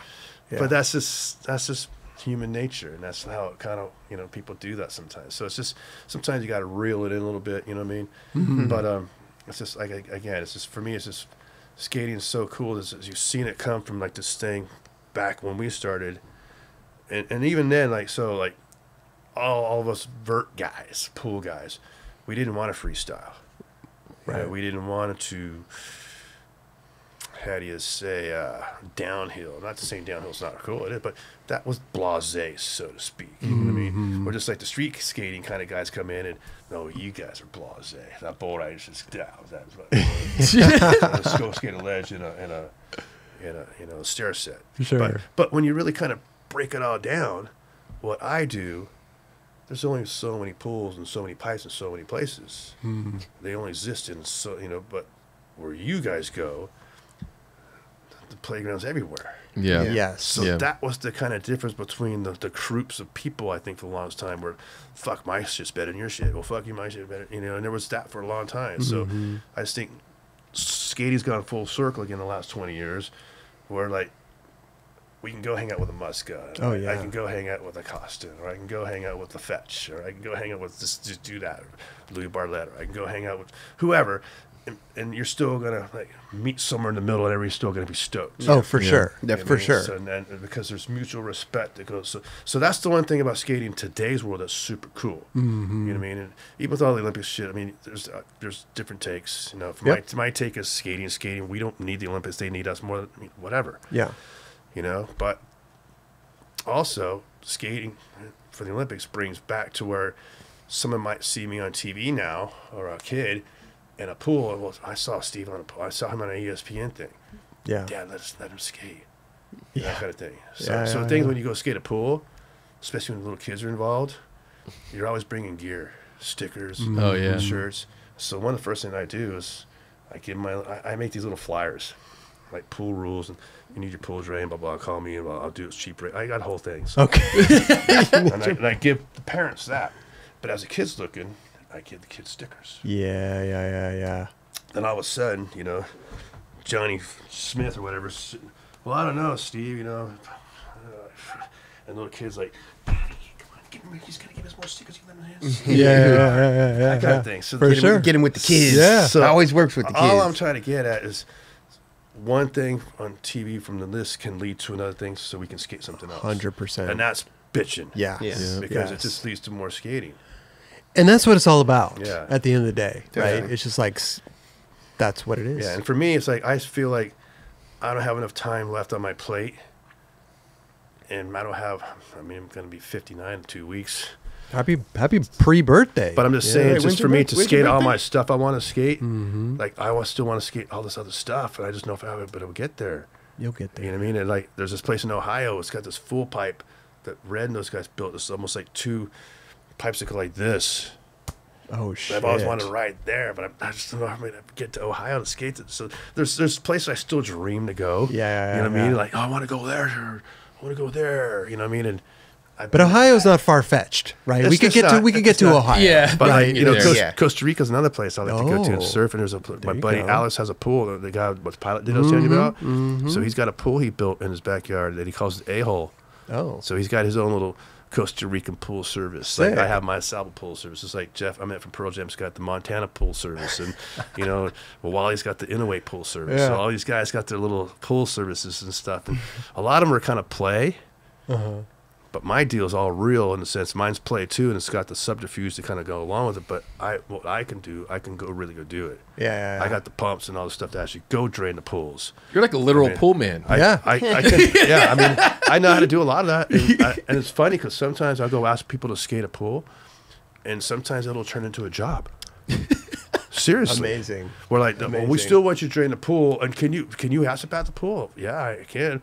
And then they the Asabat told me he was going to charge me $750. I go, yeah, Asabat $750 $100 to $1,000. That's the going rate. Right. Well, what'd you do for $5? No, okay, I'll do for $5. Yeah. There you go. I've done it. There you go. Right. So I have done some jobs out of that here and there. So that's kind of cool when that happens. You don't mean to, but I'm just going to say that, hey, if I got to go drain a pool, and some guy's going to pay me $500 to drain a pool and Asabat it, that's fucking $500. There you go. And you get to skate the pool. Maybe, hopefully. Yeah. SALBA the pool. Generally, when you have to ask about the pool, they generally won't let you ride the pool, okay, more or less. But right. But there's you just never know. So, Yeah. all I'm just trying to say is just, I just wish there was more times we can just skate more stuff. Yeah. I wish I had like a travel budget, like There you with go. the sponsors, so I can kind of do more things like that. So I mean. Even I've always wanted to kind of get like a clothing sponsor. Yeah. Like I don't have one right now. So Sure. I've always kind of, for some reason, I've always gone to surf brands for clothing sponsors. Even when I was a kid in the 70s, I used to get town and country stuff. I think there's a lot of opportunity there, country though, roads. because nowadays, right, to go and you could go on like a RV road trip, or you could go do this and go do that, and you could bring filmers and document them, and then actually make some type of like piece that actually benefits you and the companies. Yeah, so that'd be kind of cool. So I mean, hey, I would love to write for Ruka. Yeah, there you go. Oh. I think all this kind of stuff would fit. I told with those you guys. the shirt. I mean, I've always tried to get a Volcom too, and I know Remy real good, but they just don't have the It's a budget Volcom to shirt put right like here. me on there, kind of so to speak. But I get it. But he's done some good stuff for me through the years, and he's helped me out a little bit through the years. I wrote for Hurley for a long time. In the '80s, I wrote for Gotcha. Right. You know what I mean? So it'd be cool Gotcha's to back. Gotcha is back. Yeah, I'd like to write for Chris other- Pastra, right? Wasn't he doing that? I don't know. Yeah, I think he's like TM right now. I think Chris is doing that. Yeah. But I think heard. nowadays, like, content is king, right? It's like content course. drives these companies and stuff like that. And I think like, whoever you go on a road trip with or whatever and document all this stuff and turn it into a piece. Yeah. Like even the stuff Santa Cruz is doing. Yeah, no, they've been doing some amazing stuff lately. They've been doing amazing let's face shit. it. I mean, I'm super hyped to be on Santa Cruz still. Fuck and, yeah. I mean, we've had our battles through the years, let's be honest. Okay. For Yeah. sure. Especially coming from me and him. You know what I mean? Me and a couple of guys there, like, we've definitely battled. But I'm in a good spot, and I think they're in a good spot. And again, I mean, I couldn't do a lot of stuff I do without having Santa Cruz backing and an Independence backing. I was the third guy ever to ride for Indy. Boom. And I'm always going to back Indy no matter what. You know what I mean? And I don't see this as a bad thing personally. Right. I mean, like some whatever, but that's a whole nother story. But I just want to say thanks to all my sponsors through all the years who helped me do what I do. But again, it'd be cool just to do a little more. Yeah. Like what to go travel more and get some more content, whether it's for fans or Patagonia. That'd be another cool thing. Ooh, there you go. Like, There you go. Doesn't Andy Mack have that hookup? Yeah. He does. I've always wondered how he did that, man. I've always been jealous of that because I just think for me is I like going outside so much and I exercise and do all this kind of stuff I do anyhow. So that kind of gear would fit into my lifestyle good. I always thought I was that guy. Even for Vans, I always thought I'd be the perfect fit for Vans lifestyle. Like, I skate, I surf, I make music, I create. I mean, I'm all those things they say. But like, how do I get in the door a little more? So it is what it is. I'm not gonna get bummed. But those are things I kind of vie to kind of. That's some things I like to try to do more. And the other thing, I'm trying to do this little show. Oh. I'm trying podcast? to well, no, it's going to be more than a podcast if it actually happens. I'm trying to do a SALBA show, like with my ideas. That'd be sick. It's going to be called Sabotage if it happens. And we're trying to get it like on a streamer, like something big. And I got a production team behind me right now. There you go. Doing some stuff where we've been working on it for like a year. Okay. And Sick. gosh, I mean, this production team I have saying there could be some good things about this. So my thing, I just want to champion skateboarding and empower kids and more things like that to do positive things. I love it. I just like doing positive things. That's like when you look at my stuff, even like my Insta, like it's just skating, music, and in surfing and just things I like this, but I always try to keep it positive. Because again, back to this comedy thing when I had that little meltdown back, what 2016, that's like 5 years now, like what, 7 years later. Right. But the thing is, we all try to grow as people. Oh yeah, face it. For sure. And in today's world, it's kind of tricky because you got all these crazy politics and all this kind of shit, and then you got this guy, you're woke, this, that, and then you got this guy, I'm not woke, and whatever it is. But I'm just saying, it's kind of hard to circumnavigate this stuff if you think that way. I don't think that way. I never have. I just try to just do my own thing. Right. And I think on one hand, it drives people crazy sometimes because I always have my SALBA vision, maybe not the vision they want me to have sometimes. So I know that kind of drives people kind of nuts sometimes, but at the same time, I still just want to skate and do my thing and get out there as much as possible. But, when you're kind of negative, I mean, we can kind of start naming some names of we've seen some of our friends do this. And it's just, that doesn't get you anywhere. And when you're being mad and angry, let's put it this way. When I was mad and angry at the contest, and I still get that here and there, but it doesn't, when you take your anger out, okay, let's just say, for instance, I'm a cop, and I'm having a bad day with my kids and my wife that day, and all of a sudden I go to work that day, and some dude sets me up, I'm already pissed, and that's what I'm trying to get at. That's where human nature kind of can change things, and everybody's got some kind of job that where this can kind of come out. Right. Whether it's coming out to the kids, whether it's coming out to the girlfriend, whether it's coming out to the wife. And all I'm trying to get at, man, is if you just kind of throw away some of that anger and that negativity and just put more love out there and just try to be positive, it's going to take you a lot more places. And even in my instance, I've seen how my life has changed in the last 7 years. There you go. Just from doing that, where I'm trying to be more of this positive person now. And again, I'm surprised by the love out there that sometimes people have for you. And when they're supporting you and backing you, and they see and they kind of lift you sometimes through the social media here and there. For sure. Which is kind of a little weird, a little scary sometimes. But at the same time, again, if you just try to just keep everything on up and up and just move forward, as opposed to move backward, I think that's the way I want to take it. And of course, if you just stay true to yourself, that's huge too. I mean, that's what we do here. All we want to do here is celebrate skateboarding.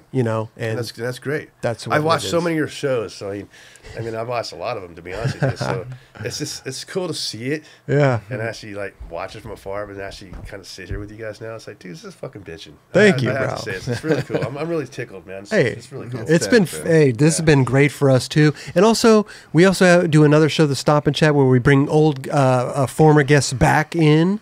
So you're welcome back anytime. Anytime. This isn't a one and done, so to speak. I get it. But you know what I mean? I just like to say thanks, man. It's really cool. Especially after you pick up that clothing sponsor, you come right back. Oh yeah, we'll hype them up. There you go. Talk about your little tour that you're going on. Play us out with the song here, huh? Okay, hang on one second. Okay, what's the song called? I don't know. I just gotta tune this D string real quick. It's tuning his D string. So there's an app too. You can tune it. I came back from skating. Tuning his D string, right? Like 3 weeks ago, right? And we were skating Elsinore, and when I came back, on the front porch was like a box. Fuck. And this was in the box. Ooh. It was like a long box. It's like, you know what a skateboard, you can see a skateboard box. This is like a different kind of box. Yeah, but it's like, ooh. Yeah, see, the D was flat. We can't have a flat D. Yeah, you gotta make that shit fucking hard. Hard ass D. Yeah. See, my ear, my ear's so fried from playing loud music that I have a hard time with the B string sometimes, going too sharp, or the G string. Those are usually my two strings I have a hard time. But everything else I can do probably pretty good. But that D was out, and it's just, you can't have a bad D string. Let's hear that G string. Well, the D string is now. It's like the G string. G string. There you go. But anyhow, this is again like the Joe Strummer campfire guitar there. It's got like the little Freeman little beautiful strum. I mean, it's got like a little tuner and all that kind of stuff. So you can play electric and acoustic. It's 3/4 size this way. But well, give us a nice little song to take us out of here with.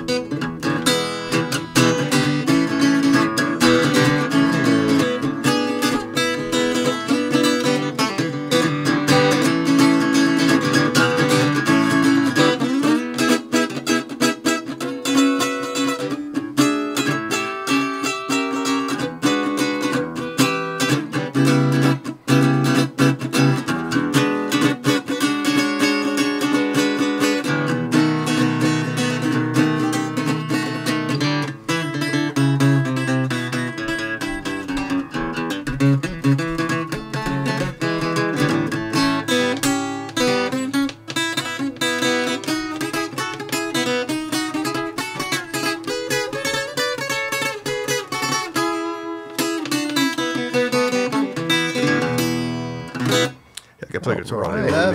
Listen, that was great. Listen, Hell yeah. we're not going to get a copyright strike for that, are we? Just make it up as you go, dude.